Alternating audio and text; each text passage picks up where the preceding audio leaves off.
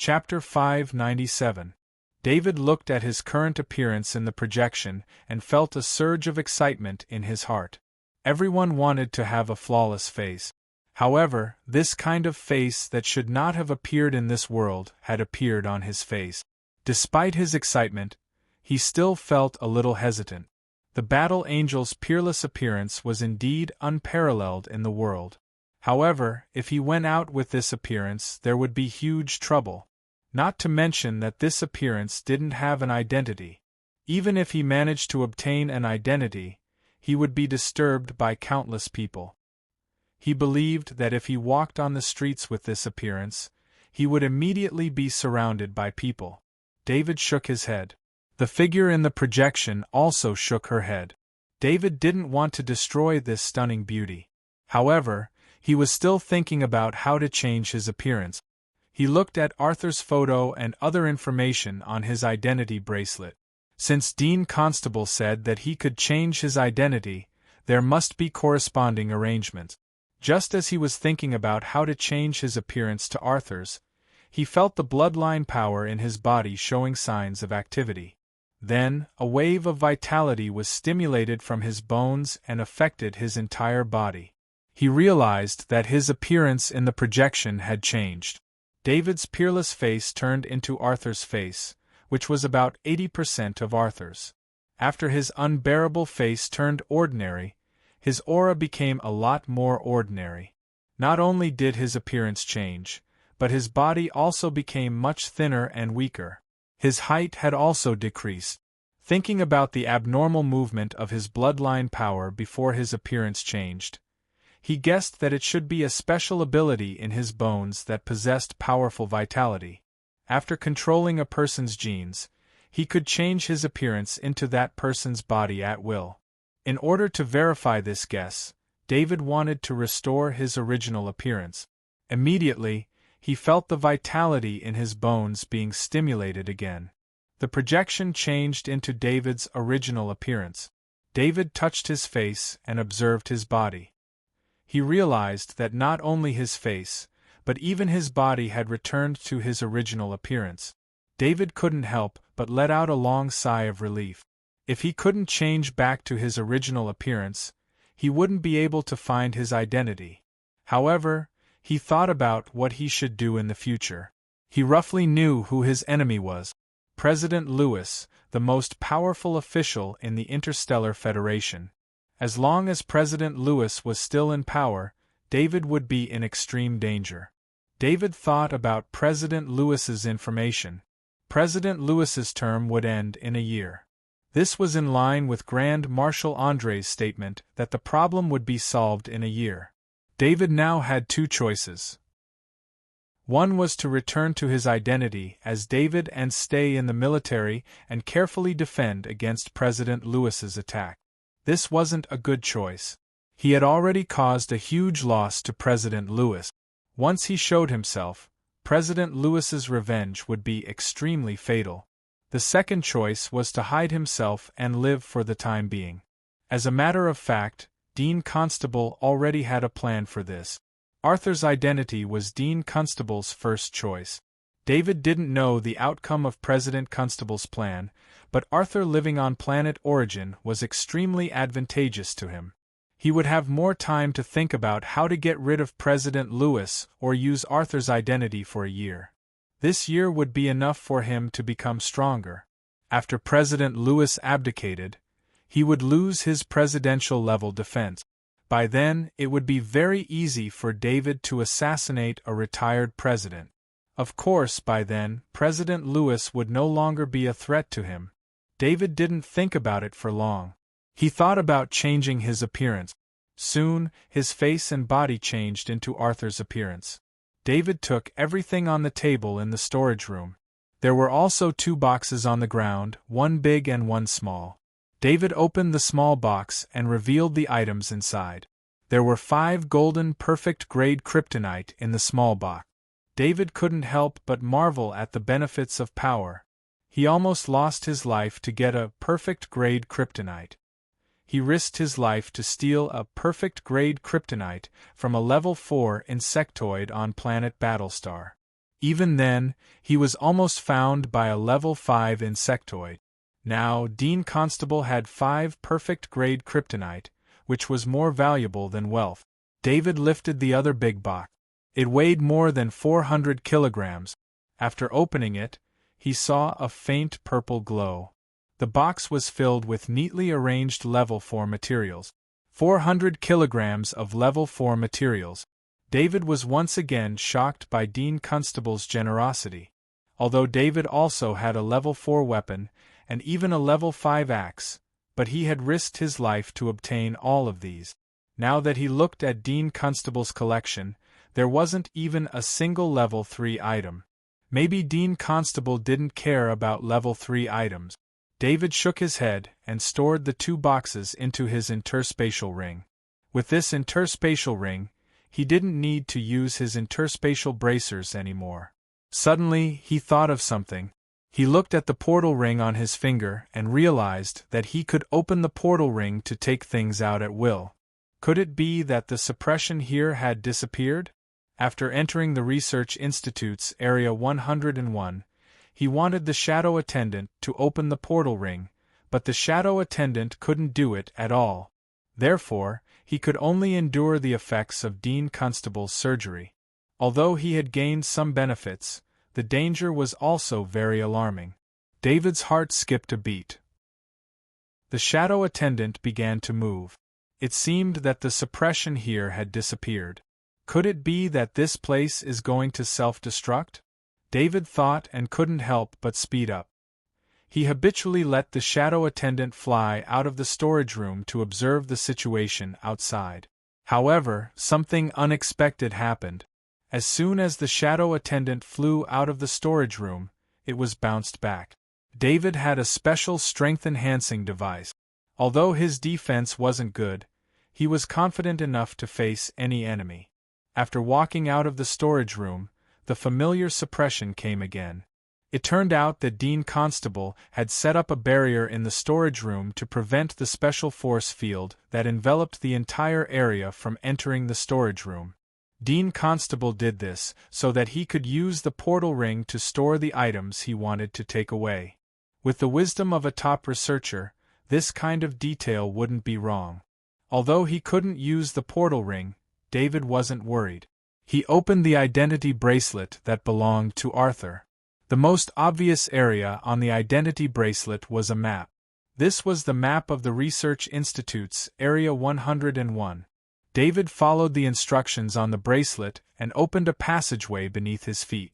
This passageway was very hidden. There was only one entrance in the entire passageway. David followed the passageway to a small spaceport where a special spaceship was parked. This was a single-person spaceship. It was transparent and seemed to be made of crystal. Through the outer shell of the spaceship, one could see the internal engine and energy transmission device. This single-person spaceship was like a display made for teaching purposes.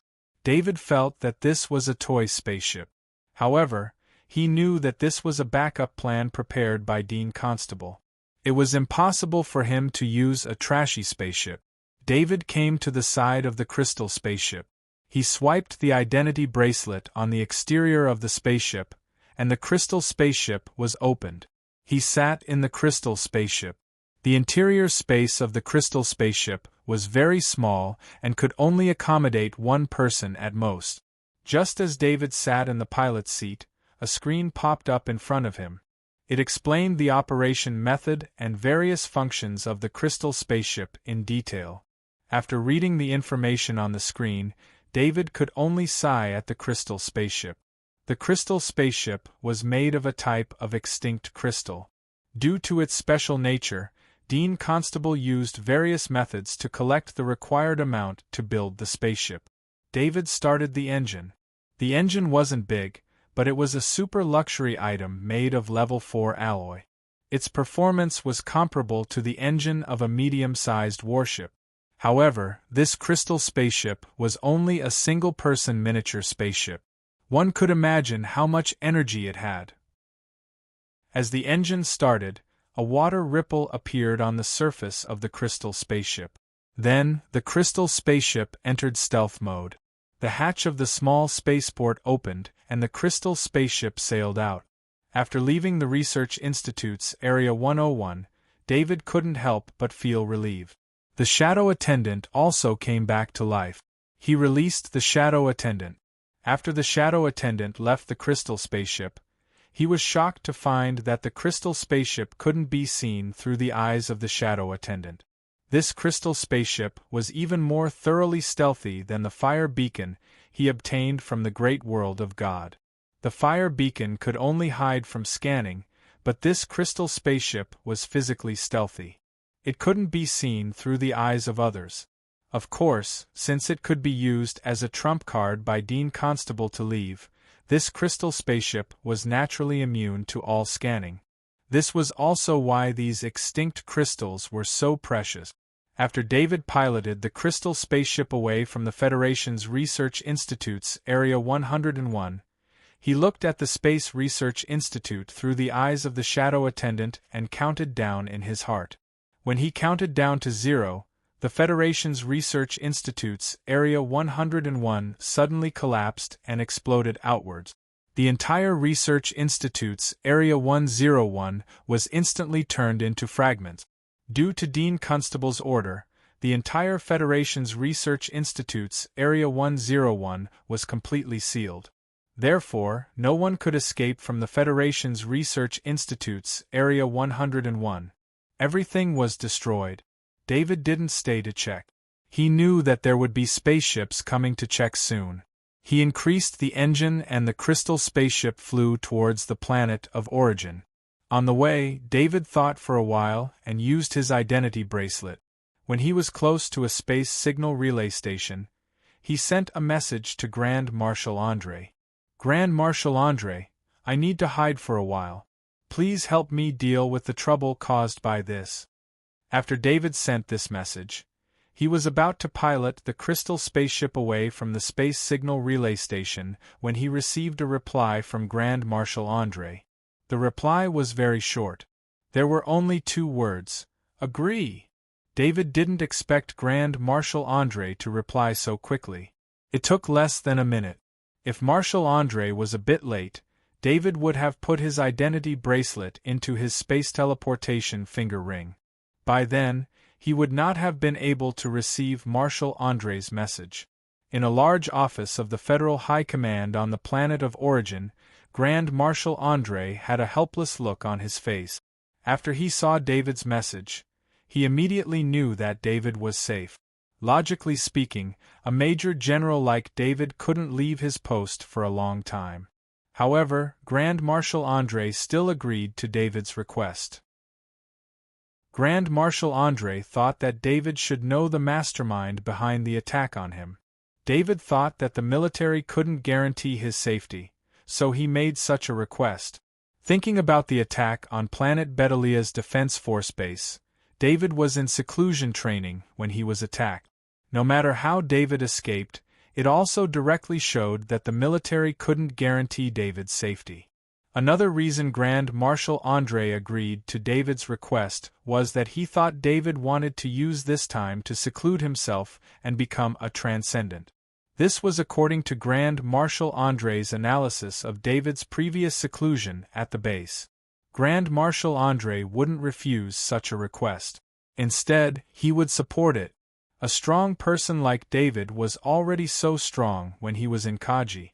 Once he became a transcendent, he would be even stronger. This would be of great benefit to both David and Grand Marshal Andre. Grand Marshal Andre summoned Jikwal's adjutant and ordered, Adjutant Jikwal, draft an order. David has a secret mission and will be transferred back to the Federal High Command under my direct command. Have the Tongda Starfield's military transfer David's relationship over. An hour after David sent the message, David's relationship in the military became Grand Marshal Andre's direct subordinate, and he was carrying out a secret mission. This order also minimized the series of effects caused by David's disappearance. It also made Transcendent Galen and Hans, who had just received news of David's disappearance, feel relieved. After learning that David was missing and that the Betalia Defense Force base was attacked, The two relatives of David were worried. Fortunately, it didn't take long for the military to send news that David was carrying out a secret mission and wasn't at the base when it was attacked. Unlike Galen Transcendent and Hans's worries, the two weapon masters who managed David's assets weren't worried at all. They had a contractual relationship with David. If David died, their souls would be damaged and they would die. Now that they were all fine, David was naturally fine too. Therefore, although the news of David's disappearance caused some fluctuations in the Tordo Fund, it was controlled by Master Sealy. After half a day of sailing, David finally saw Planet Origin. He adjusted the map and switched it to Planet Origin's map. He found Garden Road in the Victory Zone and prepared to land the crystal spaceship directly at Arthur's home. The crystal spaceship approached Planet Origin without being discovered and then entered the atmosphere. The crystal spaceship had enough power to control the speed of its descent so that it wouldn't cause too much of a commotion and be discovered by Skynet. Chapter 598. There was a row of villas on Garden Road in Planet Origin's Triumph District. Each villa was more than 2,000 square meters in size, which was considered luxurious on Planet Origin. Arthur's Villa 155 was at the end of Garden Road. It was close to the ocean, and the scenery was beautiful. When David drove the crystal spaceship close to Villa 155, his identity bracelet was connected to the villa's security system. He operated the bracelet for a while, and the grass behind Villa 155 parted to reveal a secret hangar. David parked the crystal spaceship in the hangar, and the grass above his head closed again. He walked out of the crystal spaceship, thought for a while, and put the crystal spaceship back into the spatial ring. The crystal spaceship was small enough, and there was still a lot of space left in the spatial ring for other items. David entered the villa through the underground passage. From the decorations in the villa, he could see that Arthur had lived a very wealthy life on Planet Origin. After the death of Muni Transcendent, who had adopted Arthur, all of his assets had been left to Arthur. If Arthur had been a cultivator, the assets left by Muni Transcendent might have been a little tight, because many of the cultivation resources could not be purchased with credit. However, Arthur was just an ordinary person, and the assets left by Muni Transcendent were enough for him to live a lavish life. Thinking of this, David could not help but open his identity bracelet to check Arthur's credit balance. Ever since David had obtained the Tordo Fund, he had not cared about credits, because almost all of his expenses could not be purchased with credit. However, it was different now. He needed to live like an ordinary person. If he wanted to live a secret life, he could not use his previous wealth. At least, the wealth he used as Arthur had to have a clear source. Otherwise, with the strict inspection system on Planet Origin, it was inevitable that there would be some problems. The amount displayed on the identity bracelet stunned David. Although he knew that Arthur was rich, the amount of 10.3 billion still surprised him. According to Dean Constable's records, Arthur was working at the Third Research Institute. With so many credits, it was hard for David to understand why Arthur was still working at the institute. With so many credits, David didn't have to worry about the issue of credits while living as Arthur. David did not tour the entire villa. He asked the robot butler to replace all the daily necessities in the master bedroom. After a fierce battle, followed by a torturous surgery, and then a space voyage, he was already exhausted. He just wanted to have a good rest. David slept from the afternoon until 6 o'clock the next morning. Only then did he wake up under the influence of his biological clock. He opened his eyes and found himself in an unfamiliar environment. He was still not used to it, so he stood up and went to the bathroom to look at his face in the mirror. "You are Arthur," David said softly. In fact, David was no different from Arthur in terms of law and bloodline. In terms of the law, Dean Constable was very thorough. For this identity, he had made all the preparations. After Dean Constable obtained David as an experimental subject, he immediately started his plan. Arthur was sent out on a business trip by Dean Constable through his subordinate. He was sent to the Federation Research Institute, Area 101 on the way. When Arthur was sent there, he thought it was a business trip. Dean Constable erased all traces, so Arthur's return was like a business trip. There was information about Arthur's return in the Planet of Origin's voyage records. David discovered the latest news on his identity bracelet. It was news from the Third Research Institute. Arthur was given a week of rest. After returning to work, he would be transferred to a new environment as a project assistant. For a researcher like Arthur, this was a significant promotion.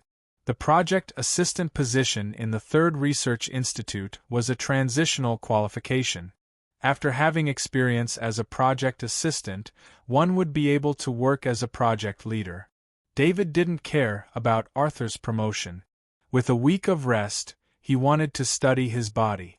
As the villa was previously owned by the Muni Transcendent, there was an excellent cultivation room in the basement. Standing in the cultivation room, David started to think about his future path. He had two cultivation options. One was to continue cultivating the Federation's cultivation system. He was already at the peak of Kaji, and it wouldn't be long before he broke through and became a transcendent. The other option was to cultivate the great world of God's cultivation system.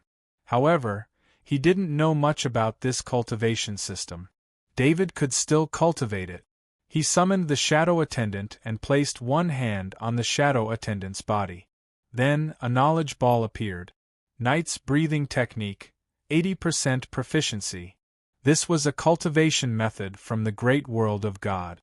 After Arthur's bloodline power was injected into the knowledge ball, the conditions not met disappeared. In other words, David could cultivate the Knight's breathing technique, the great world of God's Knight's cultivation method. However, David still had some concerns. If he encountered any difficulties in cultivating the Knight's breathing technique, he wouldn't be able to get help from others. Moreover, he didn't know what level of cultivation method the Knight's breathing technique was in the great world of God.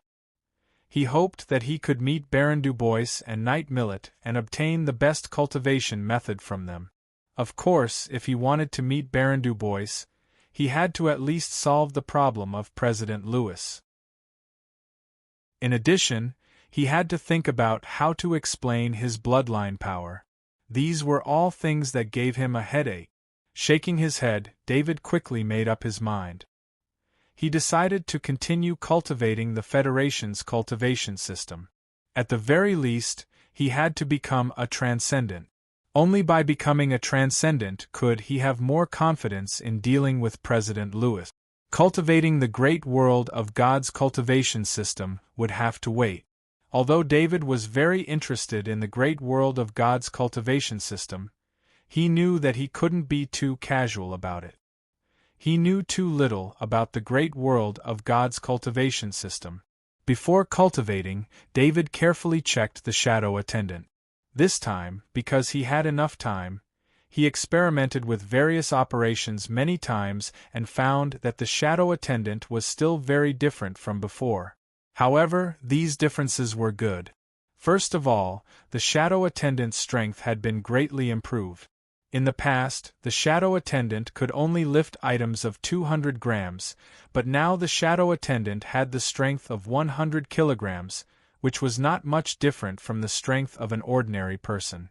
Of course, this strength was still not of much help to David in battle, but this change meant that the shadow attendant was no longer suppressed by the bald man and could display its original ability. This was a good change. The other change was not so good, and that was the decrease in the shadow attendant's intelligence. In the past, the shadow attendant only needed to give a general order to complete the task after David gave it, but now the shadow attendant had to give a specific order to complete the task. David was most concerned about whether the shadow attendant could still absorb the soul energy and convert it into energy that he could absorb, as well as extract the knowledge orb from the soul. However, he couldn't find the soul energy for a while. This was Planet of Origin, and it was not easy to find a body that had just died. In terms of public security on Planet of Origin, unless David encountered a special event, it would be very difficult to let the shadow attendant absorb the soul energy. David asked the shadow attendant to open the attributes panel, and his attributes appeared in front of him. Name: David Kerstrength, 511 Dexterity, 511 Constitution, 511 Spirit, 8. 5-1 Literature, 91% Perfect. Mathematics, 86% Perfect. General, 84% Perfect. Military Command, 67% Perfect. Space Warfare Research, 1% Perfect. Carving, 85% Perfect. Spirit Forging Metal Body, 26% Perfect. Electronic Countermeasures, 50% Perfect. War Hammer Mastery, 97% Perfect. Sniping, 10% Perfect. Shield Mastery, 49% Perfect. Heavy Axe Mastery, 1% Perfect. Long Sword Mastery, 99% Perfect. Spear Mastery, 98% Perfect. Heavy Sword Mastery, 99% Perfect. Spirit Pierce, 1% Perfect. Spirit Sleep, 99% Perfect. Flexible Body Technique, 65% Perfect. Spaceship Piloting, 77% Perfect. Mechanical Maintenance, 87% Perfect. Spaceship Maintenance, 65% Perfect. Empty-handed Combat, 66% Perfect. Steel, 80% Perfect. Divine Language, 99% Perfect. Negotiator, 12% Perfect. Singing, 88% Perfect. Piano, 99% Perfect. Finance, 96% Perfect. Makeup, 70% Perfect. Power Shock, Talent. Power Increase, Talent. Power Overlap, Talent. Constitution Enhancement, Talent. Extreme Speed, Talent. High Frequency Sound Wave, Talent. Cooking, 1% Perfect. Underground Stealth, Talent. Knight's Cross Slash, 99% Perfect. Heavy Sword Space Slice, 1% Perfect. Charged Strike, Battle Skill, 10% Perfection. Flame Drawing, Talent. Poison, Talent. Spirit Storm, Talent. Space Dash, Talent. Requires space energy to activate. Corpse Controlling, Talent. Shadow Stealth, Talent. Research, 1% Perfect. David exclaimed. He saw that his strength, dexterity, and constitution had all exceeded the human limit of 5, reaching 5-1. According to the Federation's training system, he should be a transcendent. However, David didn't feel anything strange. There was no transcendent power, no earth-shattering change. He waved his fist. His strength had indeed increased, but the special equipment from before had made him unable to accurately judge his own strength. After a day of adaptation, he had already figured out the effects of the special equipment. The special strength-increasing device could increase one's strength by 11 times. This was even more powerful than the exoskeleton armor. Don't underestimate this increase in strength. It was enough to allow David's attack to be comparable to a weaker transcendent. David quickly thought of the uniqueness of his body.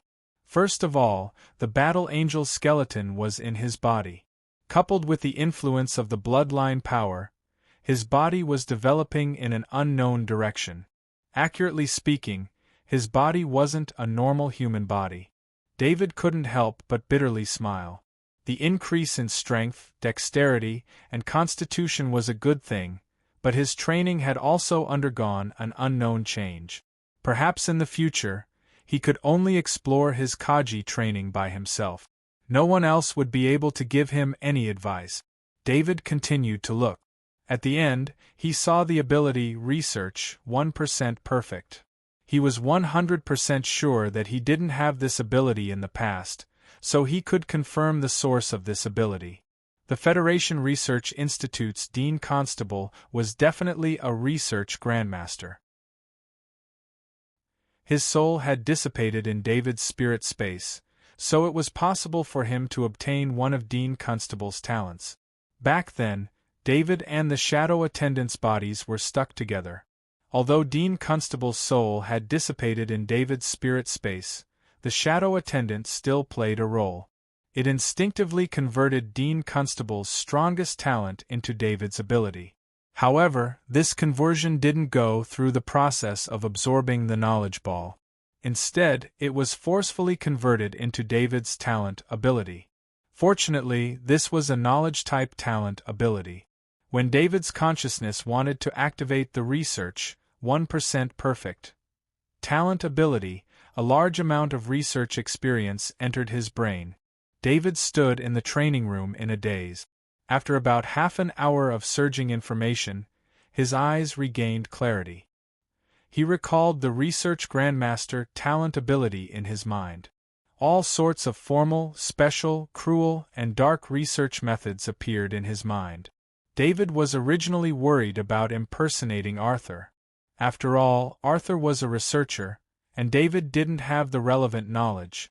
Even though Arthur had been transferred to a new work environment and didn't have to worry about getting along with his colleagues, problems at work were unavoidable. With the research grandmaster talent, David had to be careful not to overdo it.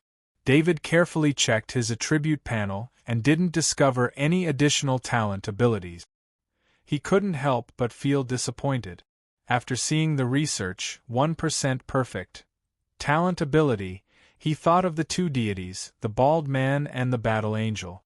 Since Dean Constable's soul had dissipated in the spirit space and the research grandmaster talent ability had appeared, then the two deities had also dissipated in his spirit space. Would they also have gained some abilities? This was the ability of a deity, and any one of them would be an incredible talent ability. David didn't know that although the two deities didn't leave behind any talent abilities, they left behind something even more precious. He just didn't know what it was for now. David suppressed this matter. He took out the earth vein tree leaf soup and level 3 strengthened meat and consumed them. Then, he placed the thunder crystal in front of his chest. Fortunately, David placed these important items in the shadow attendant's dimension ring, so Dean Constable didn't discover them. Of course, even if they were discovered, Dean Constable would still place them in the storage room. In the end, they would still be taken back by David. David began to practice the spirit forging metal body technique. This was the first time he was going to practice this technique after obtaining this body. Chapter 599. When David had obtained the spirit forging metal body technique, his proficiency level had been 26%. Even after such a long period of practice, his proficiency level was still at 26%. From this, one could see how difficult it was to raise the level of the spirit forging metal body technique. If David hadn't obtained the Grandmaster level spirit forging metal body technique from the Esmond Transcendent, he probably wouldn't have been able to reach the Grandmaster level without at least 10 years of hard work. The increase in David's strength and physique was largely due to the Grandmaster level spirit forging metal body art. It was because of the Grandmaster level spirit forging metal body art that he was able to use a large amount of resources to quickly increase his strength in a short period of time. Today, he was practicing the spirit forging metal body technique, and the feeling he got was very different from before. David could feel that the earth vein tree leaf soup and the level 3 strengthened meat were constantly providing him with energy, and the thunder crystal in front of his chest was also strengthening his body. However, none of this could compare to the energy flowing out of his bones. Every movement of the spirit forging metal body technique made him feel stronger. This feeling was many times stronger than what he had felt in the past. David even had a feeling that he didn't need any resources to reach a level that was several times stronger than the best resources. Perhaps the bones in his body were the best resources in the world. The gentle energy that was constantly pouring out of his bones made him feel like he was soaking in warm water. After finishing a set of the spirit forging metal body technique, his body would normally send out a warning that he couldn't continue. This was because the spirit forging metal body technique could only be practiced once a day. Otherwise, his body wouldn't be able to handle it.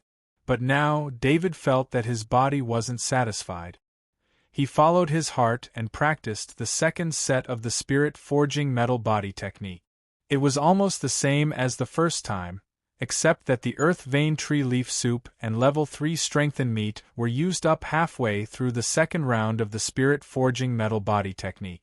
David could feel the surging power in his body. He had a feeling that the effect of this training was beyond his imagination.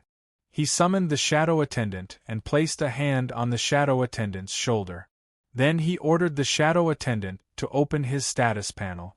David was shocked to find that his strength and physique had both reached 5.3. Every time he practiced the spirit-forging metal body technique, his strength and physique had increased by 0.1. This kind of increase made him doubt his own eyes. But the feeling of his body wouldn't lie. His strength had indeed increased. David didn't drink the earth vein tree leaf soup or level 3 strengthened meat. He even put away the thunder crystal. The thunder crystal could recover energy, but it couldn't be used for a long time. After using it a few times, it would need to absorb energy again to recover. David was not prepared to let this cultivation resource, which had been passed down for generations, be accidentally destroyed by him. After the third set, the fourth set, and the 10th set, he finally felt tired. It wasn't the exhaustion of his body, but the exhaustion of his mind. One had to know that in the past, his mind was far stronger than his body. But now, after continuous training, his mind couldn't take it anymore. His body didn't feel anything, but his mind couldn't take it. This was unimaginable in the past, but it was happening right now. David's endurance and recovery were far beyond his imagination. If the spirit-forging metal body technique wasn't a high-level body technique that required the use of the mind, he would have been able to keep training. He even had the thought of switching to a pure, high-level body technique that didn't rely on the mind. Perhaps that would really be able to increase his strength like crazy. But when he thought about how long it would take to learn a high-level body technique and reach the master level, David couldn't help but shrink back. David summoned the shadow attendant again. The shadow attendant opened its status panel, and he saw that his strength and constitution had increased to 6.1. David felt like the world had gone crazy. Since when could his strength and constitution increase so easily? How many resources and time had he used to raise his strength and constitution to 5?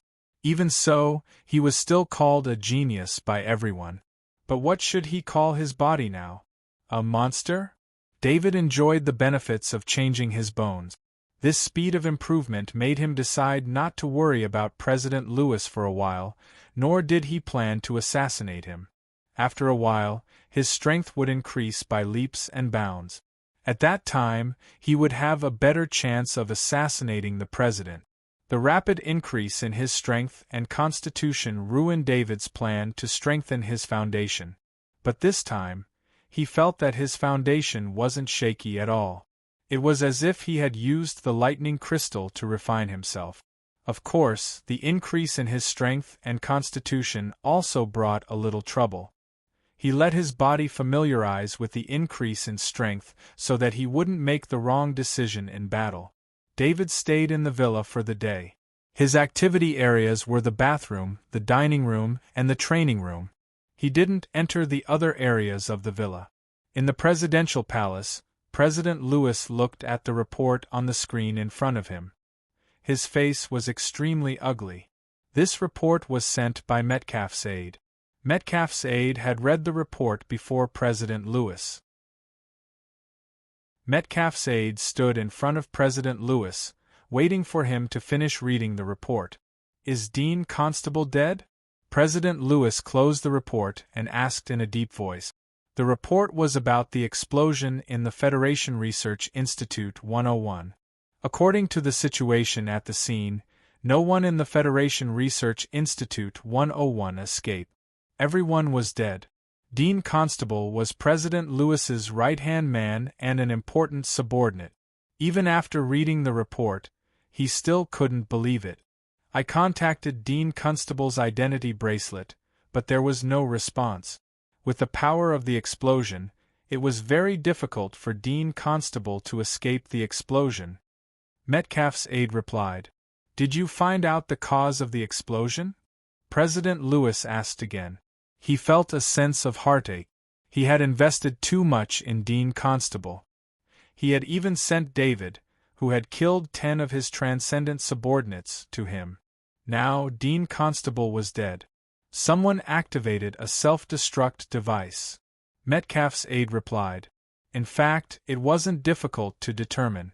The power of the explosion was enough to destroy the entire Federation Research Institute 101. Unless it was a continuous attack from a fleet or a self-destruct device. The location of the Federation Research Institute 101 wasn't far from planet origin. They had chosen that location for safety reasons. If a space battle were to occur in that airspace, it would be immediately discovered by the fleet guarding planet origin. In addition, that airspace was also within the patrol area of the military fleet. It was even more impossible for a fleet to attack. The Federation Research Institute 101 was so thoroughly destroyed. If it wasn't attacked by a fleet, then there was only one possibility: a self-destruct device. In order to prevent important confidential information from being leaked, organizations that stored important confidential information would usually have a self-destruct device. Once an unavoidable accident occurred, the device would be triggered and everything would be destroyed. President Lewis didn't ask who activated the self-destruct device. If Metcalfe's aide knew, he would have said it long ago. President Lewis also knew that Dean Constable didn't need to activate the self-destruct device. He knew Dean Constable very well. Dean Constable cherished his life very much. He didn't want to come into contact with any danger, let alone self-destruct. Is David also dead? President Lewis suddenly thought of David and asked. Metcalfe's aide didn't answer immediately. He only sent a report to President Lewis. This report was an order issued by Grand Marshal André. He ordered David to leave the Tonga Star Field and become a direct subordinate of Grand Marshal André. Through this order, it was clear that David was definitely alive and had contacted Grand Marshal André. Increase the security level immediately. I want the highest level of security. Also, cancel my visit plan. Before I find David, I won't leave the presidential palace. President Lewis's face paled as he hurriedly gave the order. He knew that David had killed General Longfellow and his family in the heavily guarded Federal High Command. Although there was no evidence of General Roth's death before this, it now seemed that David was the culprit. Moreover, with David's personality, as long as someone became his enemy, he would retaliate with all his might. It didn't matter if the person was Kaji or transcendent, a normal citizen or a Federation general. In a short time, 2 lieutenant generals and 2 deputy commanders of the Federation had died at David's hands. Such a vengeful personality made President Lewis worry about his own safety. Since David could kill so many high-ranking officials, it wouldn't be strange for him to kill another president of the Federation. I've already given the order in advance. The security level has been increased a long time ago, and the inspection to enter planet of origin has been stricter. The scanning intensity of Skynet has also been increased. It's very difficult for David to enter planet of origin, let alone assassinate you. Metcalfe's aide said confidently. Not enough. Request transcendent support from the partner forces. The presidential palace needs at least 20 transcendent officers on duty. President Lewis shook his head. President Lewis still remembered that his 10 transcendent officers had all been killed by David alone in an absolutely disadvantageous situation. Yes. Metcalfe's aide replied somewhat helplessly. The explosion of the Federation Research Institute's Area 101 didn't have much of an impact. Most people didn't even know that the Federation Research Institute had Area 101, let alone that Area 101 had self-destructed. A week had passed, and David had reached a bottleneck. His strength and physique had reached 8.0, and his body had reached its limit. After 10 rounds of cultivation on the first day, his strength and physique had reached 6.1.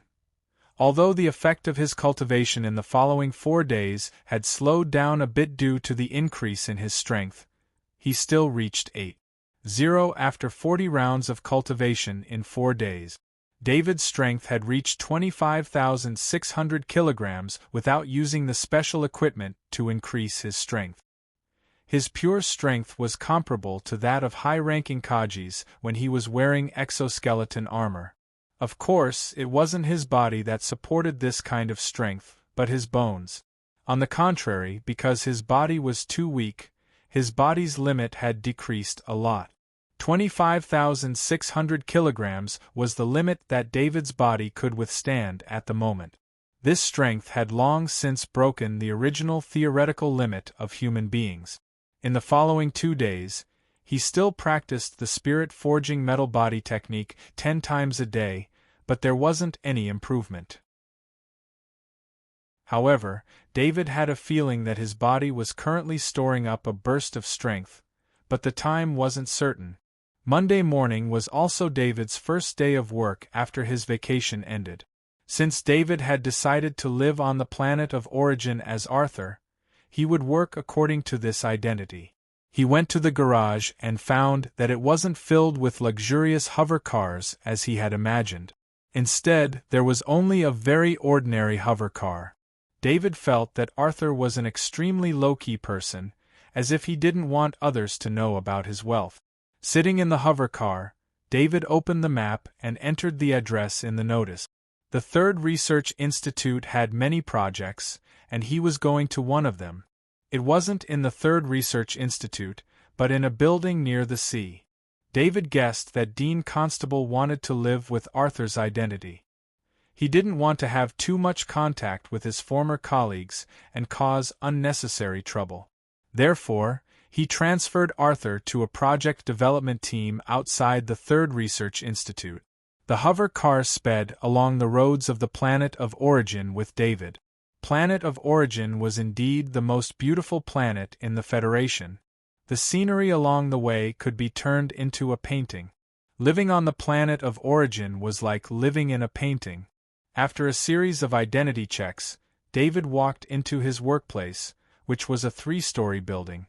Deputy Team Leader Arthur, you're very young. Team Leader Laird of the project team looked at David in front of him and said lightly. He was very dissatisfied with the arrangement of a deputy team leader. His research progress was more than halfway, and he was about to produce results at any time. Sending someone over at this time, and making him a deputy team leader, was obviously to enjoy the result. Hello, Team Leader Laird. David didn't seem to understand the meaning behind Team Leader Laird's words. He was different from Arthur. He didn't care about this job. In fact, David would rather Team Leader Laird be dissatisfied with him and kick him out of the Research Institute so that he could go back and train. You have 3 days to finish reading the research materials. After 3 days, you have to participate in the research with the team. I don't keep useless people here. Team Leader Laird said in a deep voice. Reading through the research materials in 3 days was difficult. Unless Arthur didn't rest for 3 days, he would have a rough understanding of the research materials. As for participating in the research, it would take at least a month to get used to it. Chapter 600. Even if Team Leader Laird wanted to make things difficult for David, as the deputy team leader, David also had his own office and it was fully equipped. David sat behind his desk and had a strange feeling. It was his first time becoming a researcher, and he didn't expect to become the deputy team leader of a research team. David used his identity bracelet to turn on his optical computer, and the project information popped up. If David didn't have the Grandmaster Researcher talent from Dean Constable, he would have been reading through the information like it was a book from heaven. With the Grandmaster Researcher talent, he could read through the information at a glance. The Research Institute's working hours were from 10 a.m. to 5 p.m. Lunch was at the restaurant on the first floor of the building. David spent the entire morning reading through all the information of the research team. He even had some ideas about this research. This research was a branch of biomaterial research. Through cultivation, biomaterial could be industrialized. This biomaterial could be used in many ways, and it was lighter and stronger than steel. However, David discovered a mistake in this research. During the early stages of the research, there was a deviation in the direction of the research. This caused the research to be unable to produce results in the later stages of the research. David shook his head. He wasn't going to tell anyone about this discovery. On one hand, he was only the deputy team leader. Team leader Laird obviously didn't like him, and he didn't want to help him. He just wanted to live a peaceful life. On the other hand, he couldn't explain his own judgment. With the Grandmaster Researcher ability, he couldn't tell anyone about his observation from above. Looking at the time, it was already lunchtime. David stood up. On his identity bracelet were the relevant rules of the research team. It included the arrangement of rest and work. David came to the first floor and realized he didn't have a good relationship with people. There were more than 60 staff members in the restaurant, but they only gave him a perfunctory smile and no one took the initiative to talk to him. This was what David wanted. He didn't want to make any friends here. After ordering a meal, David sat down and ate alone. At this moment, team leader Laird walked in. More than 60 staff members stood up and nodded to greet him. Team leader Laird also saw David. David also smiled and nodded to team leader Laird. However, team leader Laird ignored David as he took his food and sat far away from David. Seeing this situation, the staff present naturally knew what had happened.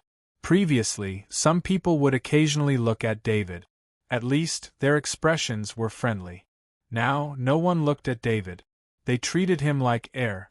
David did not take these things to heart. He quickly finished his meal and stood up to leave.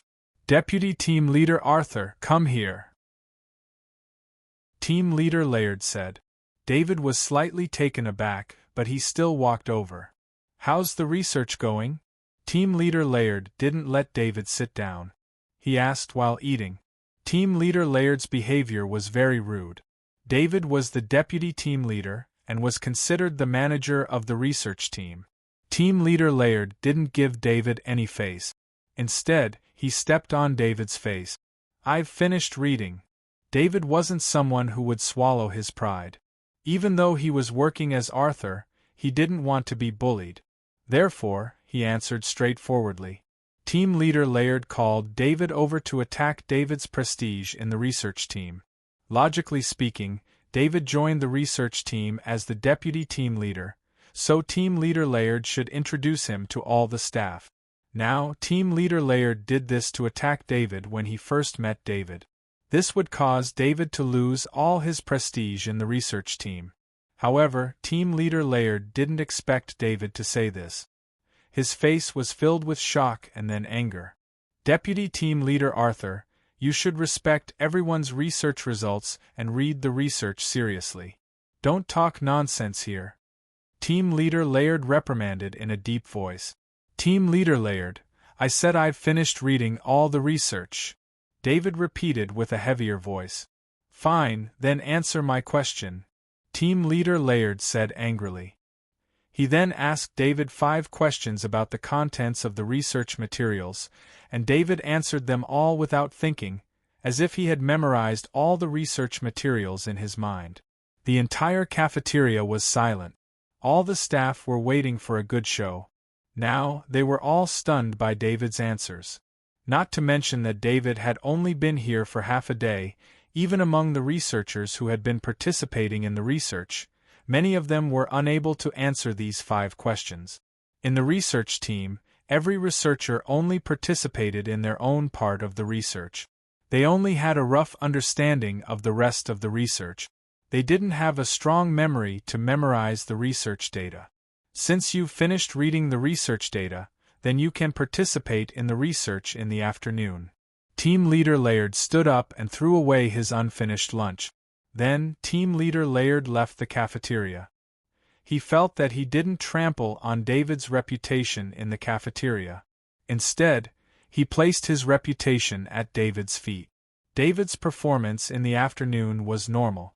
He didn't show any excessive talent. Of course, he didn't act like a newbie. He acted like a mature researcher. At 5 p.m., David drove the hover car out of the research institute. "What's going on?" Just as David was driving the hover car on the road and nearing the villa, he felt an aura full of malice observing him. At this moment, David thought that his identity had been exposed because that malicious aura was that of a transcendent. Arthur was just an ordinary person. How could he be targeted by the transcendent? David didn't want to get into trouble, especially with his identity as Arthur. Once he made a move, his strength would be exposed. Fortunately, the transcendent presence seemed to be cautious and didn't do anything on the street. They were on planet Origin. Anyone who dared to make a move on planet Origin would have to consider if it was worth it. After parking the hover car in the garage, David walked into the living room. He wanted to check the security system to see if there were any loopholes. At this moment, the security system received a request to enter the villa. He casually turned on the surveillance screen at the entrance and saw the transcendent and two middle-aged men in formal wear. David was surprised that the transcendent would come to see him directly. He thought the transcendent would use illegal means to hack into the security system or break into the mansion. David also wanted to know the transcendent's purpose.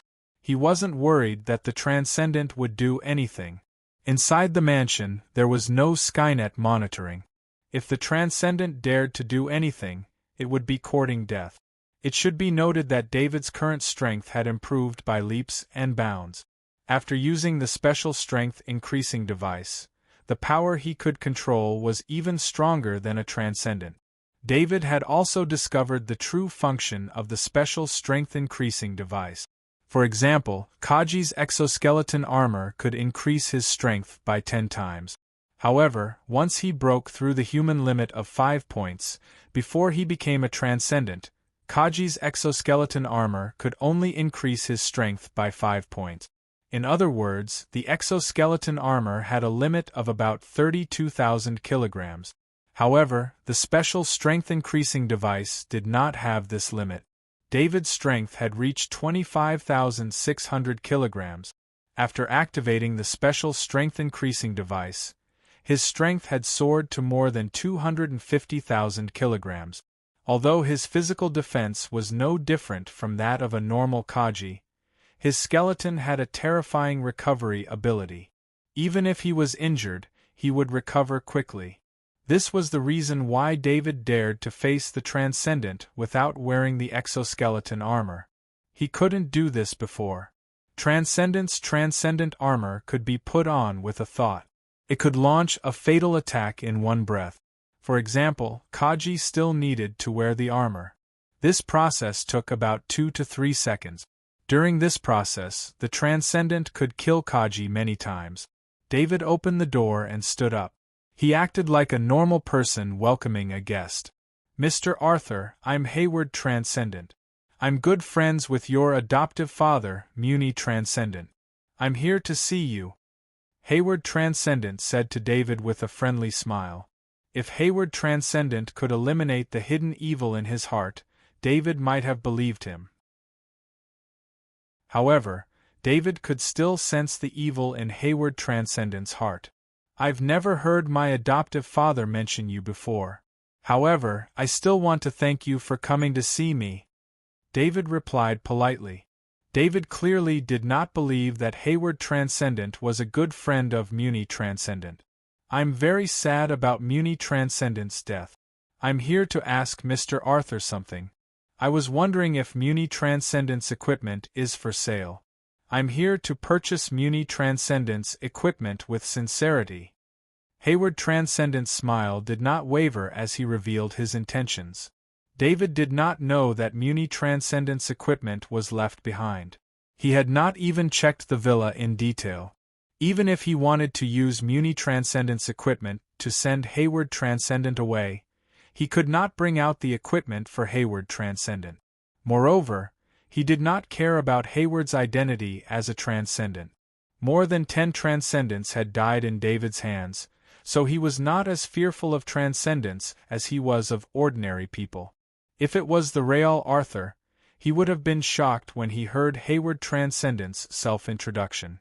If Hayward Transcendent made a request, there was a high chance that he would agree.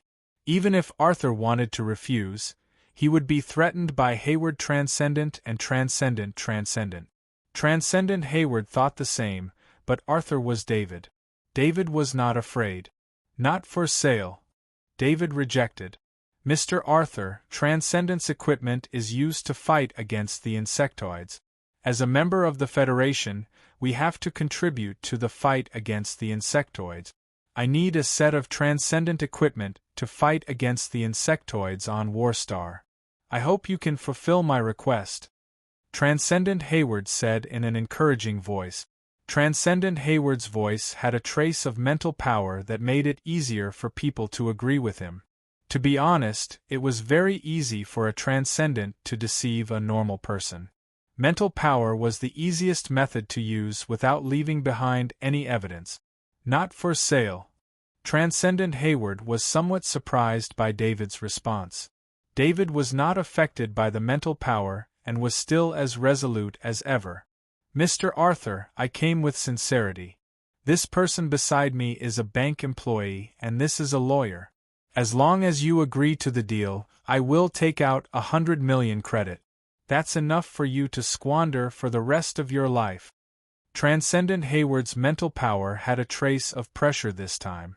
He carefully controlled the amount of pressure to avoid directly injuring David. David did not seem to feel the pressure. He tapped on his identity bracelet, and the security system immediately sounded an ear-piercing alarm. Get out of my house. David stood up and pointed at the open door. Transcendent Hayward stood up abruptly. He wanted to flare up, but when he looked at the surveillance cameras in the hall and heard the alarm, he understood that if he did not leave, the police would arrive immediately. Transcendent Hayward was not afraid of the police, but if something happened to David in the future, his conflict with David would very likely make him a suspect. Mr. Arthur, please reconsider. I'll take my leave first. Transcendent Hayward said in a low voice, forcefully suppressing his anger. With that, he turned and left. The two people who had followed him hurriedly chased after him. David shook his head. He wanted to buy a set of Transcendent equipment for 100 million credit. Even the worst Transcendent equipment was not something that could be bought with 100 million credit. Transcendent Hayward was definitely trying to bully him because he was an ordinary person and use underhanded means to force him to make the deal. If David's job was not in the research institute, but in an area that Transcendent Hayward could not interfere with, Transcendent Hayward would find someone to take away David's job, then slowly force David to agree to the trade for the Transcendent equipment at a cheap price. David turned off the alarm and submitted a statement explaining why the alarm had been activated. He then released the shadow attendant and began to investigate the villa, starting from the basement. With the shadow attendant, David could easily investigate the entire villa. No hidden place could escape the shadow attendant's investigation. Soon, in the study on the second floor, there was a secret room. David walked into the study and stopped in front of the inner wall of the study. He had no intention of opening the wall in front of him, because the wall in front of him used a mechanical and signal synthesis security mode. He needed an identity bracelet and the corresponding mechanical password to enter. David had the identity bracelet, but the mechanical password would have to be checked slowly. He did not have that much time to waste. The shadow attendant had already been in the secret room for a long time. He directly stored everything in the space ring. Chapter 601. David had the shadow attendant place the items in the secret room on the ground.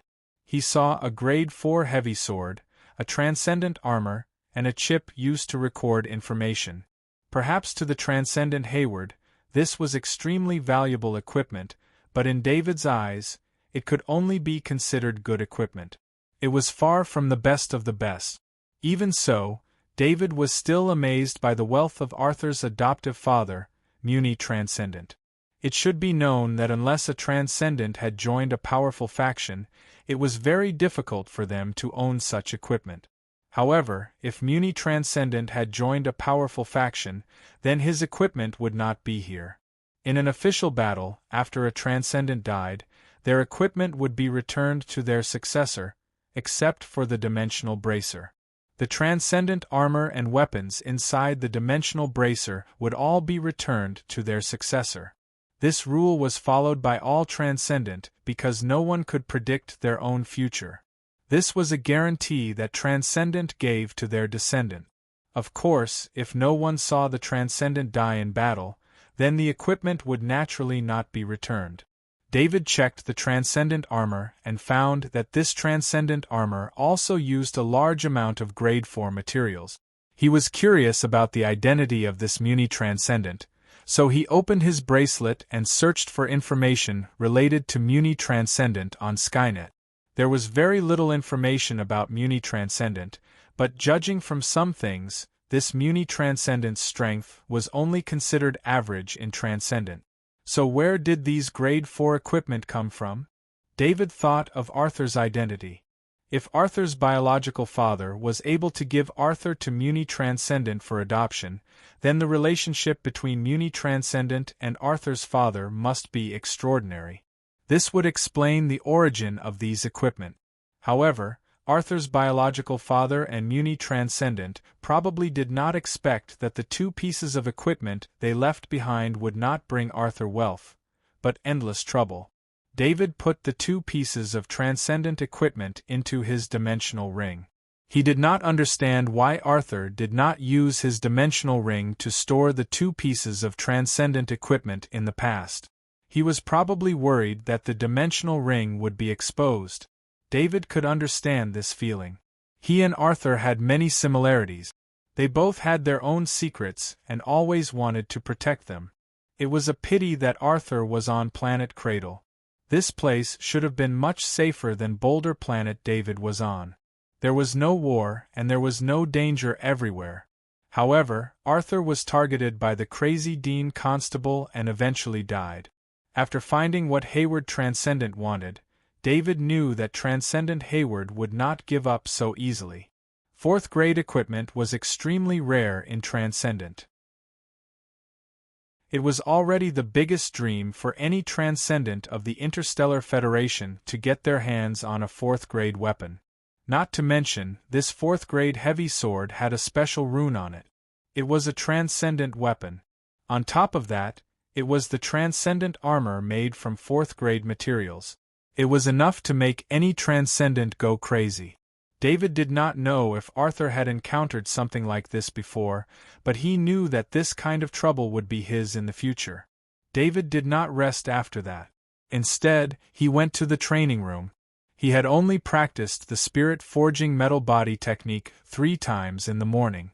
The battle angel bones gave him endless vitality. If it wasn't for the fact that his mind needed to rest, he could have stayed awake for the whole night. David started cultivating at 7 p.m. He practiced the spirit-forging metal body technique 7 times until 2 a.m. David washed up and slept for 3 hours. Then he practiced the spirit-forging metal body technique 3 more times. Although no one could answer his questions, he could clearly feel that he was getting closer and closer to the Transcendent. At 9 a.m., David drove the hover car out of the villa. When he entered the street, he felt another pair of eyes on him. This time, it was not Hayward Transcendent, but 2 unfamiliar men. They were in 2 separate hover cars. They would switch positions from time to time, just like normal people. David understood that the 2 men's tracking skills were at a professional level. Their distance was hidden enough, and the timing of their monitoring was very accurate. They wouldn't let others feel that something was wrong and switch positions. However, this did not affect David at all. The malice in their eyes was noticed by David at first glance. David ignored them. If they wanted to follow him, then so be it. He could probably make them depressed because he never went anywhere other than the Seaside Research Institute and the villa. He didn't want to expose himself when he was hiding, so he tried his best to avoid conflict with others. When he arrived at the Research Institute, a notification came from his bracelet. The research team had a meeting in the morning. David, as the vice leader, only got the news 10 minutes before the meeting began. This showed his position in the research team. He walked into the meeting room and saw that almost all the research team members were there. Leader Laird was not there yet. David did not stand on ceremony. He sat on the second seat in the meeting room. It was his seat anyway. After a while, Leader Laird walked in. He scanned the meeting room and sat on the main seat beside David. Our research progress is too slow, and it has caused dissatisfaction in the Research Institute. In order to speed up the research progress, and with the addition of Deputy Leader Arthur, I've decided to let Deputy Leader Arthur lead a team of researchers while I lead another team of researchers. We will start the research in different directions so that we can get the results faster. Leader Laird didn't look at David as he said in a deep voice. David didn't know why Dean Constable chose this research team for Arthur, but he believed Dean Constable must know the research content of this research team. He even guessed that Dean Constable wanted to use this research team to raise his position in the Research Institute. Although Dean Constable wanted to lead a different life, he was an expert in research. He had the so-called immortal body and the bloodline power in his body. With these conditions and David's talent, he could achieve greater success in his training. However, Dean Constable did not only prepare a path for himself, he also prepared another path for himself. If he could not make any progress in his training, he hoped to use his research ability to return to his field of expertise. David did not understand why a person with great power like Dean Constable would want to regain his power after losing his power and finding his goal of immortality. Our research team follows the principle of freedom. Those who want to join Vice Leader Arthur's research team can sign up. Those who want to join my research team can sign up too. Leader Laird continued. After saying this, he glanced at all the researchers present. Leader Laird's intention was obvious. David did not need to look at the results to know that no one would join his research team. David did not want to stay in the meeting room any longer, so he stood up and said to Leader Laird, arrange a private research room for me. Those who want to join my research team can sign up with me. Vice Leader Arthur, I will report to the meeting. The research results of our two research teams are not related. If you have any results, it will be your own. It has nothing to do with me. Leader Laird said calmly. Okay, I agree. David nodded. Great, you can use the third research room. I hope you can achieve great result. Don't waste the Research Institute's resources. Leader Laird said with a mocking gaze. David turned around and left the meeting room. He had gotten what he wanted. As soon as David left the meeting room, all the researchers enthusiastically signed up with Leader Laird. Everyone knew what to choose at a time like this. When David arrived at the third research room, he realized it had been abandoned. The equipment was still intact, but there was not a single assistant. One had to know that the research lab didn't just need a researcher. It also needed assistants to help with trivial matters. David received a document from the third research room on his identity bracelet.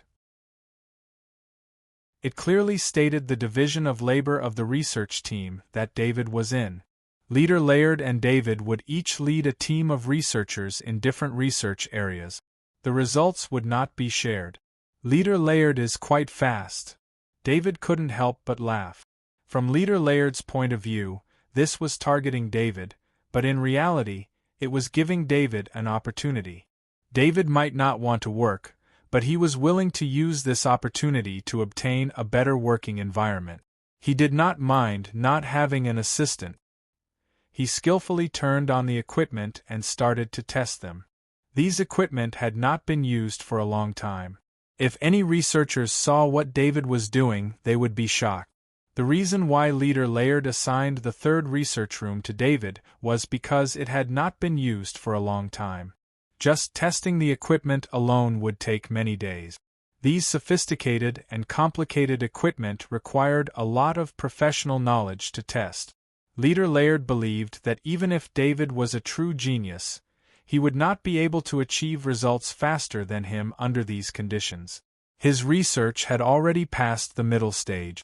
The next step was time and luck. He might be able to achieve results in a few days. As for David, even if he could test the equipment, he would not have an assistant or a researcher. If he relied on David alone, it would take at least a few years for him to achieve results. But in reality, these equipment that other researchers thought was complicated, David only needed to test it a few times to get it right. The ability of a research grandmaster was at the grandmaster level in any aspect of research. Researchers who could be called a research grandmaster were all the pillars of the Federation's research field. David used an hour to test all the equipment.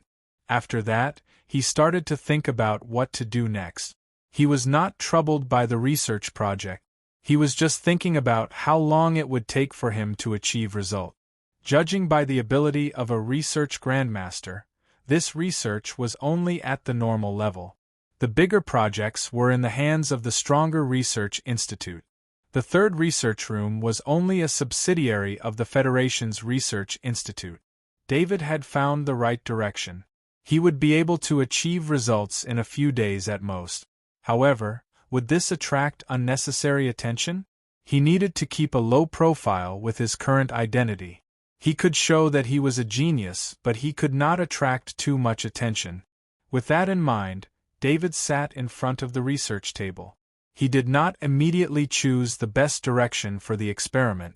Instead, he chose a research direction that was relatively close. In his mind, through the data in his hands, the final results would not be too abrupt. David had been conducting experiments for the entire day. This was also a chance for him to test out his research grandmaster ability. All the knowledge of a research grandmaster was directly transmitted to the brain. Although there were practical experiences, it lacked hands-on experience. David was like a child who got a new toy. He finally found a way to pass the time. He realized this job was not bad. After work at 5 p.m., David closed the third research room and made some changes to the security system. After David left, Team Leader Laird appeared outside the third research room. He hesitated for a moment before using his identity bracelet to open the door. However, as soon as he scanned the door, an ear-piercing alarm went off. 2 security guards heard the alarm and immediately ran over. They saw Team Leader Laird, who was embarrassed. Fortunately, it was after work, so there were not many researchers in the research room. Under Team Leader Laird's instructions, the impact was minimized. However, this incident would not be completely unaffected. After all, the alarm had been triggered, so it had to be recorded in the research room's records. David, who was driving the hover car, saw the message on his identity bracelet and shook his head with a smile. He was already prepared for this move by Team Leader Laird. Regardless of whether the research was successful or not, he was not going to let Team Leader Laird enter the third research room. In fact, if Team Leader Laird didn't target him, he would also inform Team Leader Laird of the correct research direction at the right time. That way, the research results would be shared by the entire research room. Team Leader Laird's targeting had caused Team Leader Laird to lose an opportunity. Perhaps Team Leader Laird could still find the correct direction, but that would only happen after many failed experiments. It would probably take a few months for the results to appear. David's lips curled into a smile. Team Leader Laird's actions were considered a form of entertainment in his boring days of acting as Arthur. He turned on the music in the hover car, and Emma's singing came out. Chapter 602. When he suddenly heard Emma's voice, David fell into a momentary daze. In his current situation, he did not dare to contact Emma. His enemies were too powerful, so powerful that if he contacted Emma, it was very likely that Emma would be implicated. Just as David was in a daze, a hover car seemed to have lost control. It darted out from the side at an extremely fast speed and crashed into his hover car. Even if David was in a daze, with his mental strength, he had enough time to react when danger approached. The hover car instantly accelerated, narrowly avoiding the collision. David also saw the driver of the hover car clearly. It was one of the two people who had followed him in the morning. David did not know why the other person would take the initiative to crash into him, but he knew that it must have had something to do with the transcendent Hayward. The shadow attendant passed through the outer shell of the hover car and quickly entered it. Then, the shadow attendant first revved the hover car's engine to the maximum, then entered the equipment compartment and pulled open several control cables. Although the shadow attendant's current strength was not enough to participate in combat, it was still very easy for him to do some ordinary task. The man in the hover car suddenly saw the engine numbers on the display panel increase abnormally, and then the display panel went out. This collision was actually to give David a warning. They did not want Arthur to die like this. If Arthur died, the transcendent equipment in his possession would also be subject to judicial proceedings, and it would become the property of an unknown party. There was even a possibility that the transcendent equipment would be confiscated by the Federation because there was no heir. If that happened, all hope would be lost. It was not easy to find a good target like Arthur. Arthur was an ordinary person, but he had transcendent equipment in his possession. This was very rare. Moreover, Arthur did not have any relatives, so he was the easiest target to deal with. The hover car had excellent anti-collision controls, but the man was already prepared. He used his professional ability to tamper with the hover car. This way, if an accident happened, at most, he would have to pay some compensation and not leave a bad record. Doing so could completely intimidate ordinary people. However, the man did not expect that his hover car would malfunction like this. The hover car that had lost control suddenly accelerated to the limit and rushed towards the building in front of him. The man wanted to open the hover door, but the control system was all out of order. The hover door could not be opened for a while. The man was also a Kaji, but without the exoskeleton armor, it would take him some time to break open the door. However, the hover car did not give him the time to do so. The hover car slammed heavily into the building. The building was made of extremely tough materials, and the hover car wasn't military grade, so it didn't even have any protective equipment. With a loud boom, the hover car was smashed into pieces. Through the shadow attendant's eyes, David saw the man tumbling in the air in a strange posture. At this moment, David's heart skipped a beat. He didn't drive the hover car away immediately. Instead, he stopped and, like a kind-hearted person, used his identity bracelet to call the police hotline. In fact, for an accident like this to happen on the city streets, the police would quickly come to deal with it. David did this just to get an excuse to stop. The man fell heavily to the ground. David had already parked the hover car not far from the man. David's mind was inside the shadow attendant's body, while the shadow attendant stood beside the man. It was like the Grim Reaper, waiting for the man to die and reap his soul. Anyone could see that if the man was not treated immediately, he would die very quickly. But even the fastest hover car would need at least a minute to arrive. There was no time to save the man. The man looked at David's hover car one last time with an unwilling gaze. His consciousness blurred, and then his breathing stopped. Through the shadow attendant's eyes, David saw the soul floating above the man's body. This soul floated above the corpse. If left alone, it would dissipate in about a minute or two. The shadow attendant still had an instinct for souls. David could sense that the shadow attendant wanted to fly over on its own. However, it didn't completely defy David's will like before, where absorbing souls was the most important task. Now, because David's mind was controlling the shadow attendant, it didn't actively go over to absorb the soul. Instead, it waited for David's orders. David was very satisfied with the shadow attendant. This kind of completely obedient helper was the most reassuring. With a single thought, the shadow attendant pounced over and absorbed the man's soul. After the shadow attendant absorbed the man's soul, David didn't feel any relief from the shadow attendant. It was as if the man's soul had no effect at all. Just as David wanted to continue his research, the police and rescue hover cars arrived. David couldn't help but admire the efficiency of Planet Origin.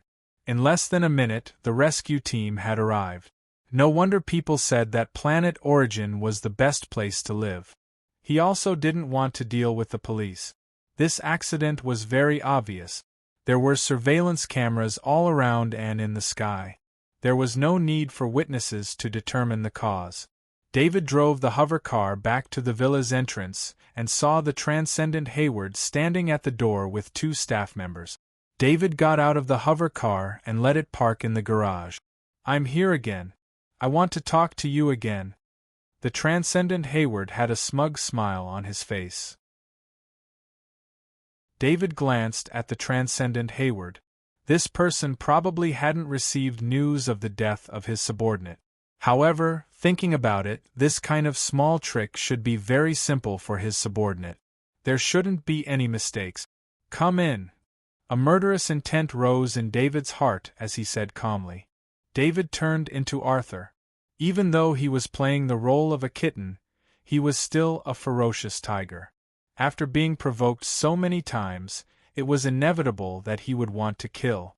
In his eyes, the Transcendent Hayward was like an ignorant little beast that kept provoking the tiger's whiskers. In the same position, David sat on the sofa while the Transcendent Hayward and 2 of his subordinates sat opposite him. "Mr. Arthur, to be honest, you won't be able to protect the transcendent equipment left behind by the Transcendent Muni. I'm just 1 step ahead of you. There will be others coming later. Not everyone is as easy to talk to as I am," the Transcendent Hayward said with a smile. "Asking someone to hit me with a hover car is considered easy to talk to?" David said calmly. "That was just an accident. Of course, if you don't agree to the deal, accidents like that might happen again. You won't always be so lucky." The Transcendent Hayward's voice had a hint of warning. "Are you saying that every time you kill your subordinate in front of me, the price of using this method to intimidate me is too high?" David asked with a smile.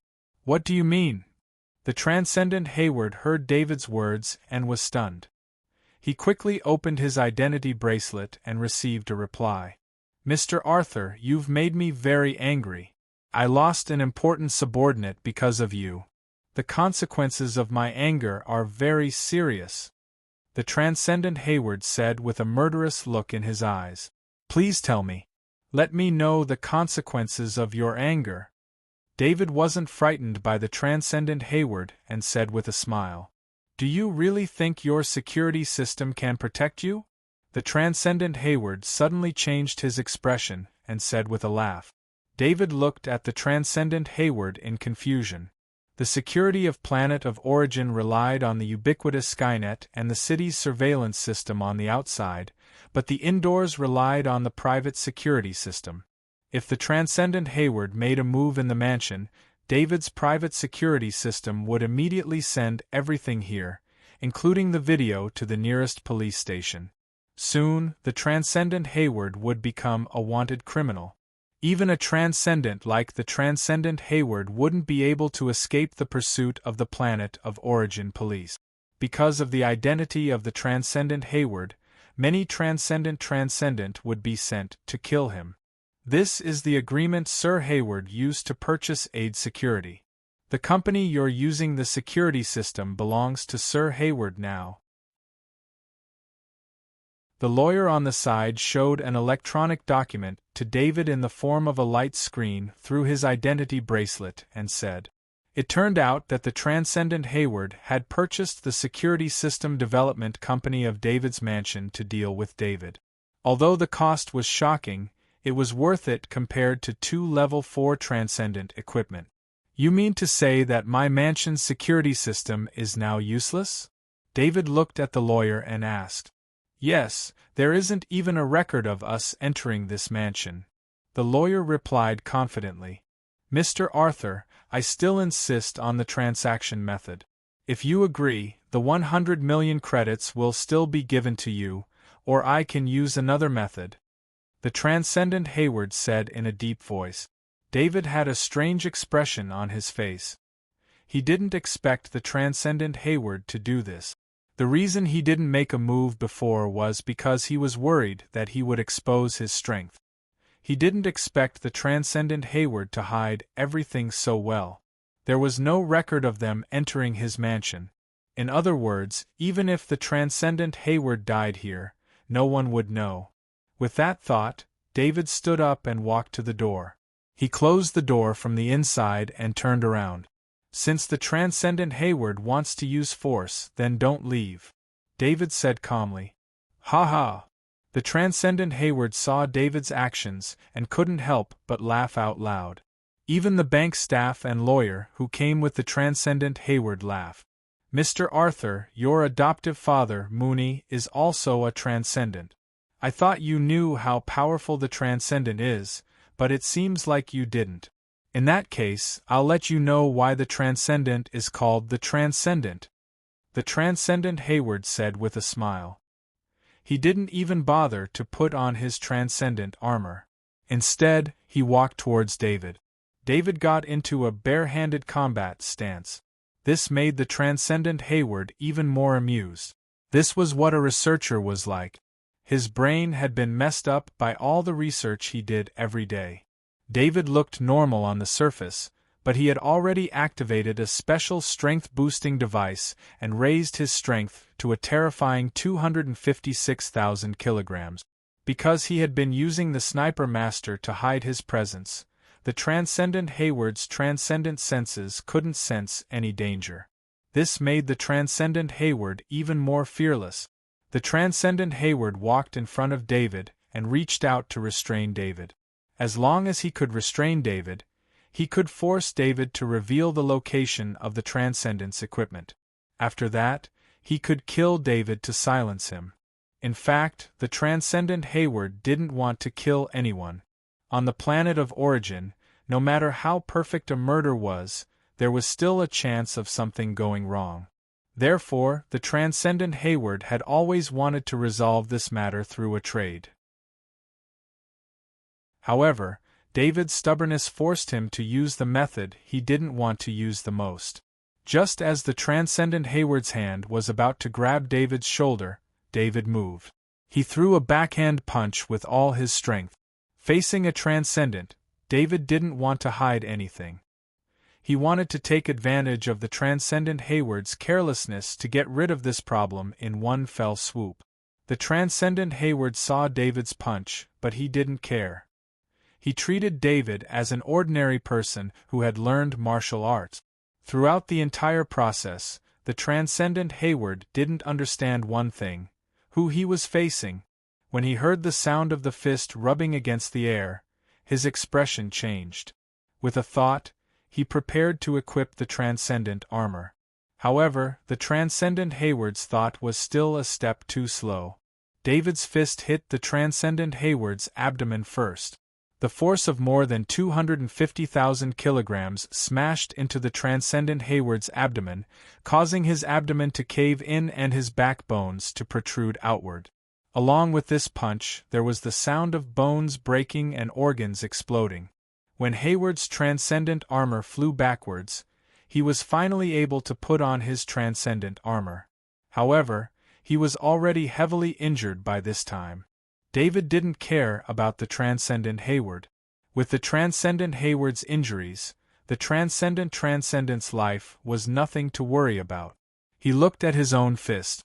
The strength of this punch was indeed more than 250,000 kilograms under the enhancement of the special strength-enhancing device. However, his skin, bones, and other tissues weren't able to match it.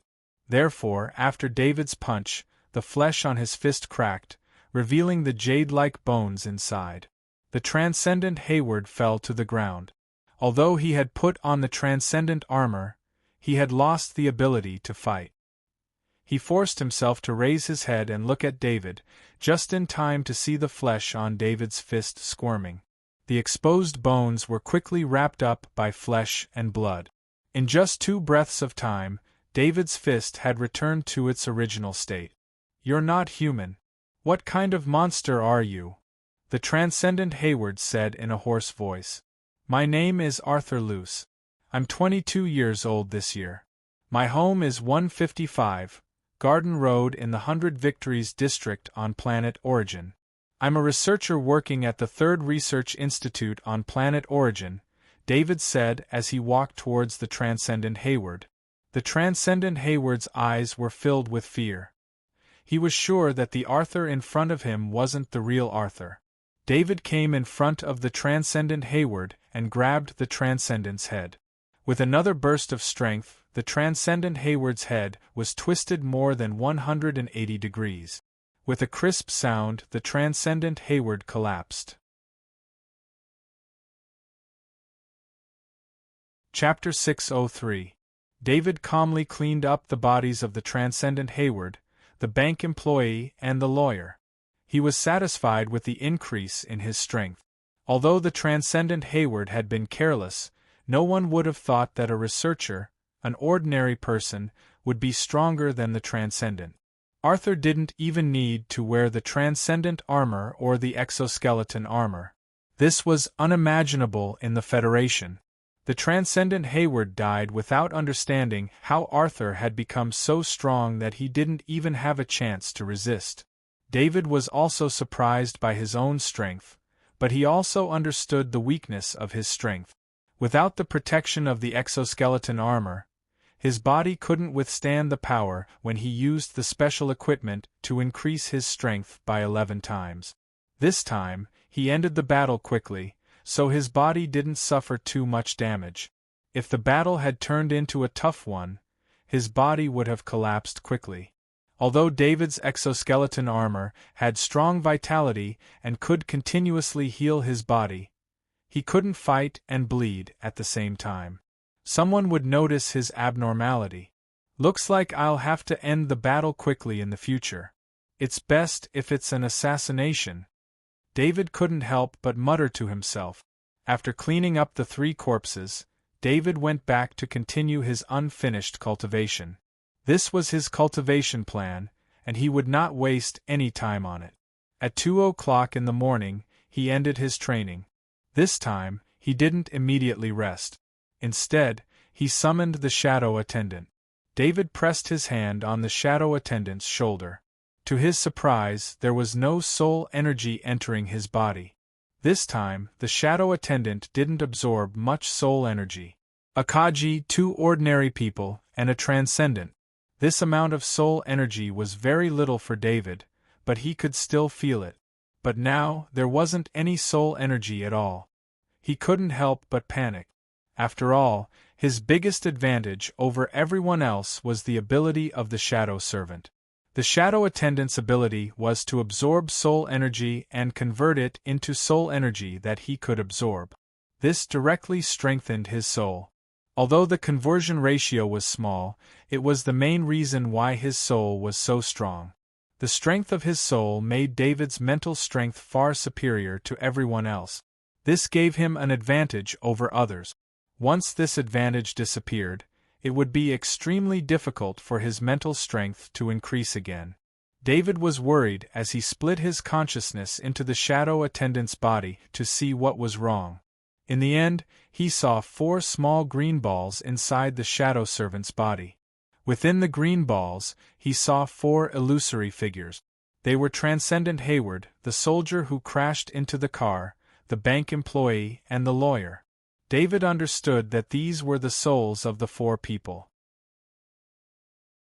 However, this was the first time he had seen a soul appear in a shadow servant's body in this form.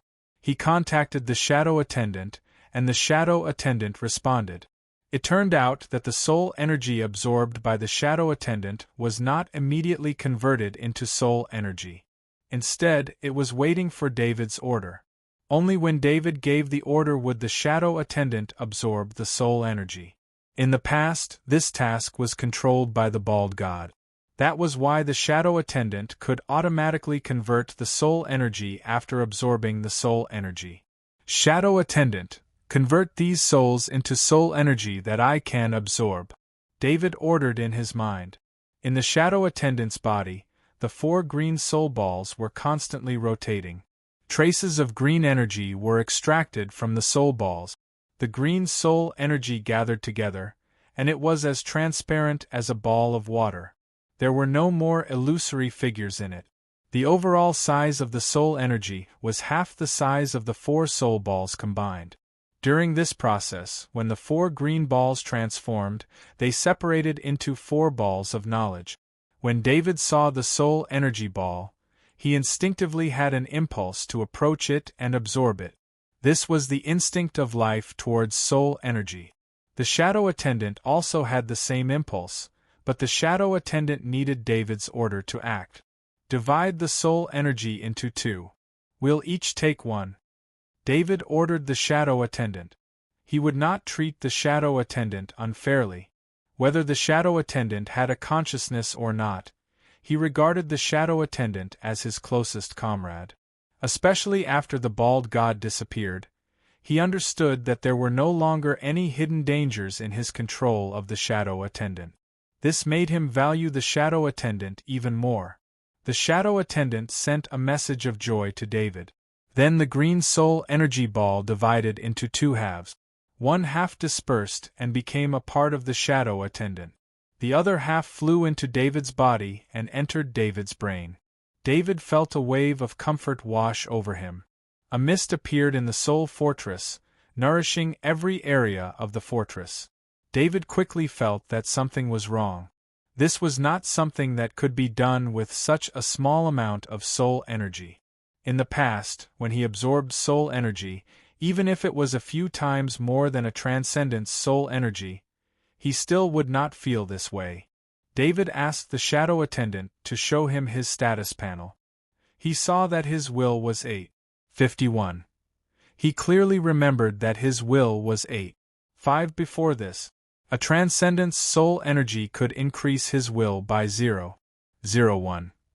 He remembered that he had to kill at least 10 level 3 insectoids to gather their soul energy to achieve this effect.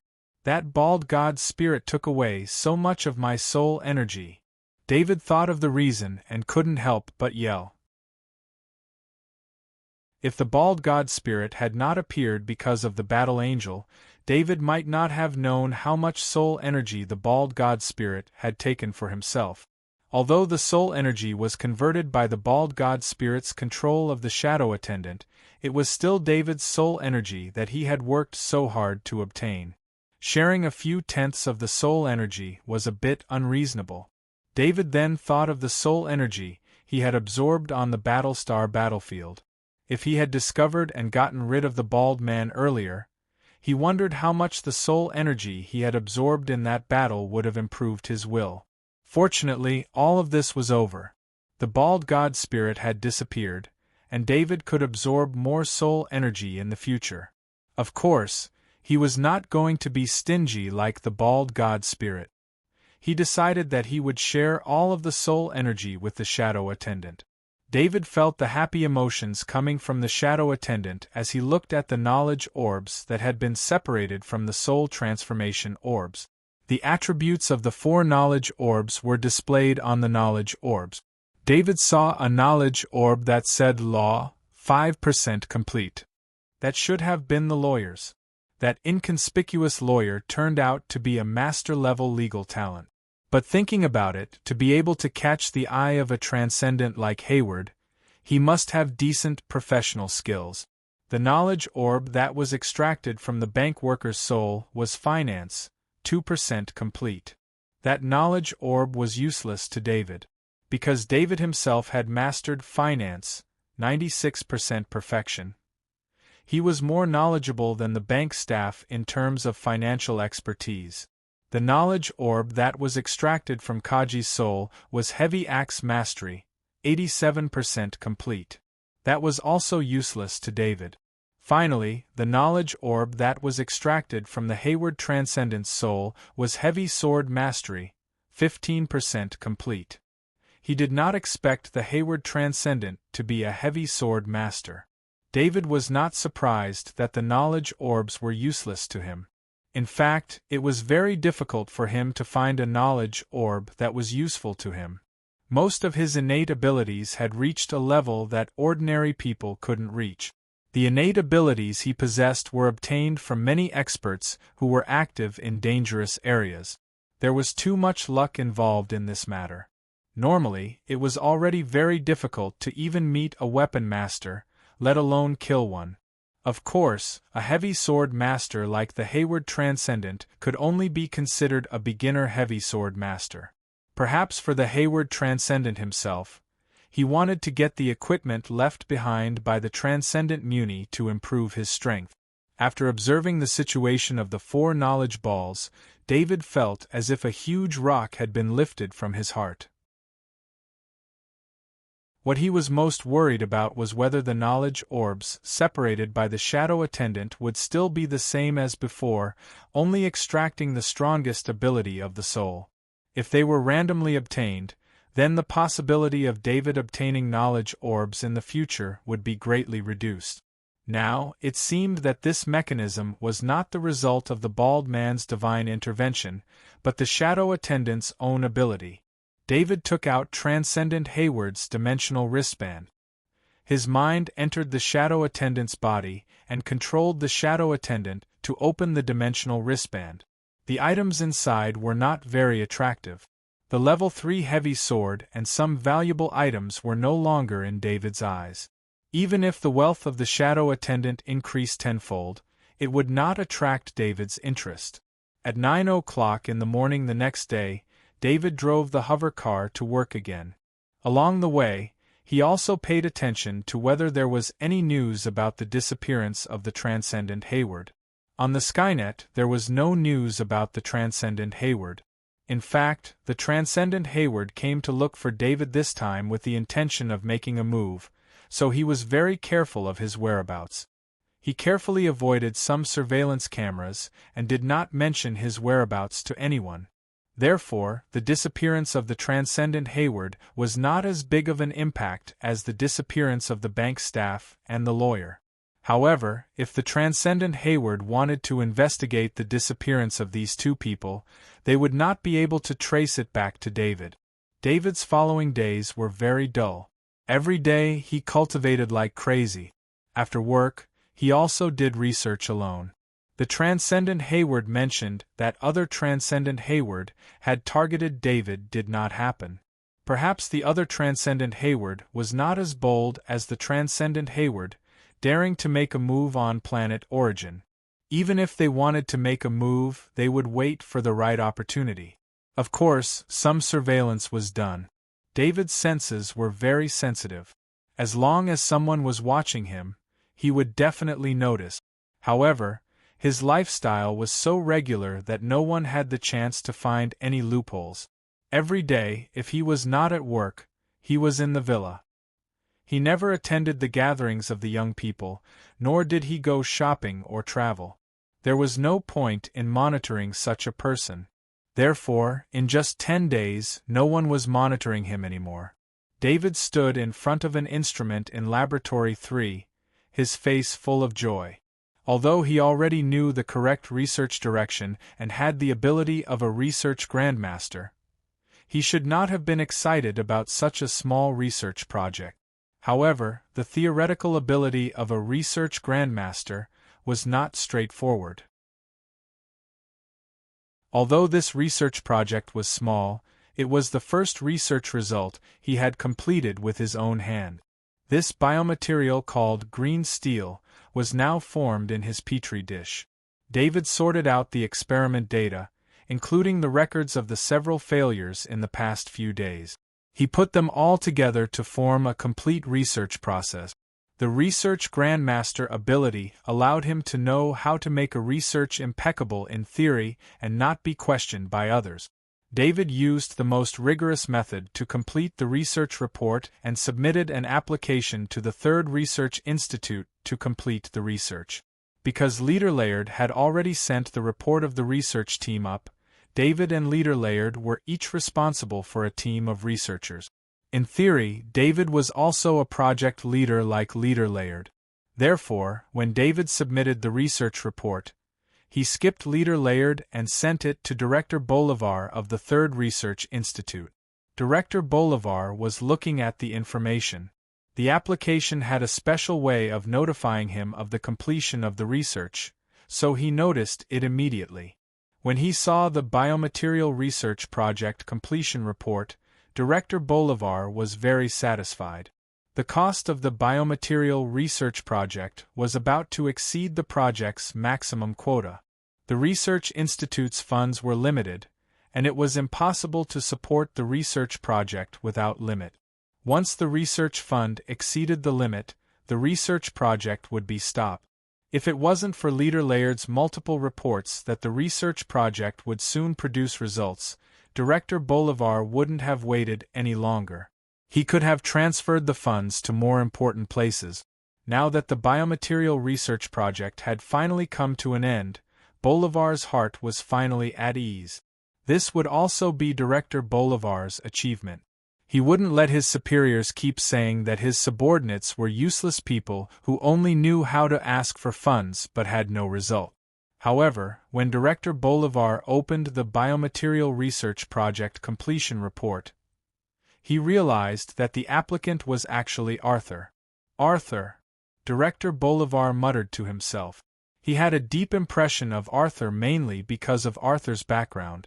Director Bolivar didn't know how strong Arthur's background was, but he knew that the Federation Research Institute directly ordered Arthur to be the deputy leader of the Biomaterial Research Project. This kind of research team had a high chance of producing results. It was the best place for many people to go for gold plating. However, Director Bolivar didn't expect Arthur, who was supposed to be gold plating, to produce results before Leader Laird. Chapter 604. Director Bolivar knew about Laird's request to split the research group, but he didn't oppose or support it because Laird had a backer behind him. This was because Team Leader Laird had someone backing him up. Even though the person behind Team Leader Laird was only a deputy director, Bolivar didn't want to offend him because of this. Additionally, Director Bolivar wanted to see who was behind Arthur, and this was the best opportunity. However, he didn't wait for Arthur's backer to make a move. Instead, he got this result. Director Bolivar looked at the Biomaterials Research Project completion report. It was clear, the data was clear, the thinking was meticulous, and the content was rigorous. This report was a very professional completion report. With Director Bolivar's experience, there was no need to doubt the authenticity of this report. Is Arthur really a research genius? That's why he's valued by the higher-ups? Director Bolivar muttered to himself. In the research organization, there was indeed preferential treatment for research geniuses.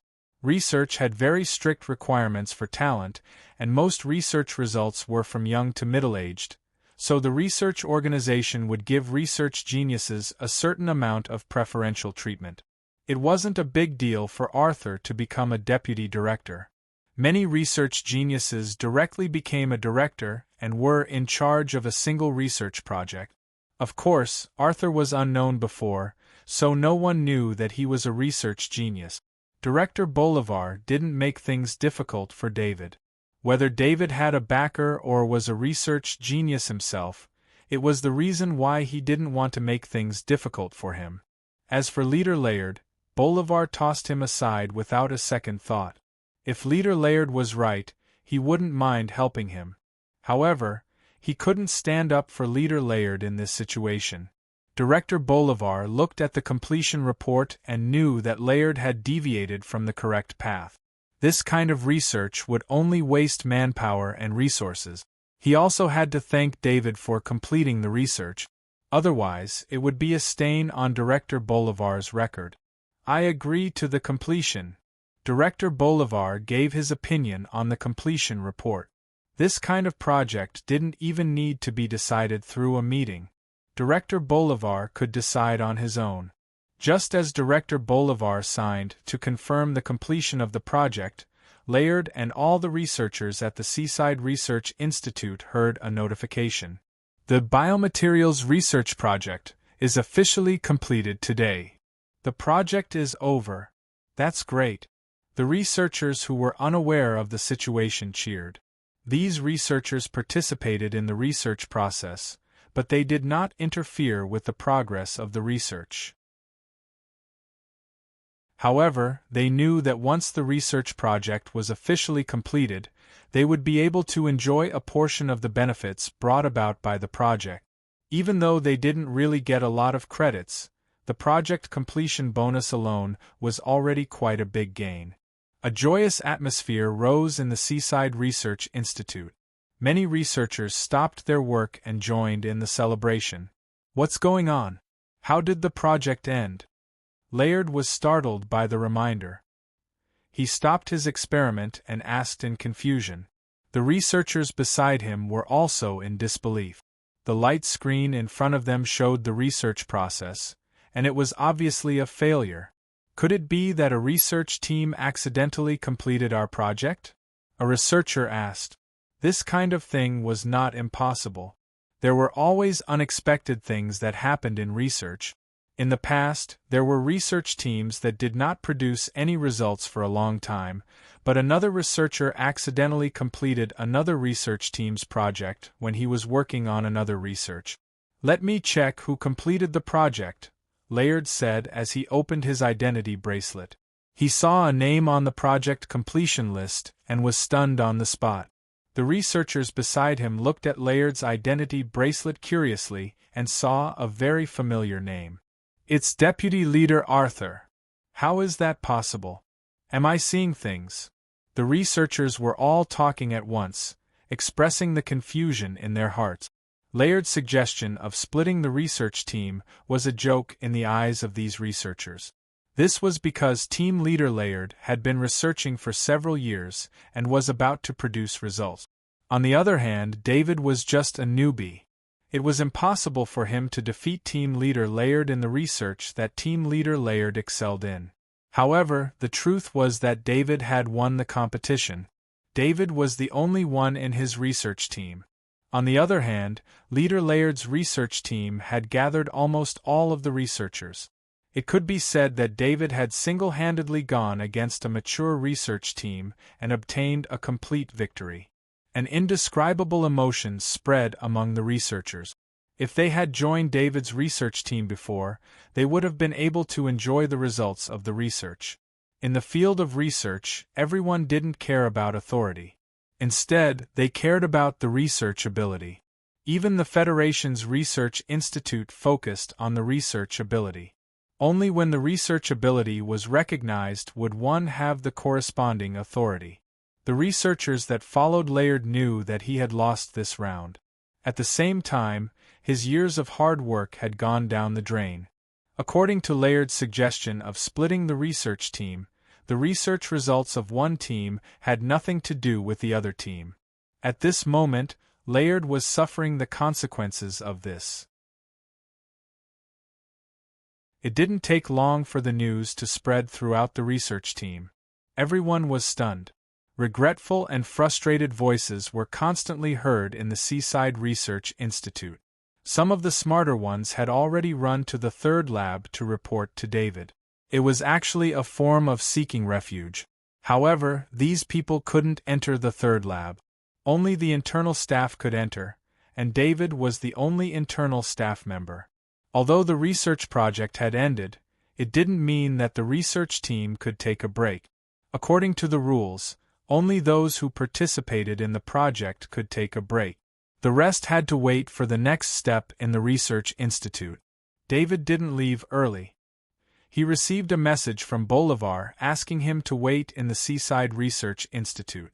Everyone, please come to the meeting room. David was studying a device when he heard the notification. David walked out of the third lab and headed to the meeting room. Everyone he met along the way took the initiative to greet David with a warm smile on their faces. If David hadn't worked here for many days and met most of the staff, he would have thought that the Research Institute had been replaced. These people didn't have such expressions a few days ago, and David witnessed the speed at which their expressions changed. However, he wasn't surprised. When he first arrived, it was easy for people to misunderstand him as a gold-plated worker. He used his research results to convince the staff. David walked into the meeting room and saw Bolivar waving at him, indicating for him to take a seat. "Arthur, you did well this time. You can visit me when you're free," Bolivar praised with a smile. "Thank you, Director." David wasn't averse to this kind of recruitment. His identity was just a disguise, so he could deal with it however he wanted. After David sat down, he turned to look at Layard. He noticed that Layard's expression was unpleasant. Layard noticed that David was looking at him, so he glared at David with hatred. Previously, it was just hostility, but now, Layard treated Xian like a mortal enemy. Soon, the Research Institute staff arrived. Dozens of gazes were directed at Bolivar and David. As for Layard, only a few of them looked at him with sympathy. They knew why Bolivar came to the Research Institute at this time. It was normal for Research Institute. "All right, I'm here today to congratulate Captain Arthur on completing the research mission." Captain Arthur only used 14 days to complete the research team's several years of research. If it weren't for Captain Arthur, this research would have been cancelled due to some people's mistakes, Bolivar said in a deep voice. When Bolivar mentioned certain people, everyone present stole glances at Layard. Especially when Bolivar kept repeating Arthur's name, it confirmed many people's suspicions. "Next, I'll announce the new mission of the Research Institute for the research team. Arthur will be the team leader, and Layard will be appointed elsewhere," Bolivar continued to announce. That was the reality of the research field. As long as you could complete the research, you would receive the authority you deserve. Of course, if you don't produce any results like Leader Layard, then this authority will be taken away. This rule allowed the Federation Research Institute and its subordinate research institutes to maintain their vitality and continuously release all kinds of research results. Even Constable, the director of the Federation Research Institute, couldn't raise enough funds for his research. That was why he used the funds of other projects to ensure the smooth progress of his research.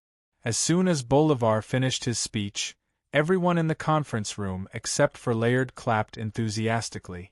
At that moment, everyone forgot their previous attitude. They knew who was the winner. Layard stood up and walked out of the conference room. He was no longer the team leader of the Research Institute from the moment his new appointment was announced. It took him more than 20 years to get the position of team leader, but he lost it today. In fact, Layard was considered lucky. If he continued with his research, he would waste a lot of funds and achieve nothing. Eventually, his research career would be ruined. Although Layard was in a difficult situation, he could still start anew. He had experience as a team leader. As long as he displayed a certain level of strength in future research, he would be qualified to lead the research team again. No one cared about Layard's departure. They all knew who would be the leader in the future. They didn't want to make the new leader hostile because of their careless actions. At 5 p.m., the meeting ended on time. The meeting was very short. This was also a rule on Planet Origin. They couldn't force the staff to work overtime for any reason. As long as the meeting lasted until after work, it would be a form of forced overtime. "Arthur, you can rest for a week. The new project will be announced in a week. By then, you will need to lead the research team well and achieve greater results," Bolivar said to David before he left. "I will do my best, Director." David nodded. David was very satisfied with being the team leader. He had the final say in this research institute. As for the new research project, which research project didn't take at least a year to produce results, by then, he might have already dealt with President Lewis and returned to his own life. "Arthur, this is an invitation. Now that you've become the team leader, your job isn't just research. You also need to get to know some people. This banquet is for you to get to know some people related to research." Director Bolivar turned around and said with a smile after taking 2 steps forward. Bolivar then sent an invitation to David's identity bracelet. After Bolivar left, David opened the invitation and saw the date on it. It was tomorrow at 7 p.m., and the location was Shillon Hotel in the Dugan district. David wasn't familiar with Shillon Hotel, or rather, he wasn't familiar with any place in the Berserk district. He looked it up on Skynet and found out that Shillon Hotel was a very famous conference hotel. It was no wonder that David was so careful. Ever since he knew that Arthur's adoptive father, Mooney Transcendent, had left him 2 pieces of level 4 equipment, he knew that his life would be a lot more troublesome in the future. Fortunately, this was Planet of Origin. There were very few people who dared to cause trouble here.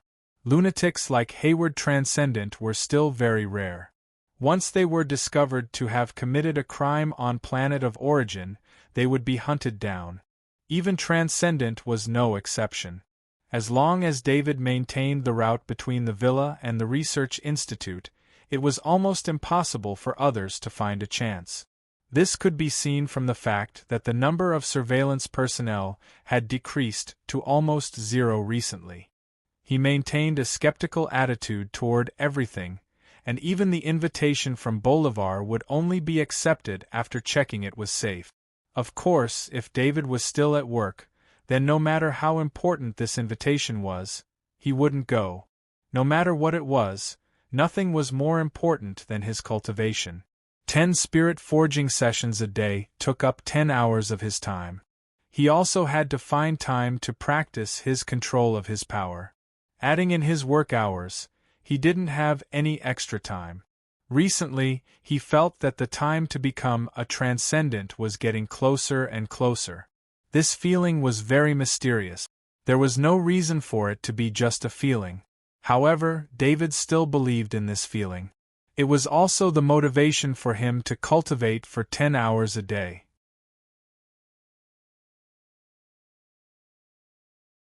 Chapter 605. David changed into a formal attire, which was the only formal attire in Arthur's wardrobe. From this, it could be seen how unsociable Arthur was. It was also due to this reason that it was extremely easy to impersonate him. David drove the hover car toward Shillon Hotel. He looked at the navigation map in front of the car and found that he would pass by the presidential palace on the way to Shillon Hotel. This made his heart skip a beat. Recently, although David had been on the Planet of Origin and was not too far away from the President's Palace, he had been controlling himself and not checking on the President's Palace. This was because David believed that President Lewis must know how strong his assassination ability was and would never give David an opportunity to take advantage of him. This time, he had a legitimate reason to pass by the Presidential Palace, and he could use this opportunity to check out the situation of the Presidential Palace. When the hover car was 30 kilometers away from the Presidential Palace, the navigation system indicated that they needed to take a detour. Any hover car without a special permit was not allowed to get within 10 kilometers of the Presidential Palace. David had looked at the map. The President's Palace alone was 2,000 square meters in size. In addition to the 10,000 meters in the security zone, David would not be able to get close to the President's Palace unless he snuck in from underground. Now that the security was so strict, even if he used underground sneak, he estimated that he would not be able to return to the surface from underground within the Presidential Palace. David could imagine how strict President Lewis's security measures would be. The Presidential Palace would definitely not have any blind spots for him to take advantage of. Despite the navigation system's warning, David still drove the hover car until he was 10 kilometers away from the Presidential Palace before taking a detour.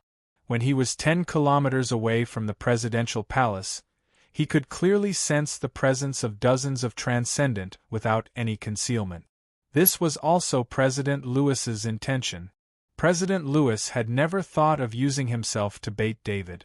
He did not want to risk his life. Of course, the most important thing was that he did not believe that anyone could protect him in a time of crisis. He still remembered the scene of the 10 Transcendent being killed by David one by one. After that, his fear of David reached an extreme. Therefore, the best way was to let David know the difficulties and retreat, so that David would not dare to approach him. David was really shocked. Dozens of Transcendent were gathered together. This President Lewis was really crazy. He continued to drive the hover car towards Shillon Hotel. The hover car stopped at the entrance of Shillon Hotel, and a waiter came over to open the door for David. David tidied up his suit and got out of the hover car. "Arthur, are you also here to attend the banquet?"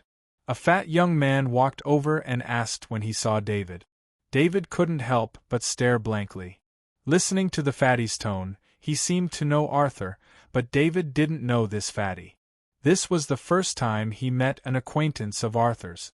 Previously, he hadn't met any acquaintances because of Dean Constable's arrangement.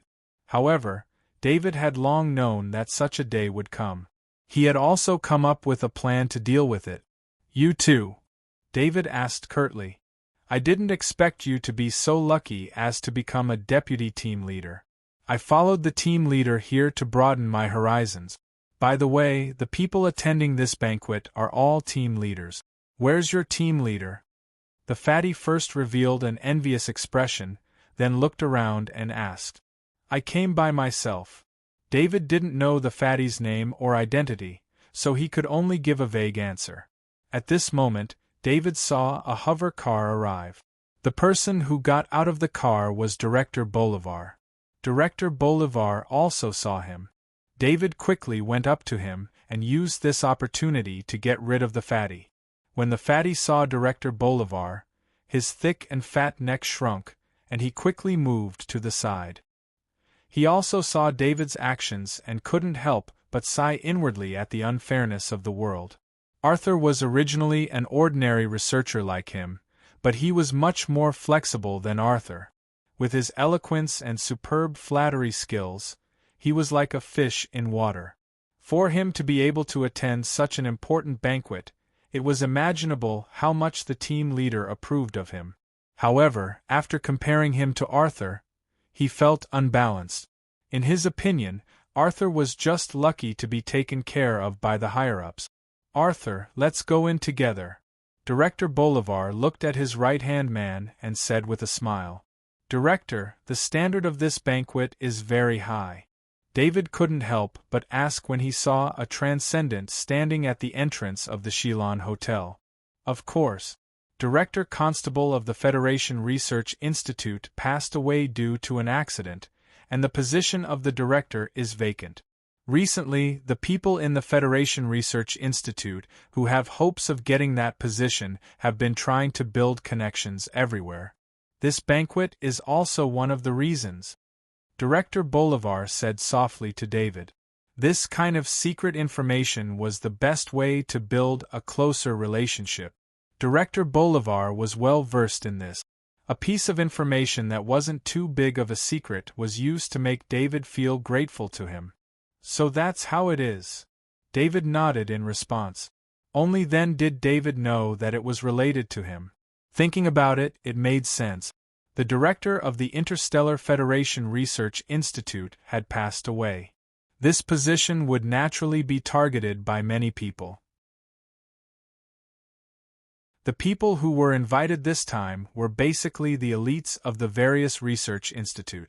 As long as he could rope in these elites, he would have a greater say in the research institute. Director Bolivar came in front of the Transcendent and showed the invitation in his identity bracelet to the Transcendent. David also showed his invitation, and the two walked into the hotel together. The entire hotel was booked, and it was set up to be a huge banquet venue. David only then knew how many researchers there were on planet Origin. Counting the number of team leaders here, there were almost 300 team leaders here. Not to mention, there were team leaders like David who came alone.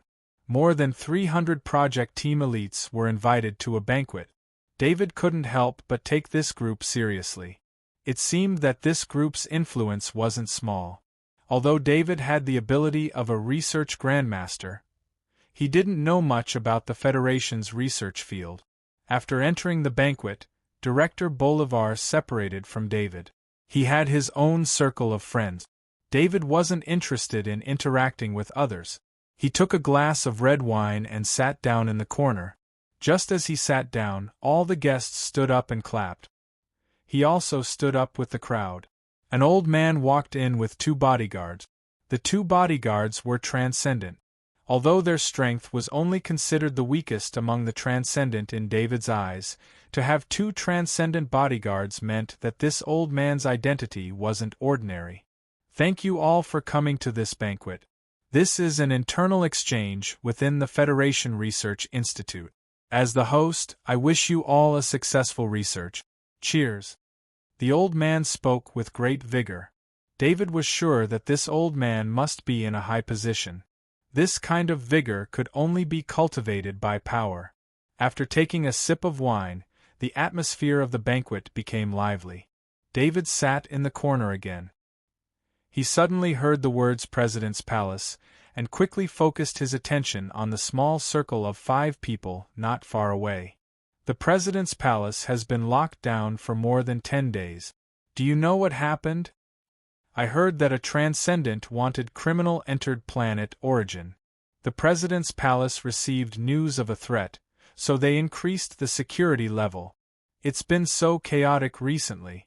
First, 2 deputy commanders of the military died. Then, Director Constable died in an accident.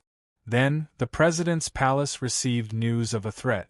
No wonder Vice Director Balfour came with 2 transcendent bodyguards. Silence. How dare you say anything? The few people stopped talking and looked around. They were relieved when they saw that no one was paying attention to them. You know it's been chaotic recently. Be careful what you say. Let's talk about something good. The Flag Award is in 2 months. Who do you think has a chance to win it? It won't be you or me. Yes, the Flag Award is something that all researchers in the Federation are fighting for. It's a great honor to be given the award by the President himself. The few people stopped talking again. Their eyes were filled with yearning. David couldn't help but have an idea when he heard that the President would personally give the award. He had always been perfunctory when it came to research and didn't pay too much attention to it. However, David also knew about the Flag Award.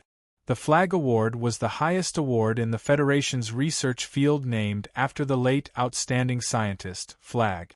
The Flag Award was given out every 2 years. The goal was to make outstanding contributions to the research field. It would be extremely difficult for David to win the Flag Award. There were only 2 months. If he wanted to produce results worthy of winning the Flag Award, the results had to be influential enough. Director Bolivar came to David's side and saw David drinking red wine alone. Arthur, you need to change your personality. Come with me. David smiled. The Arthur he was playing had such a personality. If he changed, he would probably be suspected. Director Bolivar then walked to the circle in the middle of the reception. At the center of the circle was Vice President Balfour. This is Arthur, the one who used only 14 days to produce results that a research team couldn't complete, right? When Director Bolivar brought David to Vice President Balfour's side, Vice President Balfour's eyes lit up. He smiled and said to David, "Vice President Balfour, I am Arthur. My results are nothing to you." After David learned Vice President Balfour's name, he used Skynet to do a search. He learned that Vice President Balfour was an extremely famous big shot in the research field. Vice President Balfour's research results alone were worth more than $1 trillion credit.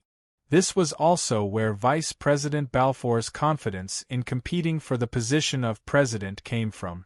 In terms of reputation, he was more famous than the previous President Constable, but President Constable had the support of President Lewis.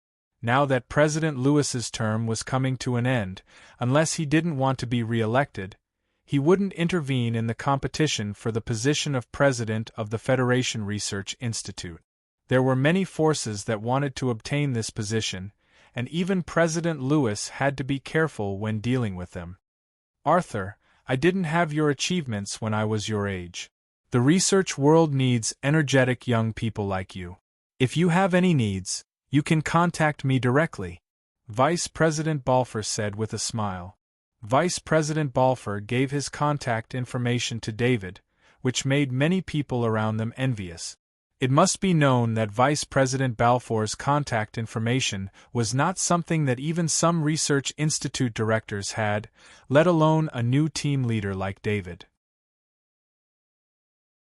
If they wanted to contact Vice President Balfour, they could only do so through official channels. David didn't know how important Vice President Balfour's contact information was. He had seen too many important people, and even a few had died at his hands. Even the previous president of the Federation Research Institute, President Constable, had died because of him, not to mention that he had plotted to kill President Lewis. Vice President Balfour looked at David's calm face and was very satisfied. David's research results were only one, but because David's research process was too short, and he had done it alone, David's deeds had already spread among the team leaders. The reason Vice President Balfour was so cordial to David was because he wanted to use David's reputation to convey a message to all the team leaders. As long as they produced results, they would be valued by him. In addition to David's age, Vice President Balfour's friendly attitude towards David could change the attitude of many young researchers towards Vice President Balfour. Of course, Vice President Balfour didn't have much time to communicate with David. After a short conversation, David was taken away by Director Bolivar. Arthur, did you know Vice President Balfour before? Director Bolivar finally couldn't help but ask after leaving the circle. It was no wonder that Director Bolivar was suspicious. He knew that David was able to get to the Seaside Research Institute because of someone's efforts. He didn't know who it was before. However, Vice President Balfour's attitude towards David was so good that Director Bolivar couldn't help but be suspicious. No, this is the first time I've met Vice President Balfour, David replied. Director Bolivar looked at David's face, trying to find a hidden expression on his face. However, after seeing David's sincere eyes, he couldn't help but wonder if he had guessed wrongly. Dreiser, look at that young man. You're a young man too. You have to learn from Arthur. He became a team leader at such a young age, and even received the attention of Vice President Balfour. His future is limitless, a research team leader said to the plump man whom David had met before. Arthur is already a team leader? Fatty Dreiser opened his mouth wide and asked in disbelief. You know Arthur? The team leader asked in response to Fatty Dreiser's tone. Arthur and I were originally interning at the same place. After he was promoted to deputy team leader, we separated. However, Arthur's results were very ordinary at that time, not much different from mine. Fatty Dreiser nodded and said, Some geniuses can't just be judged by their result. You. The team leader said earnestly. Fatty Dreiser's face showed a hint of awkwardness. He had no problem sucking up to an older, successful person, but he couldn't bring himself to bend the knee to a former classmate.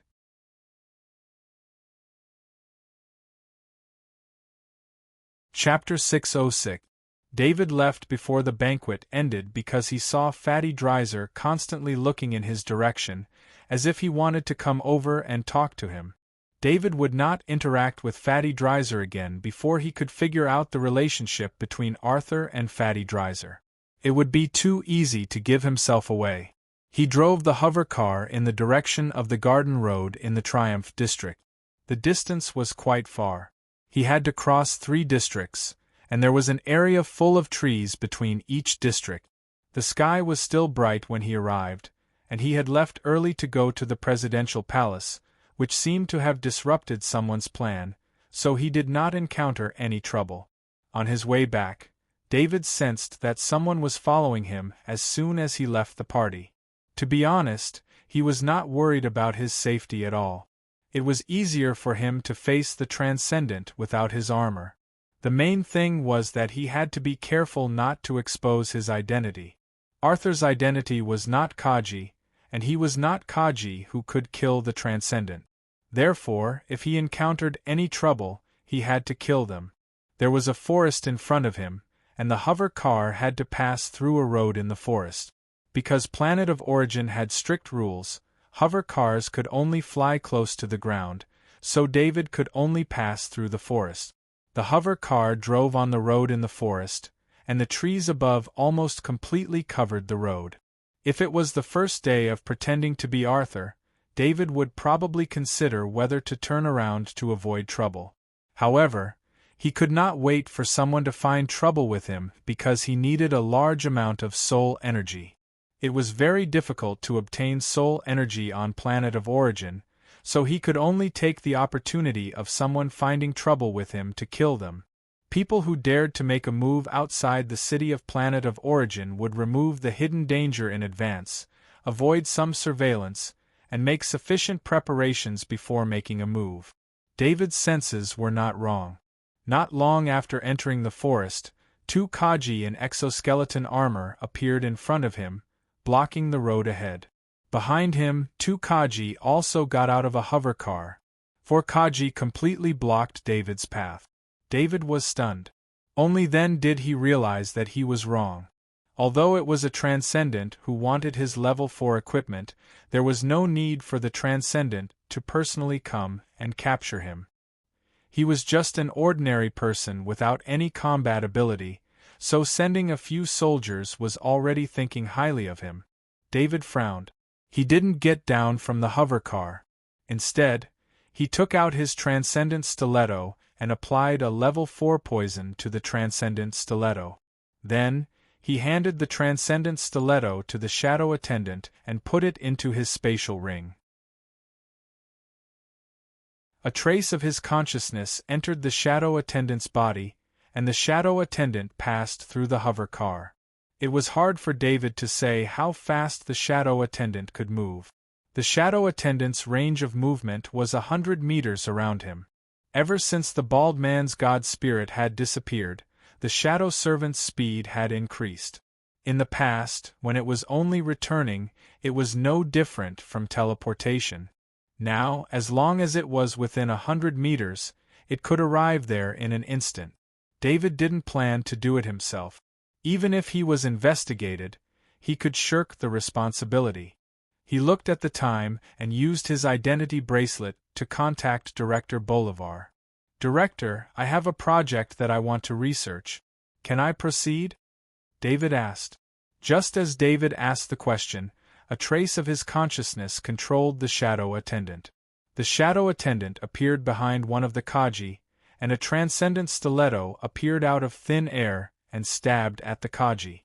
With the shadow attendant's true strength, it would be difficult to break through Kaji's rank 2 exoskeleton armor with a rank 3 stiletto with a rank 3 stiletto.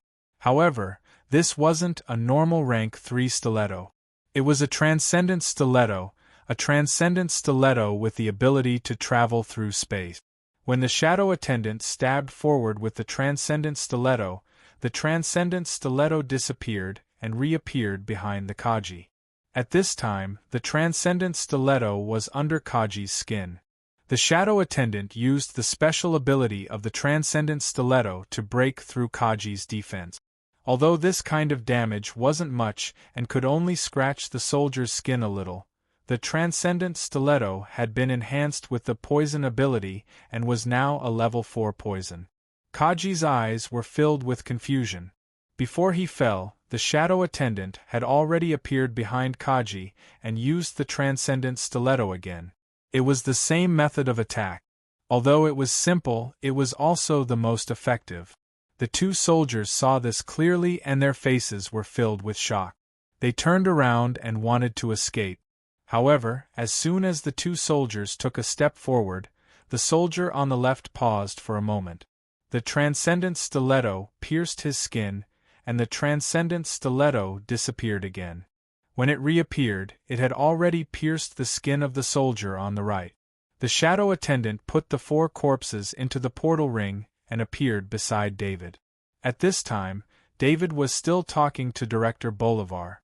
No more than 5 million credits. If it's more than that, think about Layard's results. I'll give you 3 months. At the same time, you must complete the research mission. Director Bolivar replied in a deep voice. The only reason Bolivar was so lenient was out of respect for Vice Principal Balfour. Usually, if a team leader had a project to research, they would have to report it first and let the team leader analyze the feasibility of the project. This process would normally take several months. It was normal for some reports to be delayed for a year or so. Director Bolivar thought that the person behind David was Vice Director Balfour, who was a popular candidate for the position of director. Of course, I won't joke about my future, David quickly promised. David could take out this amount of credits himself, but this was not a matter of credits. Without Director Bolivar's approval, David used the research facility's equipment to conduct private research. Even if he produced results, it would be a violation of discipline. In addition, using private credit for research, the ownership of the final results and so on would be a big problem. All right, submit the report tomorrow. I'll approve it immediately, Director Bolivar said and hung up the identity bracelet. David's hover car had only stopped for a short while before it continued moving forward. David did not report to Director Bolivar for no reason. He had a motive. If someone found out when those people went missing, Director Bolivar could prove that they were talking to him at that time and did not participate in anything else. As for the research project, David had not thought about it yet. However, he was not making random promises to Director Bolivar. He was really confident. This time there was no more trouble. David returned to the villa. He did not cultivate immediately after returning to the villa. He connected the identity bracelet to the photon computer. The good things that Director Constable left behind for David were not only material things, but also some research result. Director Constable had a plan long ago, so he had also produced some research results in the past few years. However, none of these research results were announced to the public. They were all secretly researched by Director Constable in private. The purpose was to use them when impersonating Arthur. It could allow Arthur to raise his position in a short period of time and be valued more. This was because Director Constable was not confident in himself. Although he was confident that he could create a super-genius body with a god's bone and bloodline power, Director Constable did not have much cultivation. However, Dean Constable didn't have much talent in cultivation in the past. Even if his spirit was extremely strong, he wasn't able to utilize it in his cultivation. That was how he became a research grandmaster. Therefore, Director Constable had many preparations for his future path. One of them was the path of research. David looked at the dozens of research results that flashed on the screen and could not help but click his tongue. Director Constable was talented in research. Even if David had the ability of a research grandmaster, research did not only require ability. Imagination and vision were also very important. During the days that Constable was the director, he could see many project applications. There were many good projects that were rejected due to various reasons. Among them, he chose a few very valuable items for research. If the research results were taken out, the value would be unimaginable. However, David did not care about the value of these research results. What he needed was the flag prize and a chance to get close to President Lewis. With the ability of a shadow attendant, as long as he could get within 100 meters of President Lewis, David was confident that he could kill President Lewis. Research on the influence of biomaterial alloy on Krypton engine. David read softly. When he saw the title, he thought of his first research result, which was also related to biomaterial research. However, Director Constable's research was more in-depth than his research results. It had entered the practical stage and had a certain effect on spaceship. David opened the content section of Research on the influence of biomaterial alloy on Krypton engine.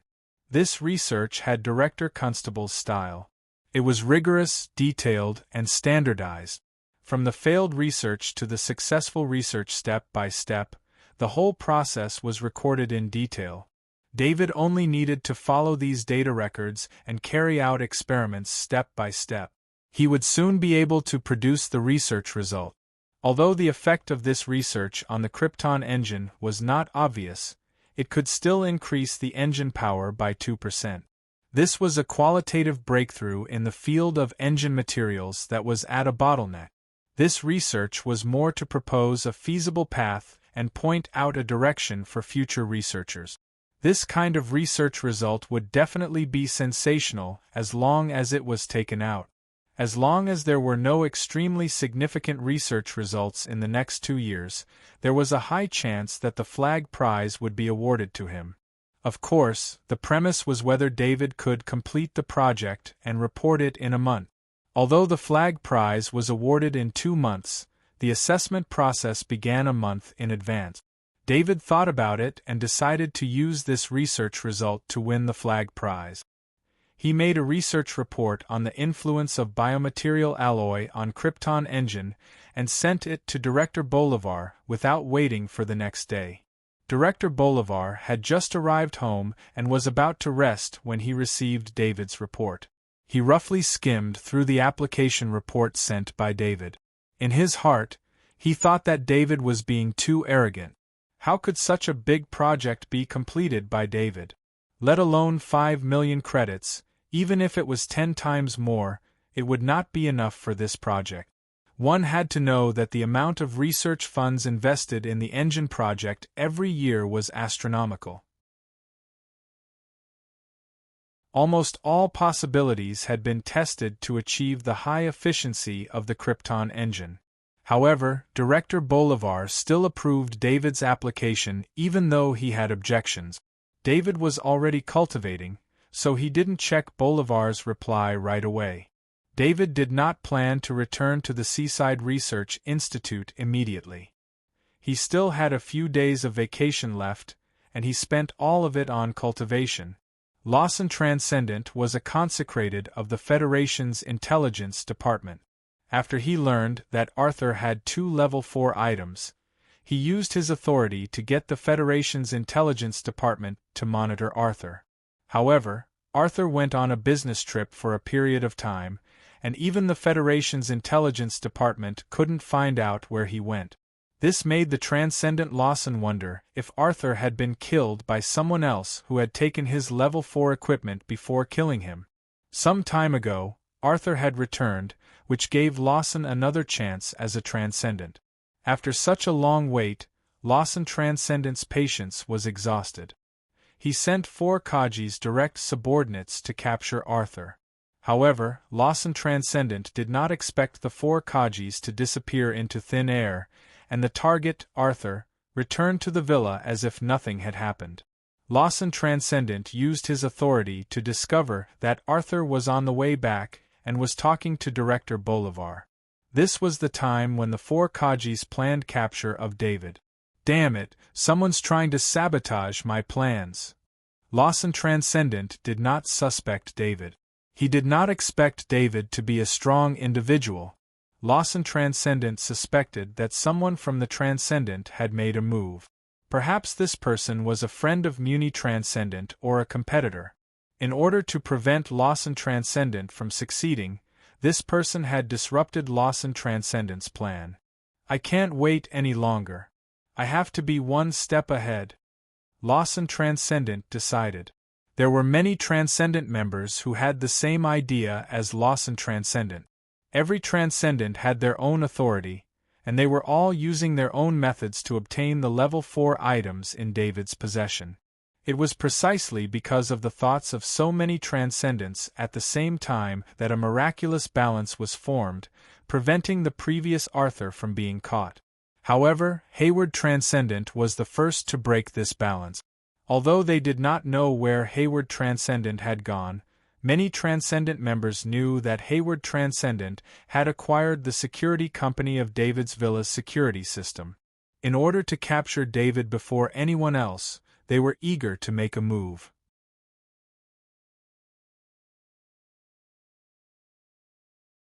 Chapter 607. For the next few days, David didn't go out. He stayed in the mansion like an otaku. Of course, the few professional surveillance personnel of the Federal Intelligence Department really treated Arthur as an otaku. Normally, when people had the chance to take a break, they would at most rest at home for a day. After that, they would go out and have fun. That was how Arthur should be living at his age, but Arthur made their surveillance work feel unfulfilling. Just a little bit more. I wonder what I'm missing? At 8 a.m., David finished his cultivation and muttered to himself. He felt his body brimming with energy. He felt that he would break through at any moment, but he was just a little bit away. The Transcendent was never so close to David. There was only a thin layer of paper between them that could be broken with a poke.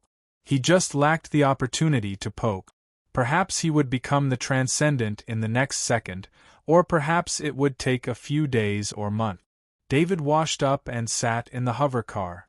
As he left the garage, he scanned the nearby windows. He didn't know why, but the people monitoring him appeared again. This time, there were more of them than before. David didn't care about these people. He couldn't kill these people here. Although it was very easy to kill them, if he really did it, it would inevitably cause unnecessary trouble. As long as he was in the city, he wasn't worried about them.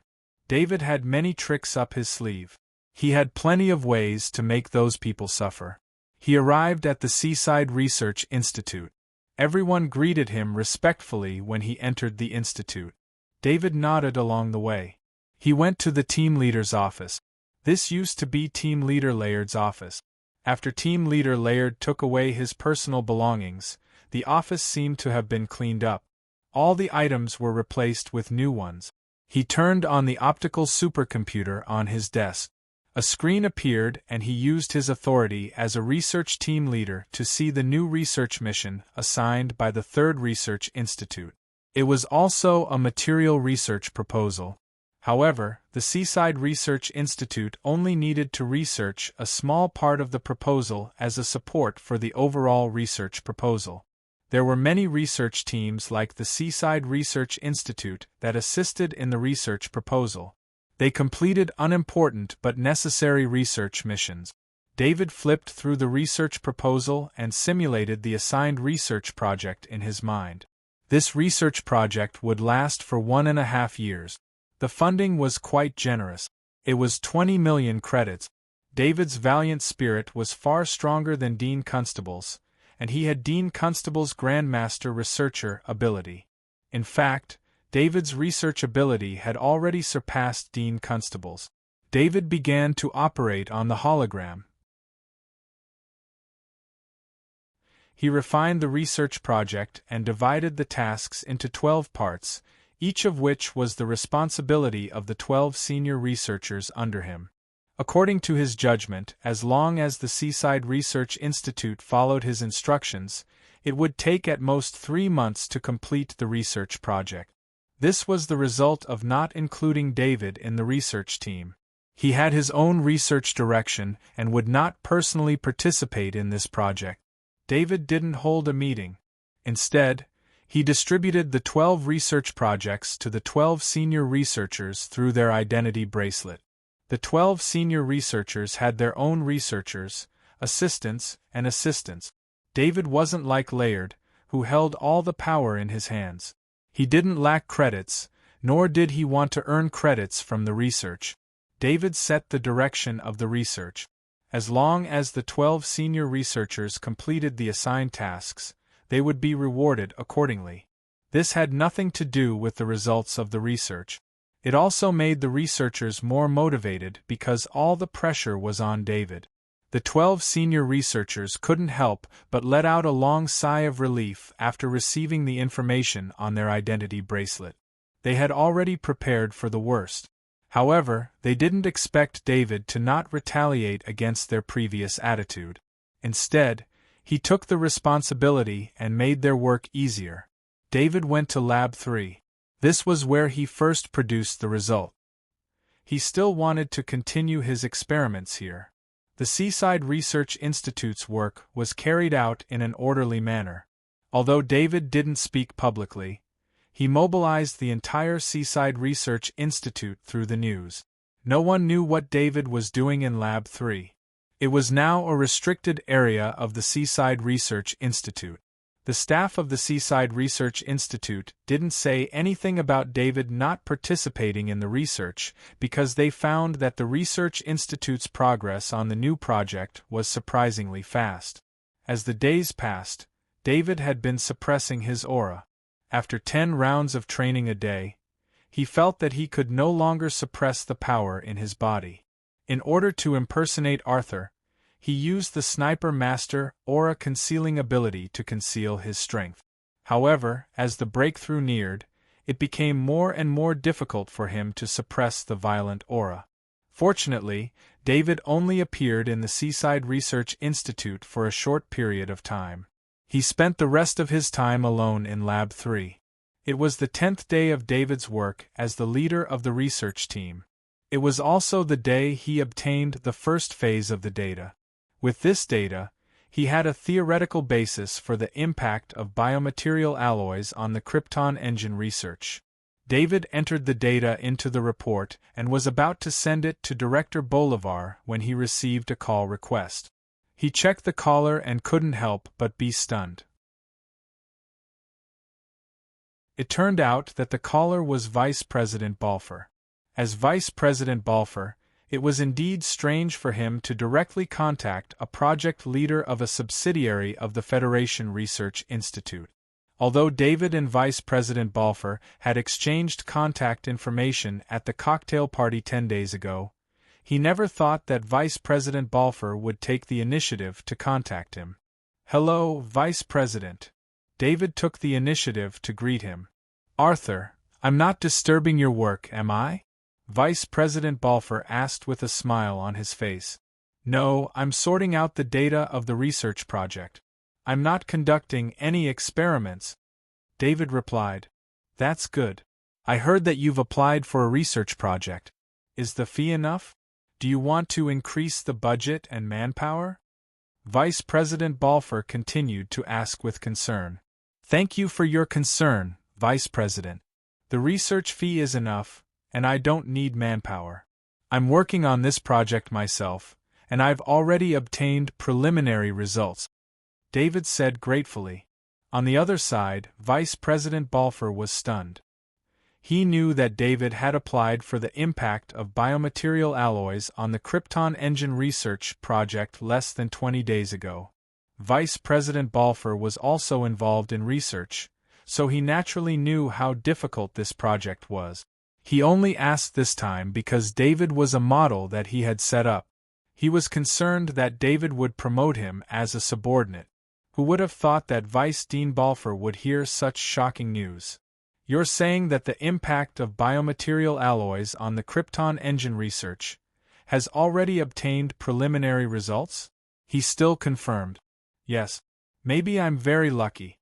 I only took a few detours and found the right direction," David replied with certainty. "Research is made up of luck. We believe in technology the most, but at the same time we believe in fate the most." Vice President Balfour could not help but laugh when he heard David say that he was lucky. He did not believe that David would lie to him about this kind of thing.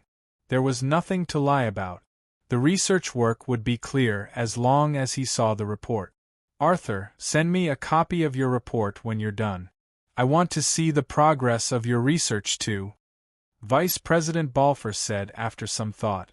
As the superior department of the Third Research Institute, he should not interfere with the research work of a subordinate research institute. However, David was different.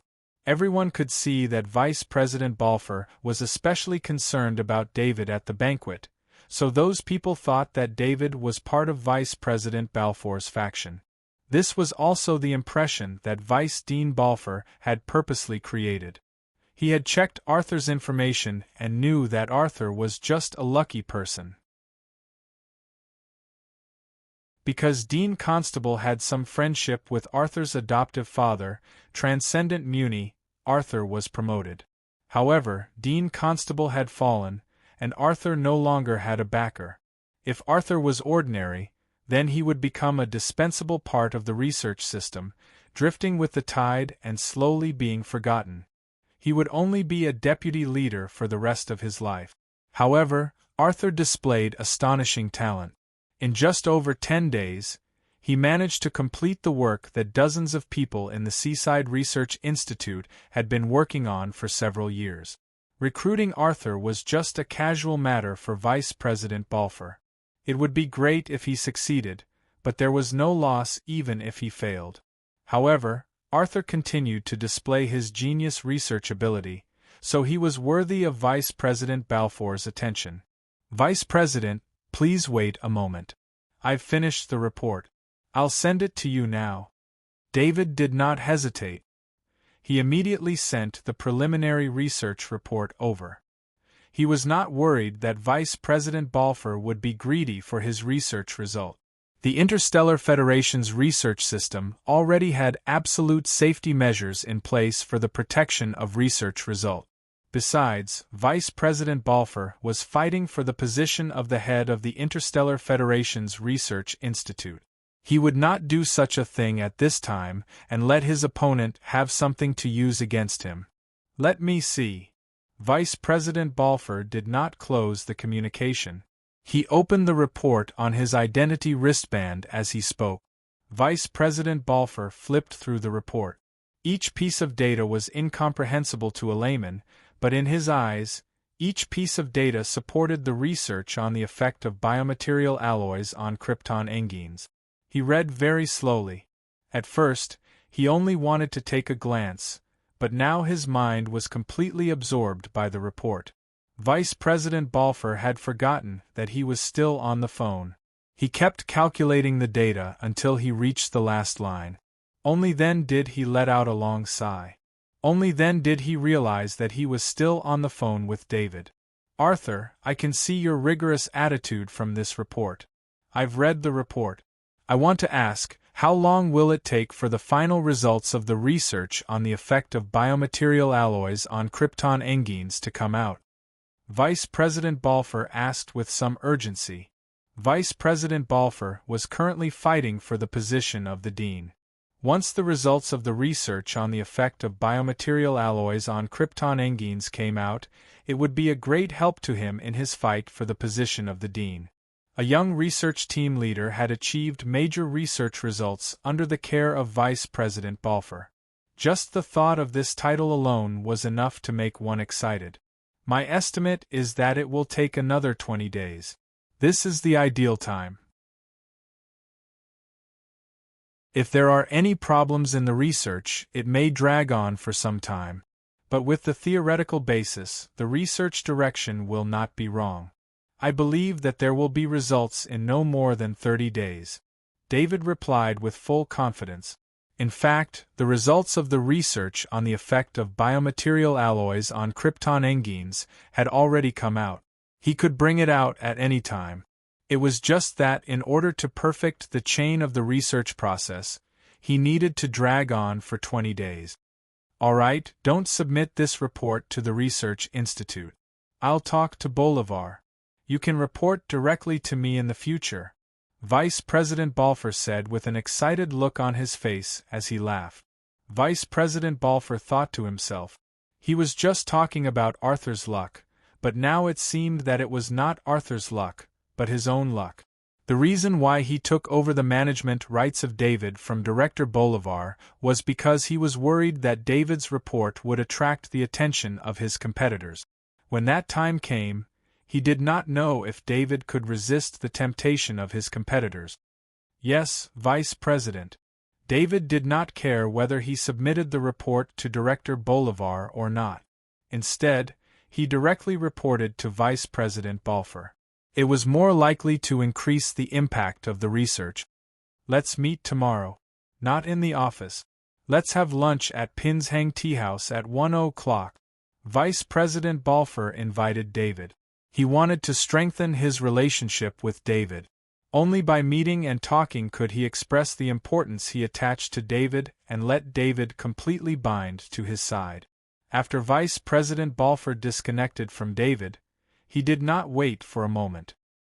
He immediately sent an order to Director Bolivar. When Director Bolivar saw the order, he had an as expected look on his face. He had long suspected that David's backer was Vice President Balfour. This order confirmed his suspicions. Director Bolivar was not dissatisfied with handing over David to Vice President Balfour. Instead, he was excited to be able to interact with Vice President Balfour. What he did not know was that David's research on the influence of biomaterial alloys on krypton engenes had already produced preliminary theoretical results. If he had known this, he would not have given up David even if he had to risk offending Vice President Balfour. It must be known that Vice President Bolivar had made a corresponding contribution to this kind of major research result. This contribution was very likely to be recorded in the history of the research system.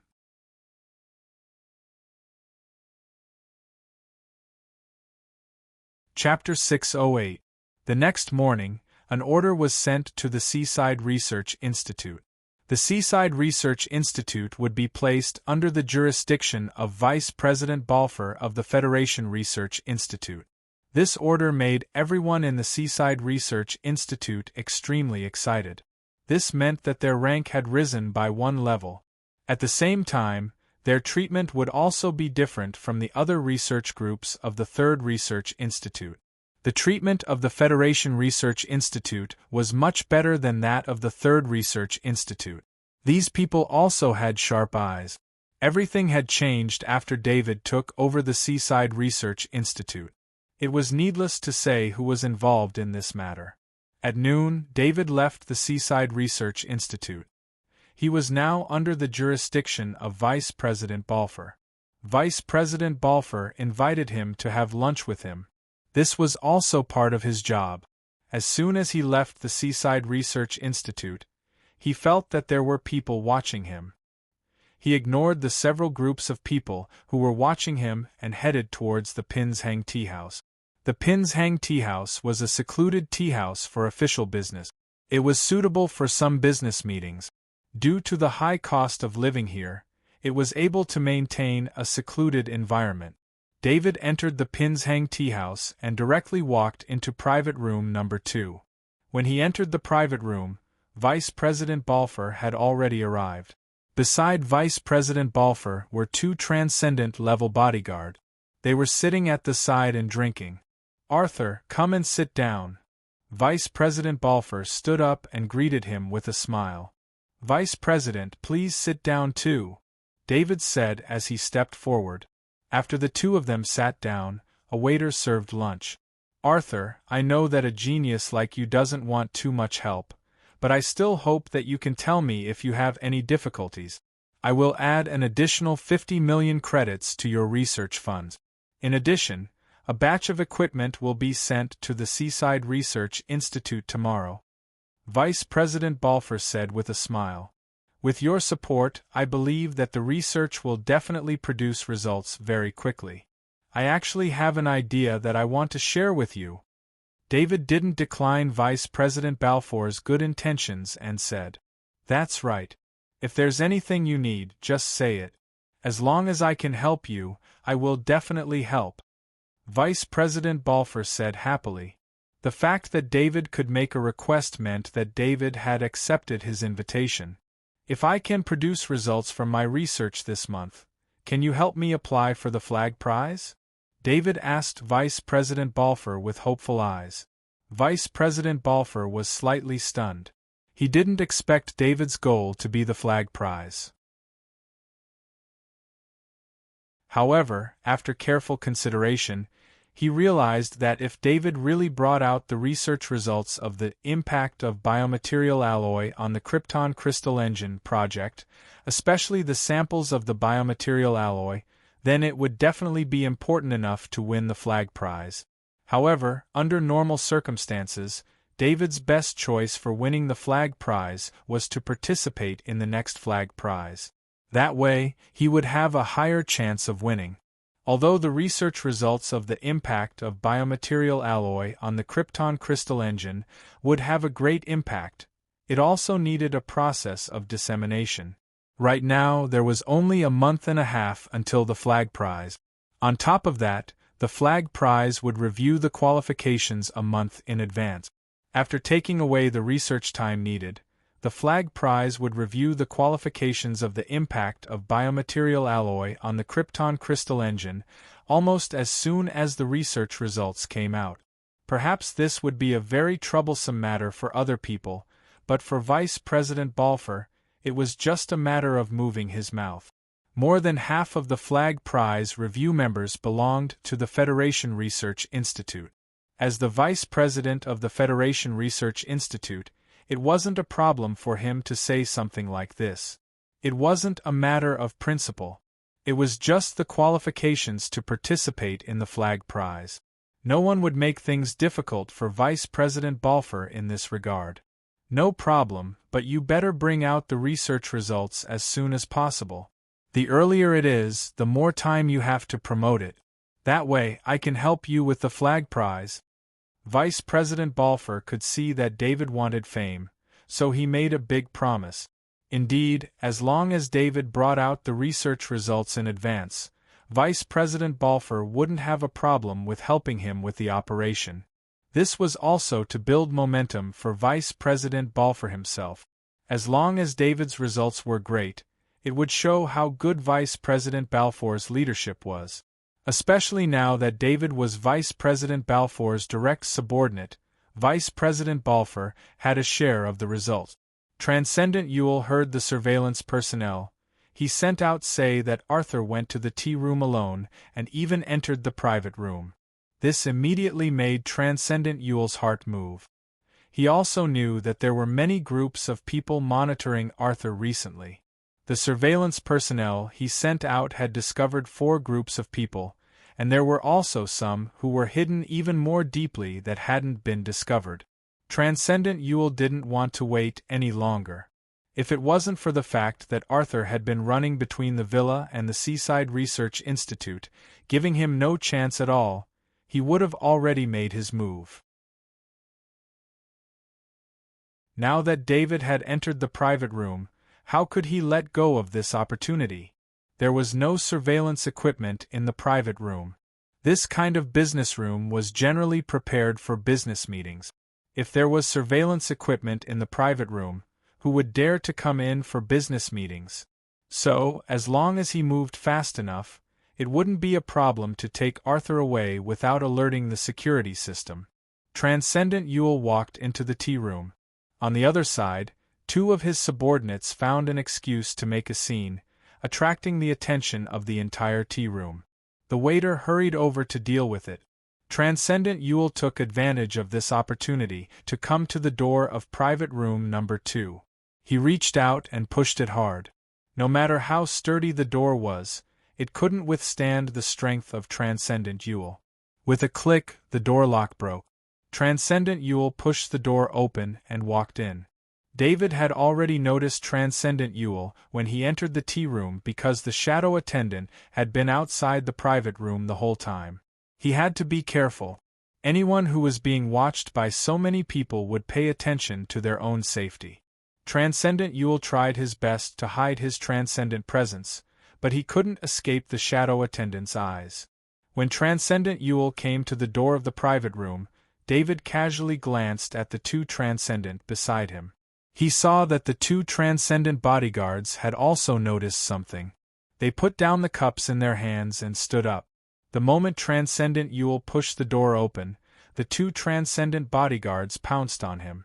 While in the air, the 2 transcendent bodyguards finished the process of putting on their armor and weapons. Transcendent Ewell felt that something was wrong when he entered the private room. The sudden burst of transcendent presence from the 2 transcendent bodyguards made him realize that something was wrong. Damn it, why are there 2 transcendent here? Transcendent Ewell thought to himself. He instantly decided to give up on his plan and stepped back. The two transcendent bodyguards were individually weaker than Transcendent Yule. Only when the two transcendent bodyguards worked together could they defeat Transcendent Yule. They also had to protect Vice President Balfour, so they didn't dare to chase after him. The battle ended before it even started. The people in the tea room only felt a wave of fear, but they didn't discover anything else. The fear was caused by the three transcendents' presence. It was a feeling of death. How arrogant! How dare they attack on the planet of origin? Lawless! Lawless! Vice President Balfour yelled with a gloomy face. He didn't think that the Transcendent was here to cause trouble for David. He just thought that an opponent had come to attack him. Ever since he learned about Dean Constable's death and the abnormalities in the presidential palace, people like Vice President Balfour, who knew about the relationship between Dean Constable and President Lewis, couldn't believe that there was no connection between the two. Therefore, whenever Vice President Balfour went out, he would bring the two transcendent bodyguards with him. He didn't think that they would actually come in handy. He was also scared now. If he didn't bring the transcendent bodyguards, he might not even be able to keep his life, let alone compete for the position of Dean. Vice President, my transcendent armor recorded the appearance of the transcendent. There are also surveillance cameras in the tea room. This evidence is enough for the police to arrest the transcendent. One of the transcendent bodyguards said softly. Call the police. Vice President Balfour said in a low voice. The transcendent Yule exited the tea room. Just as he was about to leave, his ID bracelet suddenly glowed red. Then he saw that his ID bracelet showed that it was blocked. His ID bracelet couldn't be used. At the same time, the transcendent Yule saw four transcendent flying over from afar. The transcendent armor of the transcendent had obvious police insignia. Even without looking at the police insignia, in the cities of the planet of origin, the transcendent who dared to fly could only be transcendent officers on missions.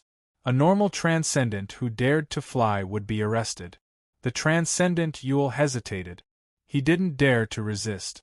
In fact, he couldn't resist. Fighting with the police on the planet of origin was an extremely unwise choice, because if the police could not handle it, then the wanted order would be sent to the military. The military's transcendent would not be merciful, and it would be normal to be killed. It was almost impossible to escape from the planet of origin. Once he was wanted, his ID bracelet would be blocked, and his identity couldn't be verified. He wouldn't even be able to pilot his own spaceship. Unless he was a professional criminal, he would have a backup ID bracelet. However, the average person wouldn't prepare a fake ID bracelet. The transcendent Yule didn't realize the price of his rash action. He was charged with the crime of assassinating the vice president of the Federation Research Institute.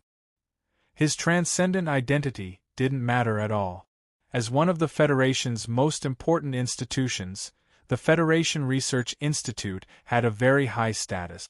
Assassinating the vice president was equivalent to assassinating a high-ranking official of the Federation. Transcendent Yule, please put this on. 4 police Transcendent Yule surrounded him 10 meters away. One of the police Transcendent threw an energy limiter at him.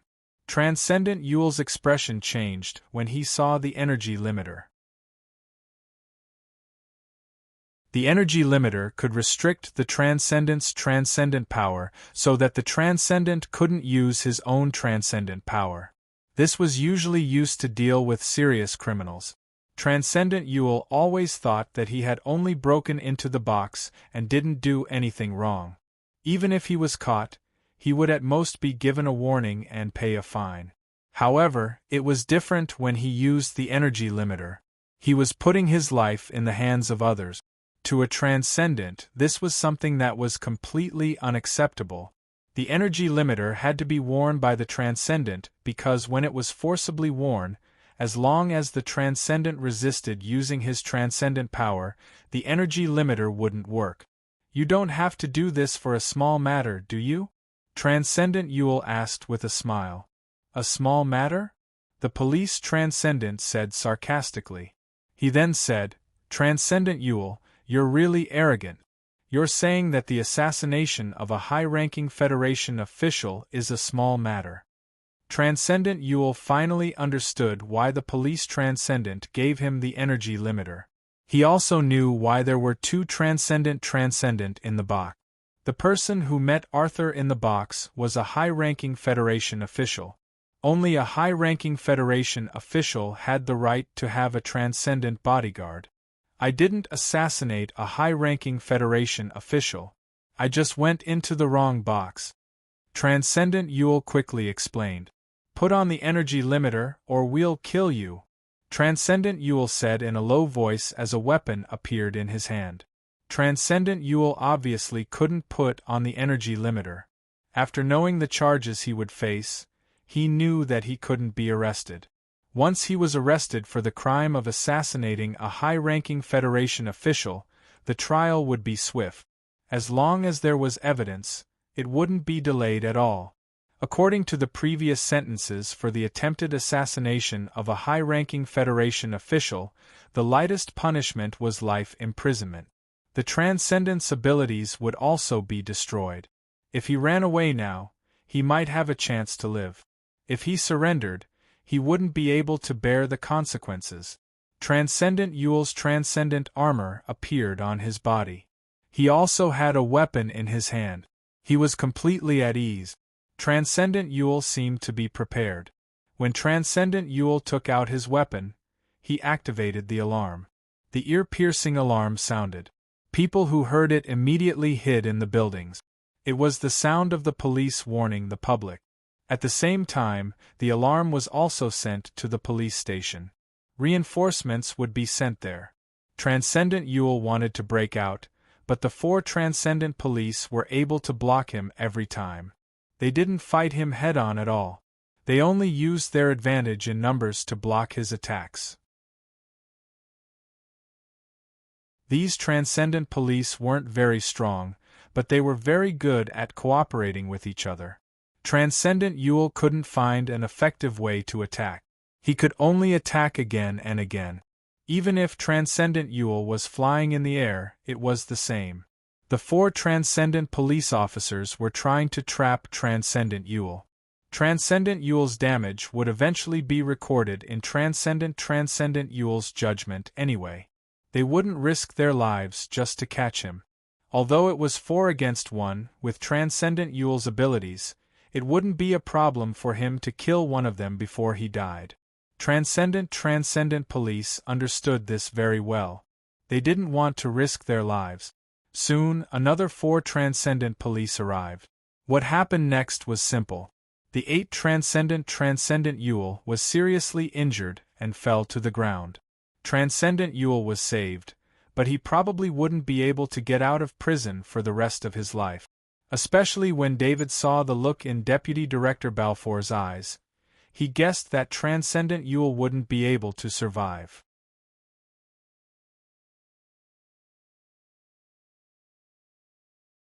Chapter 609. How did Arthur get involved with Vice President Balfour? Lawson Transcendent muttered to himself strangely when he heard the report from his subordinate. David's whereabouts had always been under their surveillance, but now he had no choice but to withdraw the surveillance. Lawson Transcendent did not want to offend Vice President Balfour, who was the most likely person to become the head of the Federation Research Institute. Even if Vice President Balfour was not yet the head, Lawson Transcendent did not dare to offend him with his current status. Withdraw all surveillance personnel and erase all traces. Lawson Transcendent ordered in a deep voice. The intelligence personnel belonging to the Federation Intelligence Department all withdrew a few minutes after Ewell Transcendent was arrested, and then more surveillance personnel withdrew. They had dared to monitor Arthur on the planet of origin because Arthur had no background. If Arthur had a certain background, they would not have thought of attacking him. Although Level 4 equipment was indeed tempting, this was the planet of origin, and the price to pay was too high. Coupled with Vice President Balfour's influence, the price was unbearable. When David and Vice President Balfour left the Pinshang Tea House, David strangely found that many of the surveillance personnel had disappeared. David glanced at Vice President Balfour. He didn't know whether he should thank Vice President Balfour or blame him. Needless to say, the departure of the surveillance personnel was due to Vice President Balfour's influence. But in this way, it would be troublesome for David to find a powerful soul on the planet of origin. In the next few days, David accelerated the progress of the research, and the equipment sent by Vice President Balfour also played a big role. 5 days later, he sent out the second phase of the report to Vice President Balfour, which clearly stated that the research on the effect of the biomaterial alloy on the Krypton engine had entered the later stages of the experiment. In fact, at this stage, it could be said that the research on the effect of the biomaterial alloy on the Krypton engine had been successful, but according to the Federation's laws, the biomaterial alloy had to pass many Federation standard tests before the research could be completed. Another 5 days passed, and David stood behind the experiment table. Across from him was a seemingly ordinary engine, separated by a thick transparent wall. As his hands operated on the experiment table, the engine was ignited. The loud sound and the super-powerful energy were blocked by the transparent wall. Streams of data flashed across the light screen in front of the experiment bench. The latest super server that the Seaside Research Institute had just replaced was calculating the engine data. This latest model of super server was sent by Vice President Balfour. Usually, every research institute would want to use a server of this level, and they could only use it within a set time after applying and queuing up. Vice President Balfour had directly provided David with the latest model of super server. This was the investment he had made because he was extremely optimistic about the results of David's research. Vice President Balfour was a smart man. He knew very well that investing at this time was more important than investing after David became famous. As long as David produced results 1 day earlier, he would reap the benefits 1 day earlier. The engine in front of David was a very commonly used engine. This kind of engine was used a lot, so the data of the engine was universal. Even if he already knew the result, after seeing the comparison data given by the super server, he still let out a long sigh of relief. A 2% increase was not high, but when the engine reached a limit, it was extremely difficult to increase it further.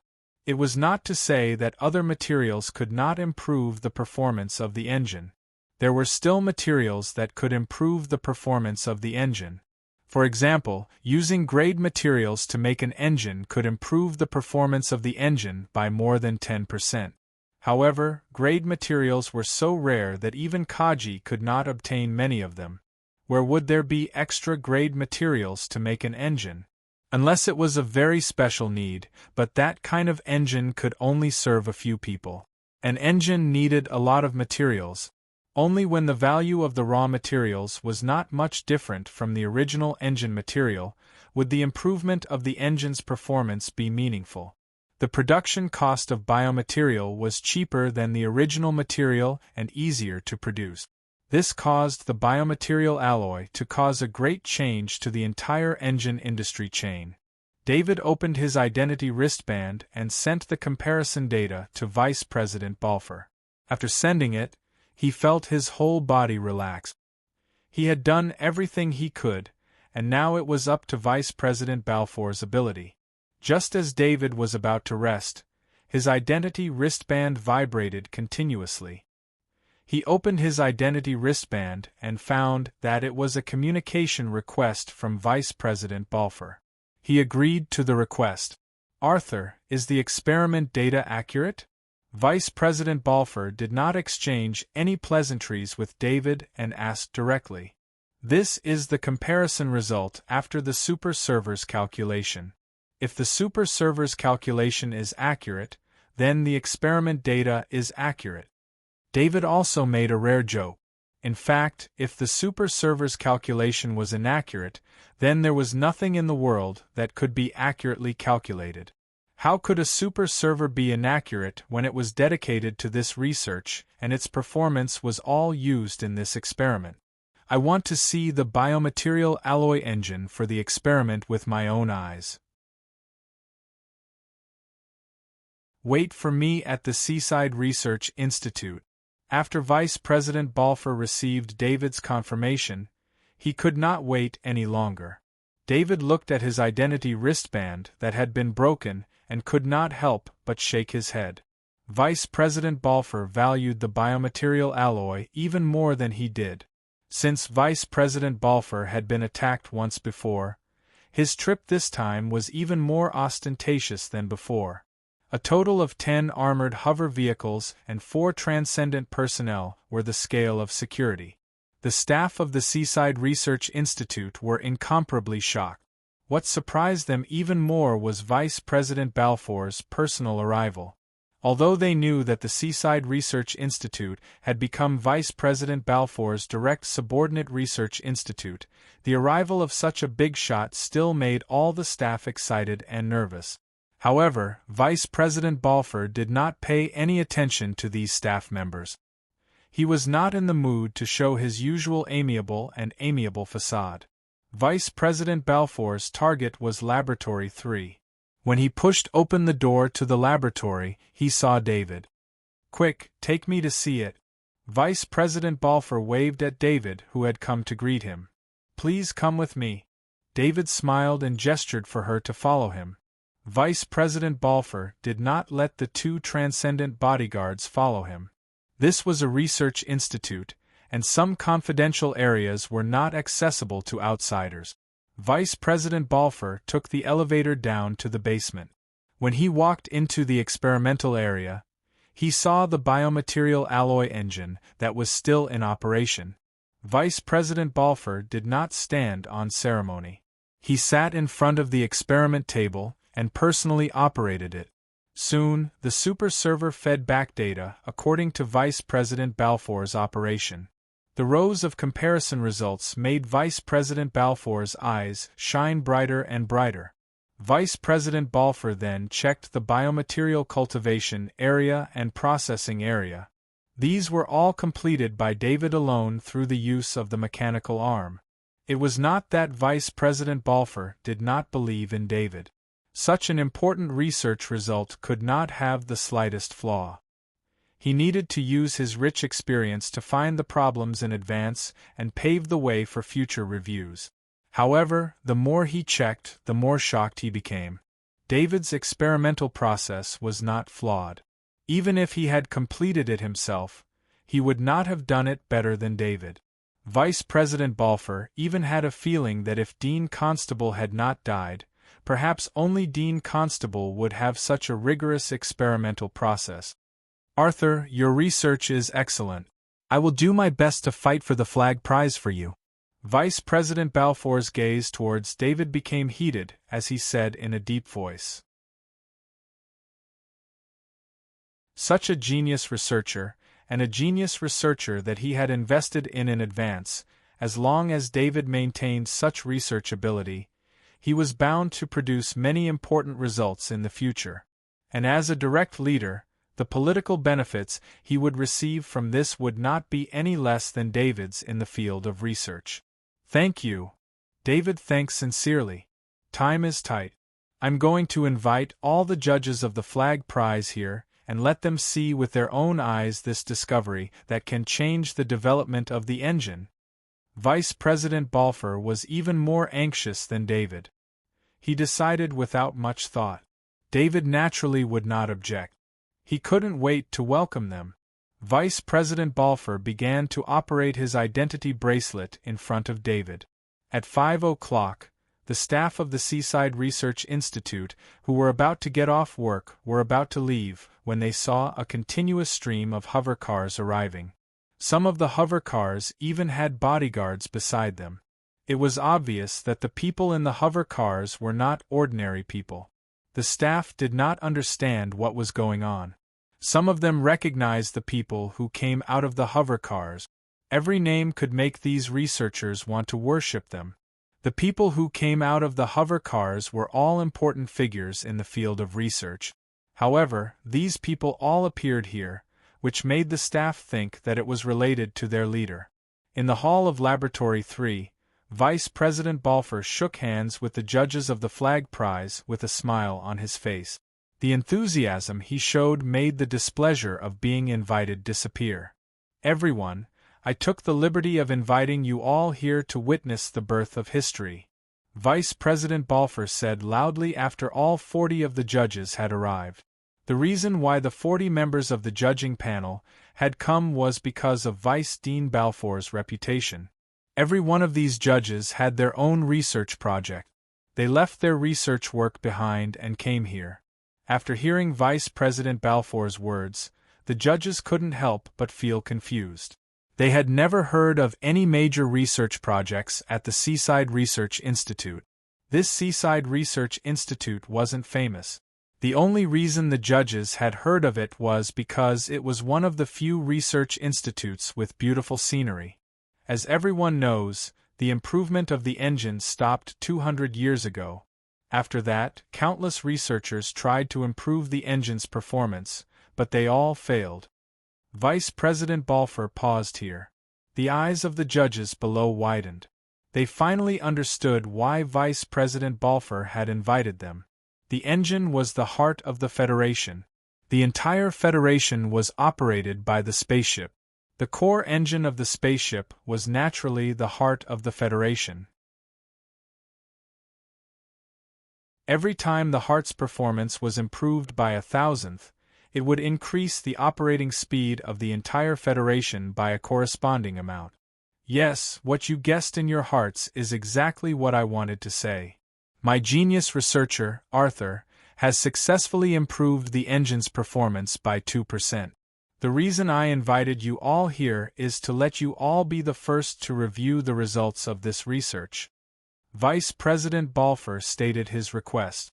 Actually, the 40 invited judges already had their guesses when they saw that all the people who came were flag prize judges. Therefore, they weren't surprised by Vice President Balfour's request. Their surprise was on this extremely influential research. If the research was real, then a flag prize was nothing. Vice President Balfour, can we see the research results? One of the judges couldn't help but ask. His request was exactly what the other judges wanted to know, so he immediately received the support of the other judges. Of course, please follow me, Vice President Balfour said with a hint of pride on his face. David didn't say anything the entire time. He just followed Vice President Balfour. He understood that now was the time for Vice President Balfour to perform. What he needed was the flag prize, while what Vice President Balfour needed was fame.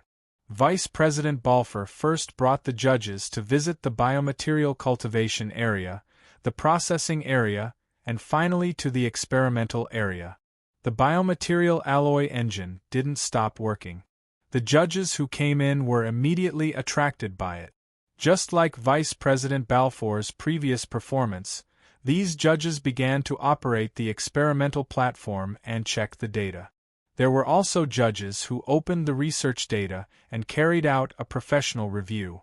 Can you stop the engine? We want to take a closer look at the engine. After all the data had been reviewed, a judge finally said. This was also the last review. They wanted to see if the materials used for the engine were correct. David didn't need to do anything. Vice President Balfour stopped the engine first. Then, a mechanical arm used the sprinkler equipment to quickly cool the engine. The 40 judges surrounded the biomaterial alloy engine. The equipment here was very complete. They used all kinds of methods to analyze the biomaterial alloy engine. Vice President Balfour, Leader Arthur, the results of the biomaterial alloy research are real. This research is qualified to enter the flag prize selection. In my personal opinion, if this research doesn't win the flag prize, then all the flag prize winners in the past 100 years won't be qualified to win the flag prize. A judge said solemnly. His opinion also represented the opinion of the majority of the judges here. Even if there were some judges who had other thoughts, it was only because of some unspeakable reasons. It wasn't because of the biomaterial alloy research.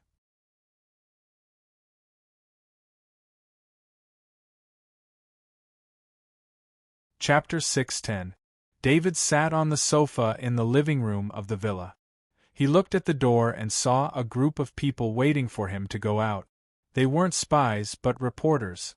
Arthur became famous because his research on biomaterial alloys had entered the Flag Prize judging list. The biomaterial alloys that had just been produced immediately attracted the attention of many forces. In just a few days, the stocks of many engine raw materials companies had plummeted. On the contrary, the stocks of some biomaterial companies had soared. David's biomaterial alloy research was important to the Federation, so it was bound to be promoted on a large scale. Many people could see that biomaterial companies would replace traditional raw materials companies. This was only the impact of a few days. If it went on for a longer period of time, the impact would be even greater.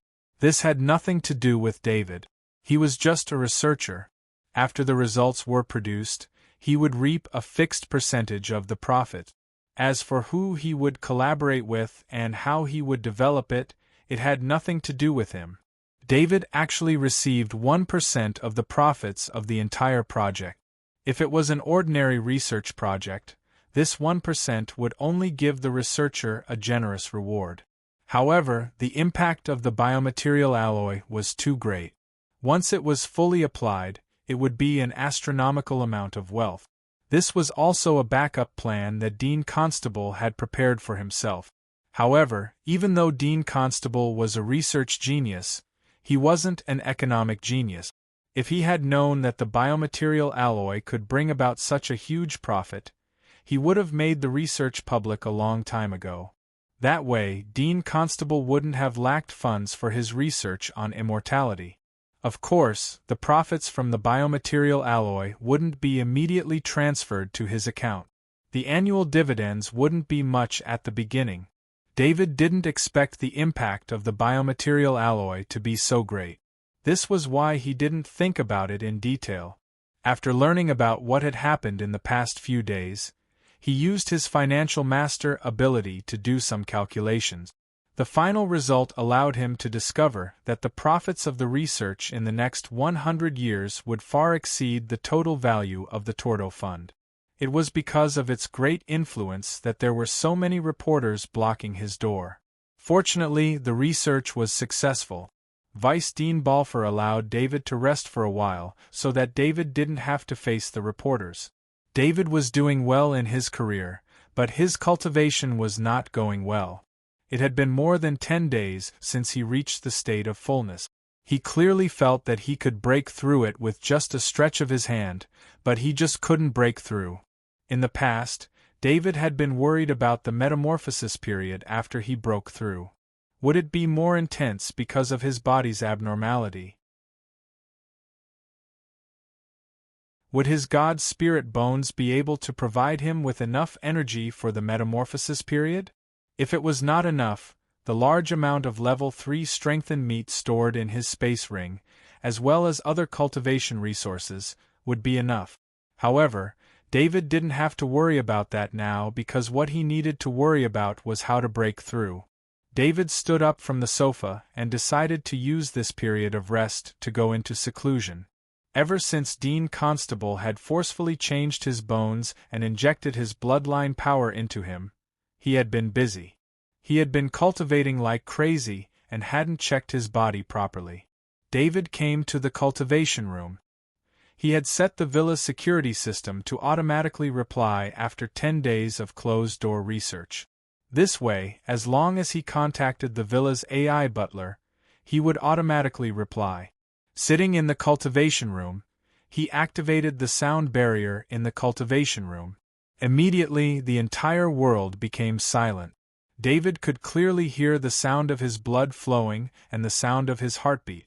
His mind felt every part of his body. He suddenly realized that ever since he changed his god spirit bones, his skin had never developed dead skin. The shedding of dead skin was a natural process of metabolism. The normal cycle was 28 days. This cycle was the time when the cells in the basal layer started to differentiate and advance to the stratum corneum, until the aged stratum corneum broke off. Although 10 days wasn't enough for the skin to complete its metabolism, the necessary process would still occur. However, David's skin was like a newborn's from the inside out. It didn't undergo any metabolism at all. And this was only his skin. His hair was the same. After so many days, his hair seemed to have stopped growing, without a single hair growing. Previously, he was fully focused on his cultivation and research, so he didn't care about this. Now that he had calmed down, he discovered more and more. David didn't know how to describe his body. It was like his body was wrapped in a container.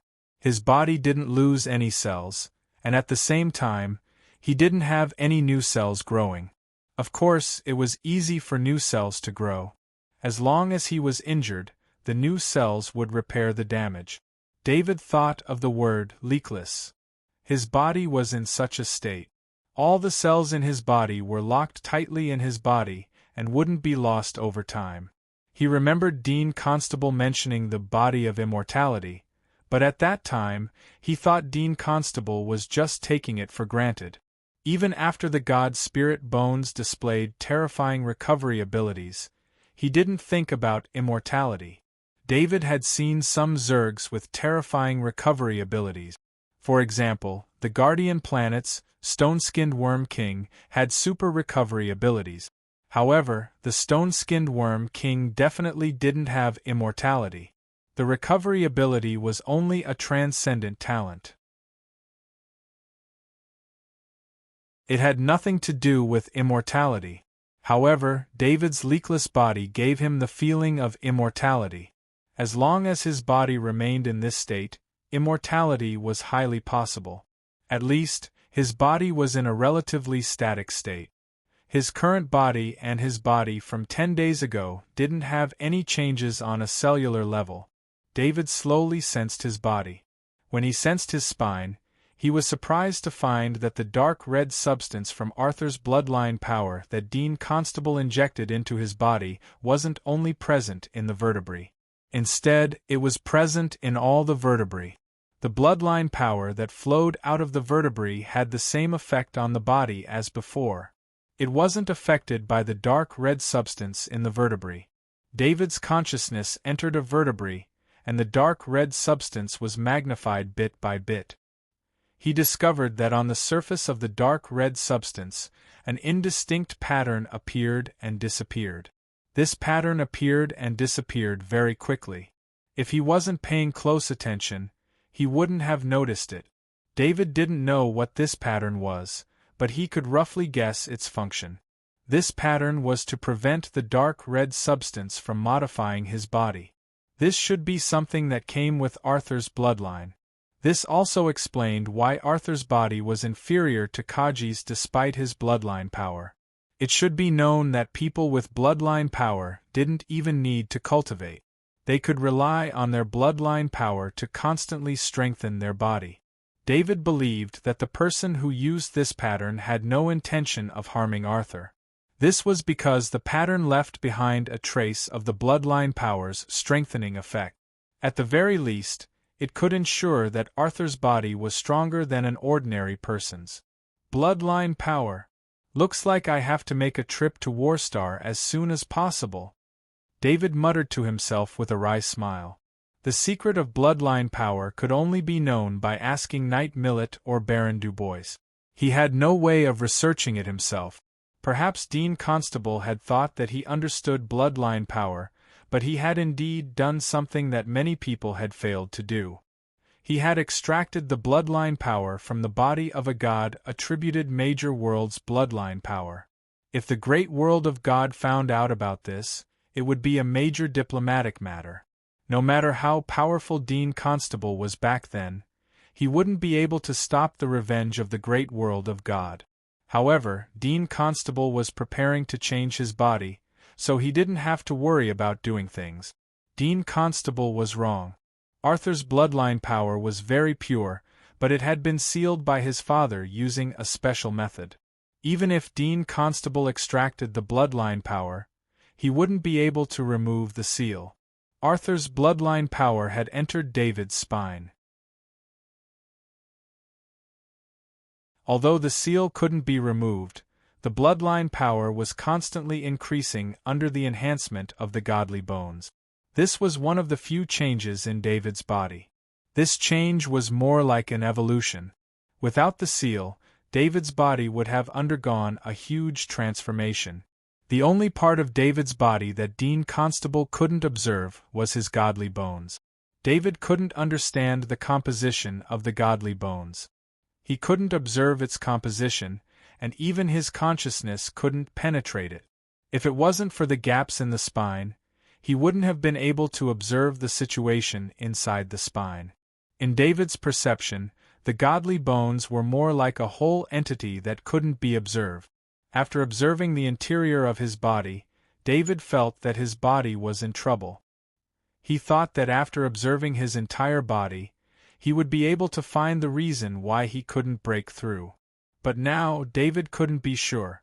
There were too many mysteries in his body, and he didn't know which part of his body was unable to break through. He didn't know if it was because of the bloodline power, the godly bones, or a combination of the two. Even with his research grandmaster ability, Dean Constable couldn't understand the situation inside his body. David withdrew his consciousness. The first thing he felt was an emptiness in his stomach, and a wave of hunger engulfed his entire body. He opened his identity bracelet and discovered that 8 days had passed.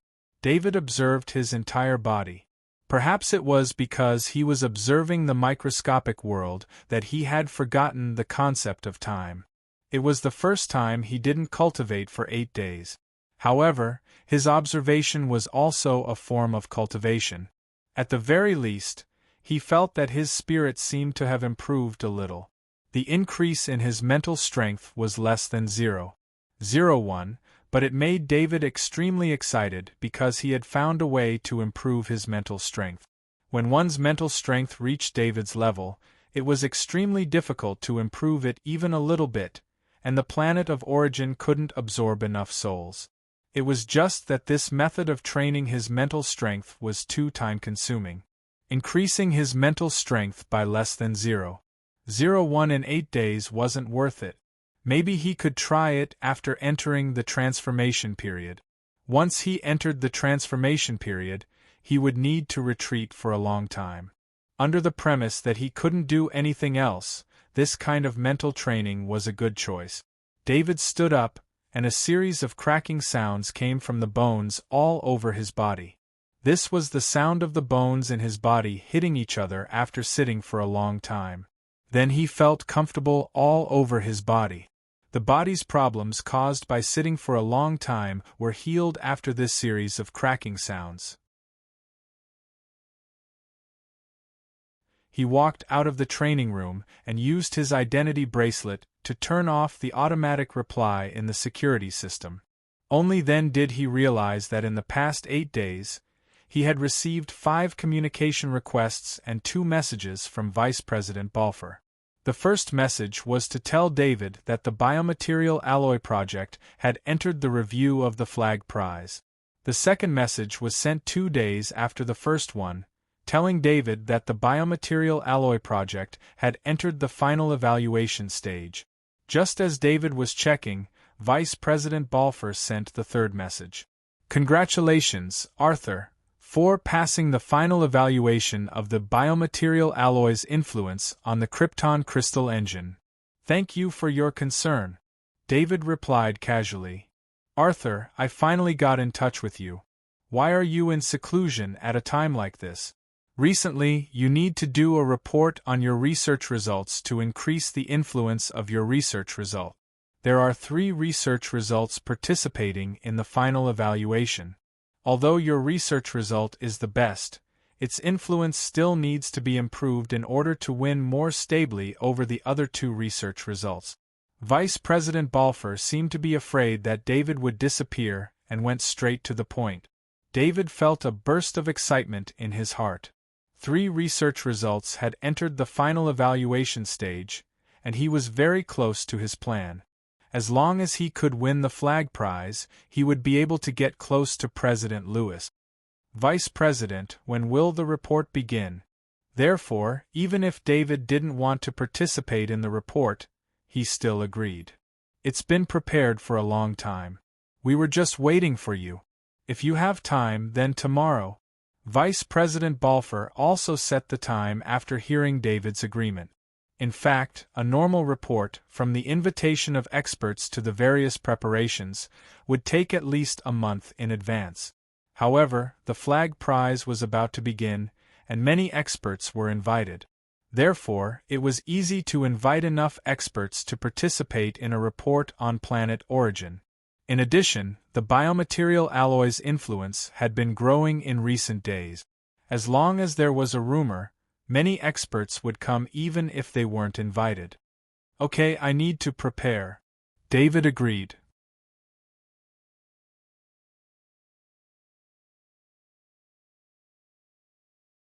Chapter 6:11. Director Bolivar of the Third Research Institute regretted it. After learning about Arthur's research results, he was extremely dissatisfied with Vice President Balfour's actions. However, since things had already come to this, there was nothing he could do. He could only blame himself for not being smart enough. Director Bolivar also received an invitation to Arthur's research on the impact of biomaterial alloys on the Krypton crystal engine report. Every time Director Bolivar saw the title, he had the urge to slap himself. He had seen the title earlier than Vice President Balfour. At that time, he had only decided to support the project in order to stabilize Arthur, a new research genius. In fact, the 5 million credit points that Director Bolivar had given Arthur were not research expenses, but rather it was a fee to stabilize Arthur's heart. Director Bolivar understood the thoughts of new researchers very well.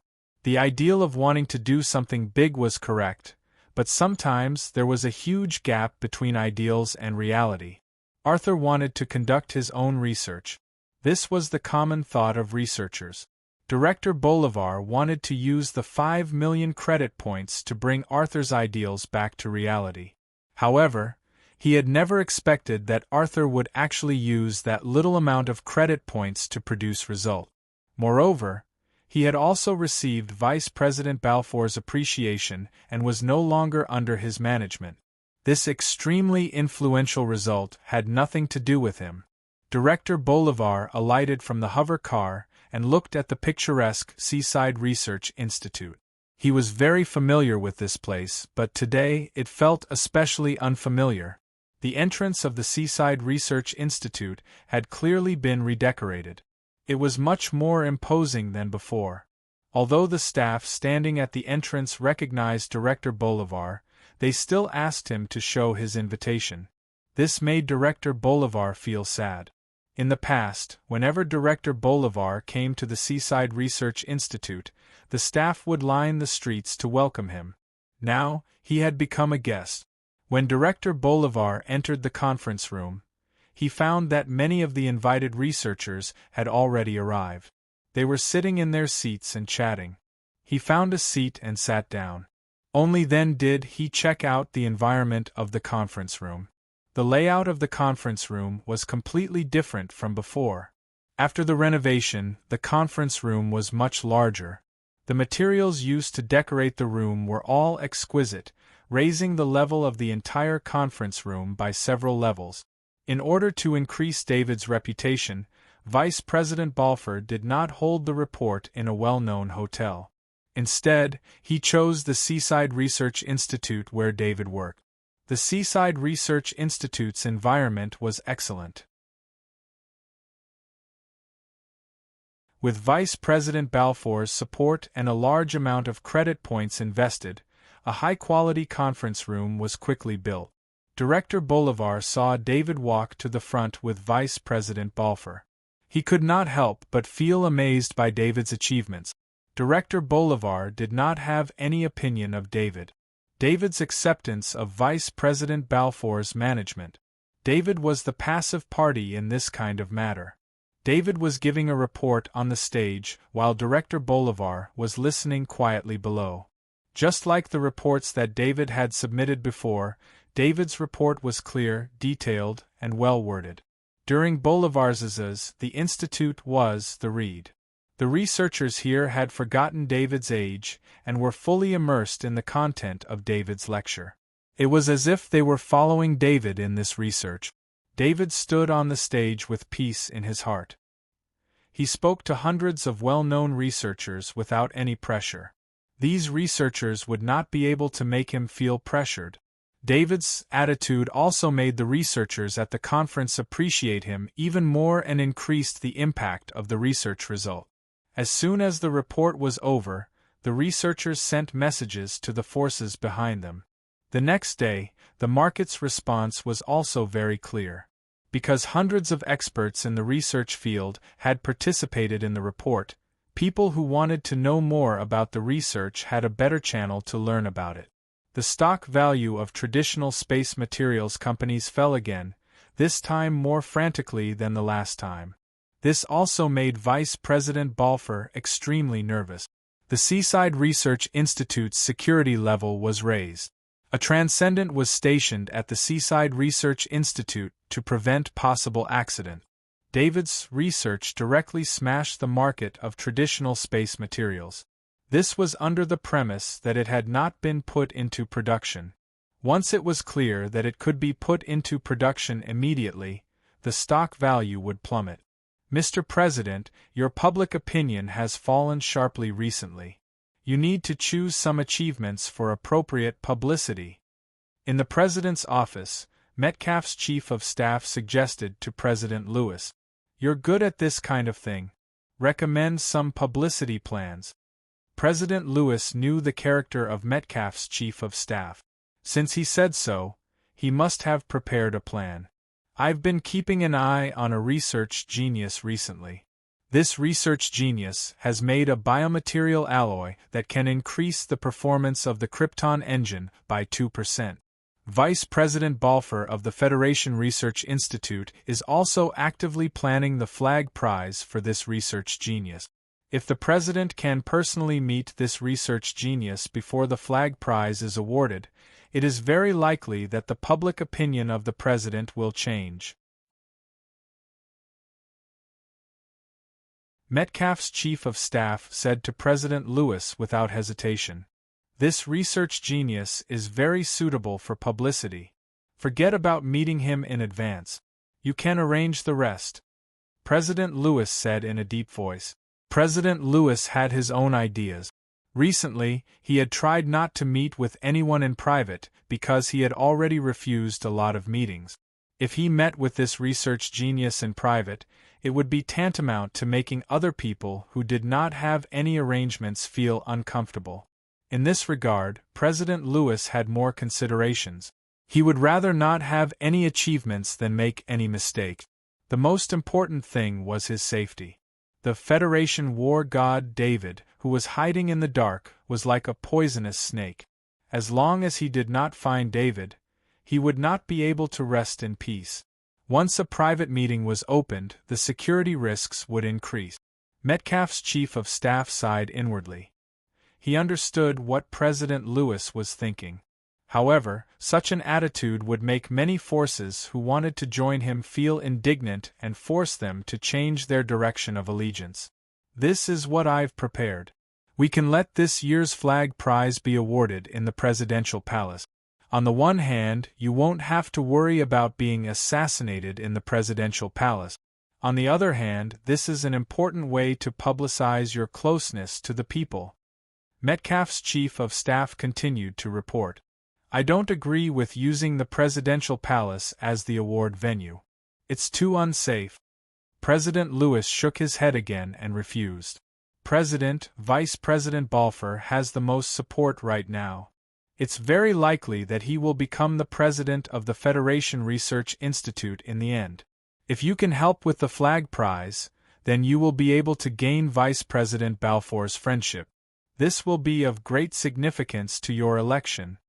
Metcalfe's chief of staff advised. "The presidential palace won't do. Let's put it here." President Lewis opened the map and pointed. David didn't know what was happening in the presidential palace. These days, he didn't continue his research. Instead, he was constantly attending banquets and holding reports under Vice President Balfour's arrangement. He originally didn't want to attend these events, but in order to win the flag prize, he suppressed his displeasure towards these events and participated in them. On the day of the flag prize award, David didn't cultivate, which was rare. Today, President Lewis would attend the award ceremony and award the winner of the flag prize. The venue was an empty conference hall next to the presidential palace that was sealed off. Because President Lewis increased the security of the presidential palace, some of the offices and private residences next to the presidential palace were forcibly purchased. The relevant companies and individuals were given generous rewards. After the argument between Metcalfe's chief of staff and President Lewis, the two of them had their opinions neutralized. In the end, the location of the Flag Prize Award was chosen in this conference hall that was close to the presidential palace but not part of the presidential palace. David stood in front of the mirror in the mansion. He looked at the still somewhat unfamiliar face in the mirror. These days, he had been using Arthur's face. Even his body was Arthur's skinny body. The eyes of Arthur in the mirror flashed with excitement. This was because his plan today was to assassinate President Lewis of the Interstellar Federation. Even if President Lewis couldn't be re-elected, as long as he was in power, he would be the highest leader of the Interstellar Federation. To assassinate such a person, David was very excited. Perhaps other people in the Interstellar Federation had an inexplicable feeling toward the president of the Federation, as if he was a great existence that represented them. However, as someone who came from another world, David didn't have such thoughts. He treated President Lewis the same way he treated the previous deputy commander and his enemies. If they dared to make a move against him, then they would have to suffer his revenge. Compared to assassination methods, David believed that no one in the Interstellar Federation could claim to be the second best. Especially since the bald man's god spirit had dissipated, the Shadow Servant had been greatly strengthened. In terms of strength, it might be able to kill a soldier wearing exoskeleton armor head-on, or it might not be able to deal with a transcendent, but it was not a problem for it to deal with ordinary people. President Lewis, you're dead. David took one last look at himself in the mirror and said softly, revealing his white teeth. David changed into formal clothes. This time, he didn't drive the hover car himself. Instead, a car came to pick him up. This was all arranged by Headmaster Balfour. David didn't refuse. If everything went smoothly, his identity as Arthur would probably end today. Although David was very satisfied with his identity as Arthur, there was a problem with his cultivation. He needed to go to Warstar to visit Baron Dubois and Knight Millet to ask for their guidance. Therefore, David was prepared to abandon his identity as Arthur and return to being Major General David after dealing with the big problem of President Lewis. David sat in the hover car. The shadow attendant flew out of the hover car, allowing him to see the scenery outside. The lockdown around the presidential palace hadn't ended yet. After checking David's identity bracelet, the hover car he was in entered the lockdown area of the presidential palace. When he got out of the hover car and saw some familiar faces, he couldn't help but be surprised. This was because David saw two of the top 3 finalists for the flag prize. He realized that one couldn't attend the awards ceremony with a 100% chance of winning the flag prize. Thinking about it, the flag prize only had a list of finalists, and the final results would only be announced during the award ceremony.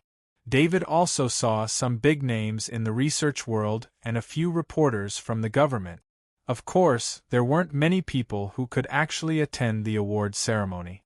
In fact, professional awards like the Flag Prize didn't pay much attention to the award ceremony.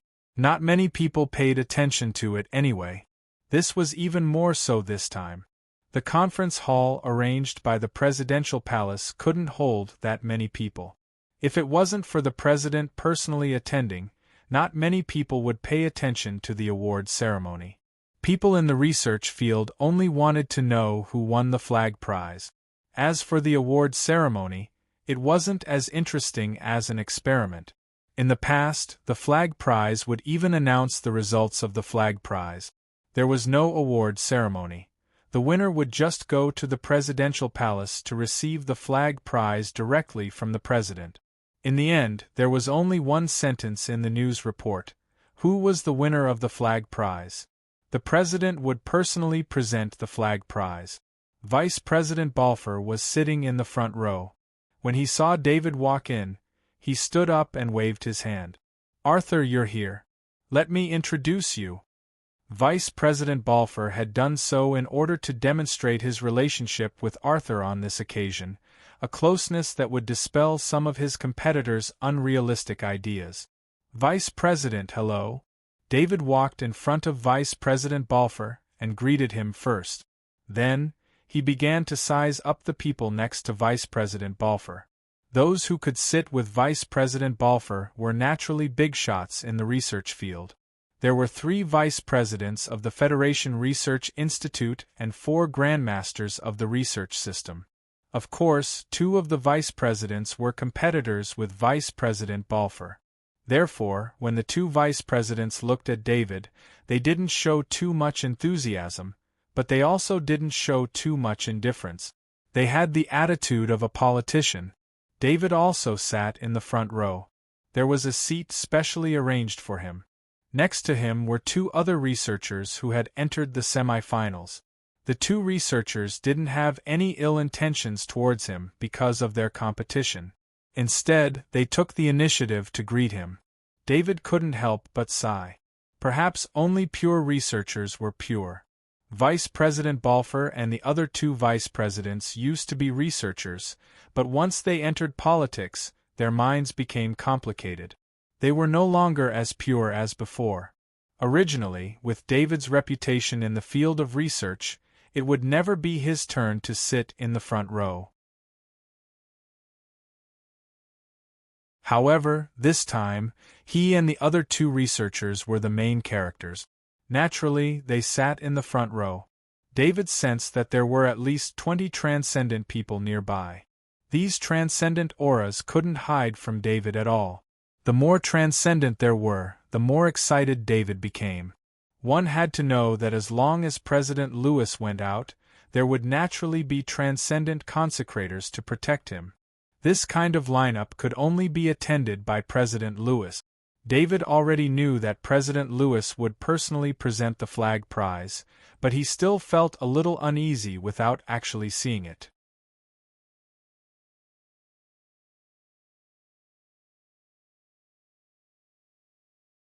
Chapter 6:12.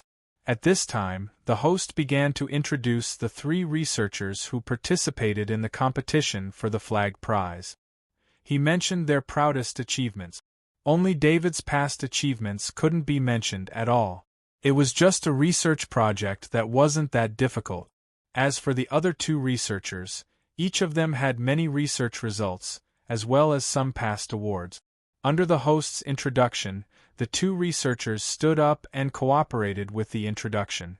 When it came to David, the host tried his best to reduce the introduction of other aspects of David's work.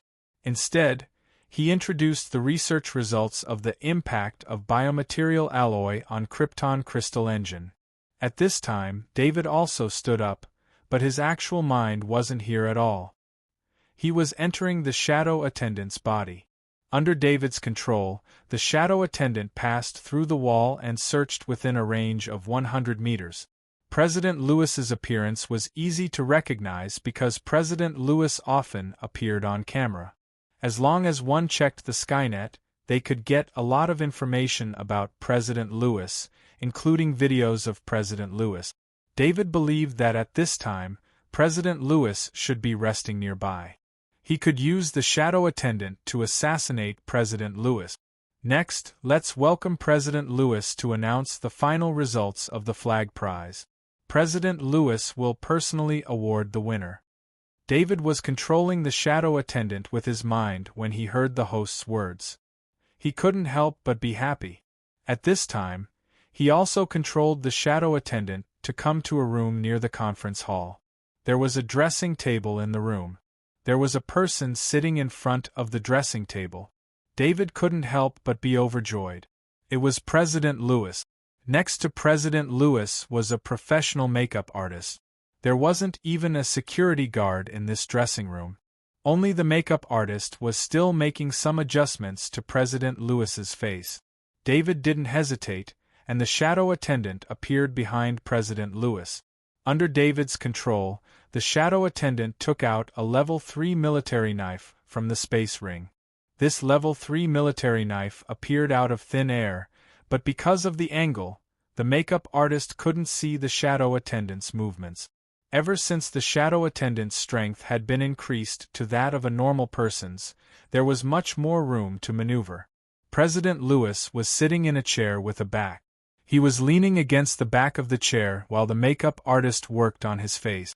Under David's control, the shadow attendant stabbed the third-grade military knife into the back of the chair. First, it pierced through President Lewis's spine, and then into his heart. The whole process was so fast that the makeup artist didn't notice anything. As for President Lewis, he didn't even have the slightest reaction. Because the rank 3 military knife pierced through his spine first, by the time he felt it, his body had already lost its ability to move. After that, his heart was destroyed, instantly killing President Lewis. After the shadow attendant absorbed the soul, David controlled the shadow attendant to put away the level 3 military knife and returned to his side.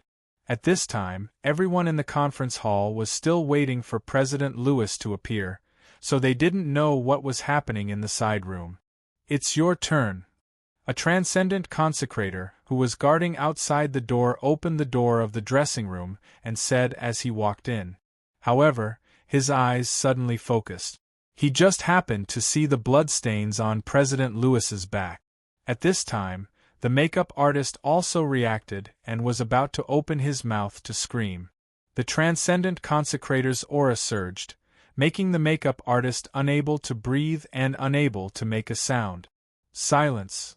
the transcendent consecrator softly shouted. The makeup artist nodded repeatedly, indicating that he understood. "Mr. Metcalf, something has happened. We need you to come over and deal with it." The transcendent consecrator opened his identity bracelet and reported. Then, the transcendent consecrator began to inspect the scene. When he saw the military knife on President Lewis's back, his eyes flashed with confusion. This knife had clearly just been stabbed, and the state of the blood proved this point. But that was where the strangeness came from. He and the other transcendent consecrator had been waiting outside the door the entire time. They were certain that no one had entered through the door at that time. How did the assassin sneak into the dressing room, kill President Lewis, and then leave without a sound? The transcendent consecrator observed the situation around him, but couldn't find any clues. The situation in the room was as if the assassin had appeared out of thin air, then disappeared into thin air after succeeding. Metcalf's aide quickly walked into the dressing room and looked at the corpse on the chair. He didn't have the panic of a president being killed, but rather a worried expression. "How is it?" Metcalf's aide asked the transcendent consecrator. "A super expert. In all my years, I've never heard of an assassin who could perform an assassination like this. He didn't leave a single trace. There was only one stab from beginning to end. Because the stab was so fast, he didn't even have a chance to react when he died." The transcendent consecrator shook his head and sighed. "Tell the host to announce the suspension of the flag prize. All participants must be re-examined and have their identities checked." Metcalf's aide said with a frown. He knew very well in his heart who had done this, but he couldn't say anything. This transcendent consecrator was only a government consecrator. He wasn't President Lewis's personal transcendent consecrator like the 10 transcendent consecrators who had died, so there were some things he couldn't say. Metcalfe's aide also understood the consequences of re-examining the identities of all participants, especially those who had their bodies checked. All the participants here were important figures in the research community. As long as this was done, it would inevitably cause dissatisfaction among these people. President Lewis's influence in the Federation Research Institute had been greatly affected by President Constable's death. Doing this now would only worsen the impact. However, the threat of Federation war god David was even greater. Now that he was certain that David was among these people, how could Metcalfe's aide let go of such a good opportunity? Metcalfe's aide glanced at the corpse on the chair again. He couldn't imagine what he would face if this corpse really was President Lewis. That's right. The person who had come to attend the flag prize ceremony today wasn't President Lewis himself, but a substitute for President Lewis.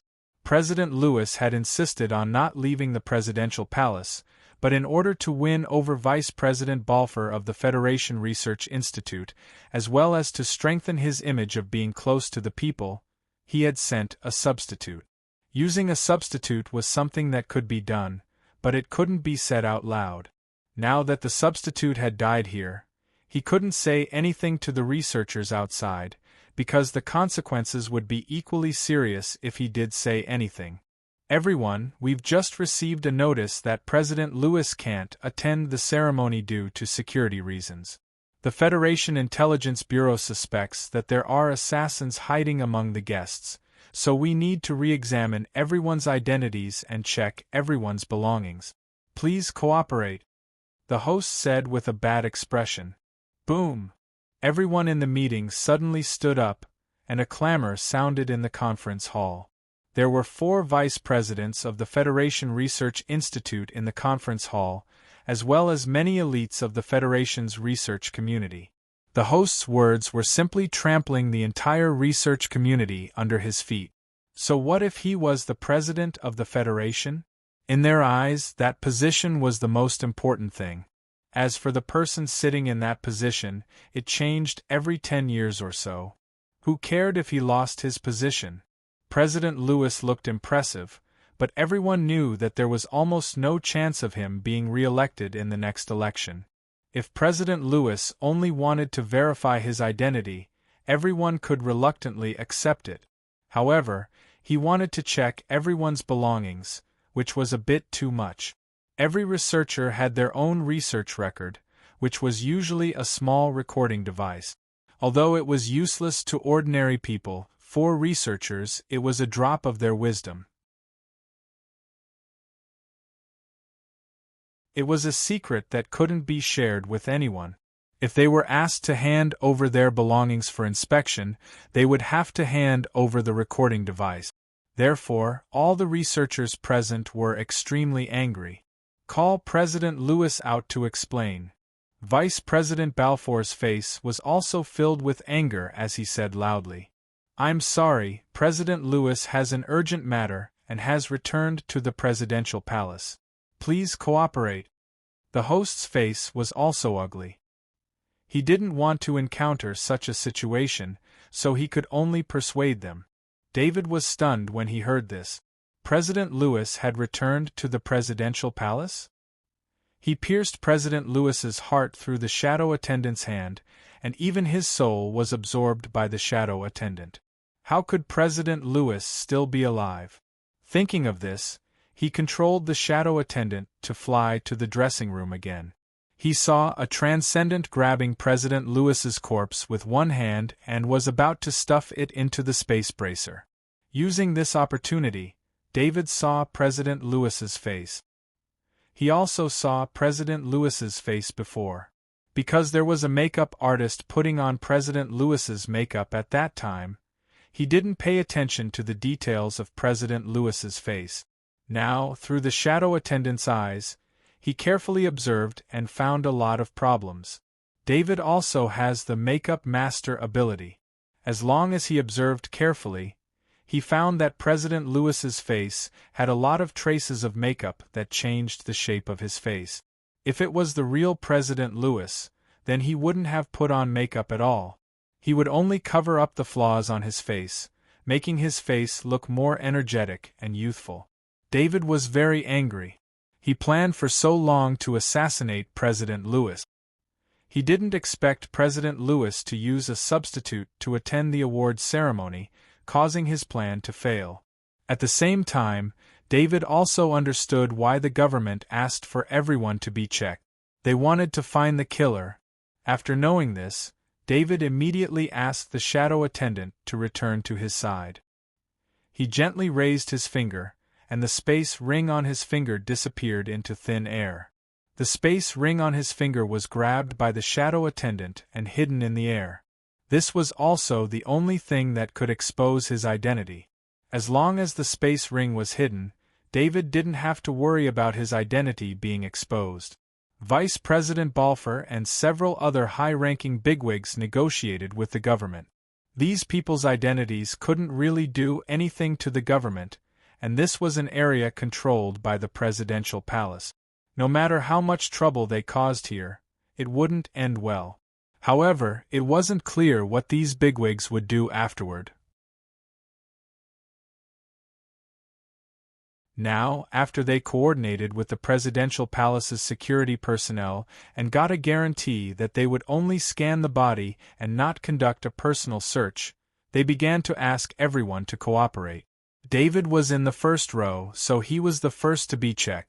He came to the scanner and let the security personnel scan him several times. With the sniper master ability to hide his aura, as long as he wasn't in combat, the scanner couldn't detect his strength at all. In fact, it was a personal inspection. The body under his clothes didn't look like the body that had been trained by Kaji. His thin and weak body was very compatible with his identity as a researcher. Arthur. Vice Dean Balfour waved at David, who had completed the examination and found that there were no problems. Vice President, what's the matter? David came to Vice President Balfour and asked. He had to be careful with his attitude now. He still needed to keep the identity of Arthur for a while. As long as he stayed on planet Origin, he was confident that he could assassinate President Lewis. No matter what, President Lewis couldn't always hide in the presidential palace. If he did, he wouldn't be president for long. Impeachment alone could force him to step down early.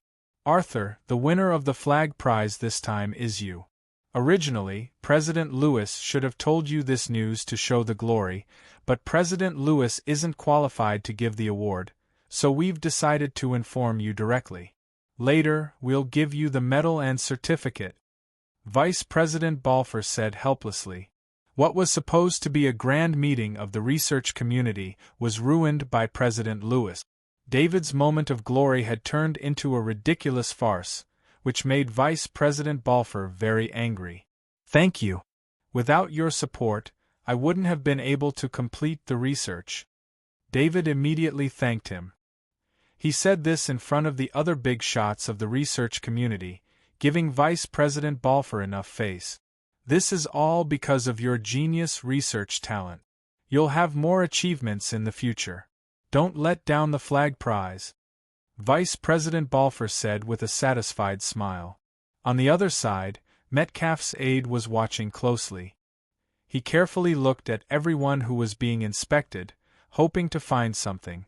However, after everyone was checked, the scanner didn't find any suspicious people.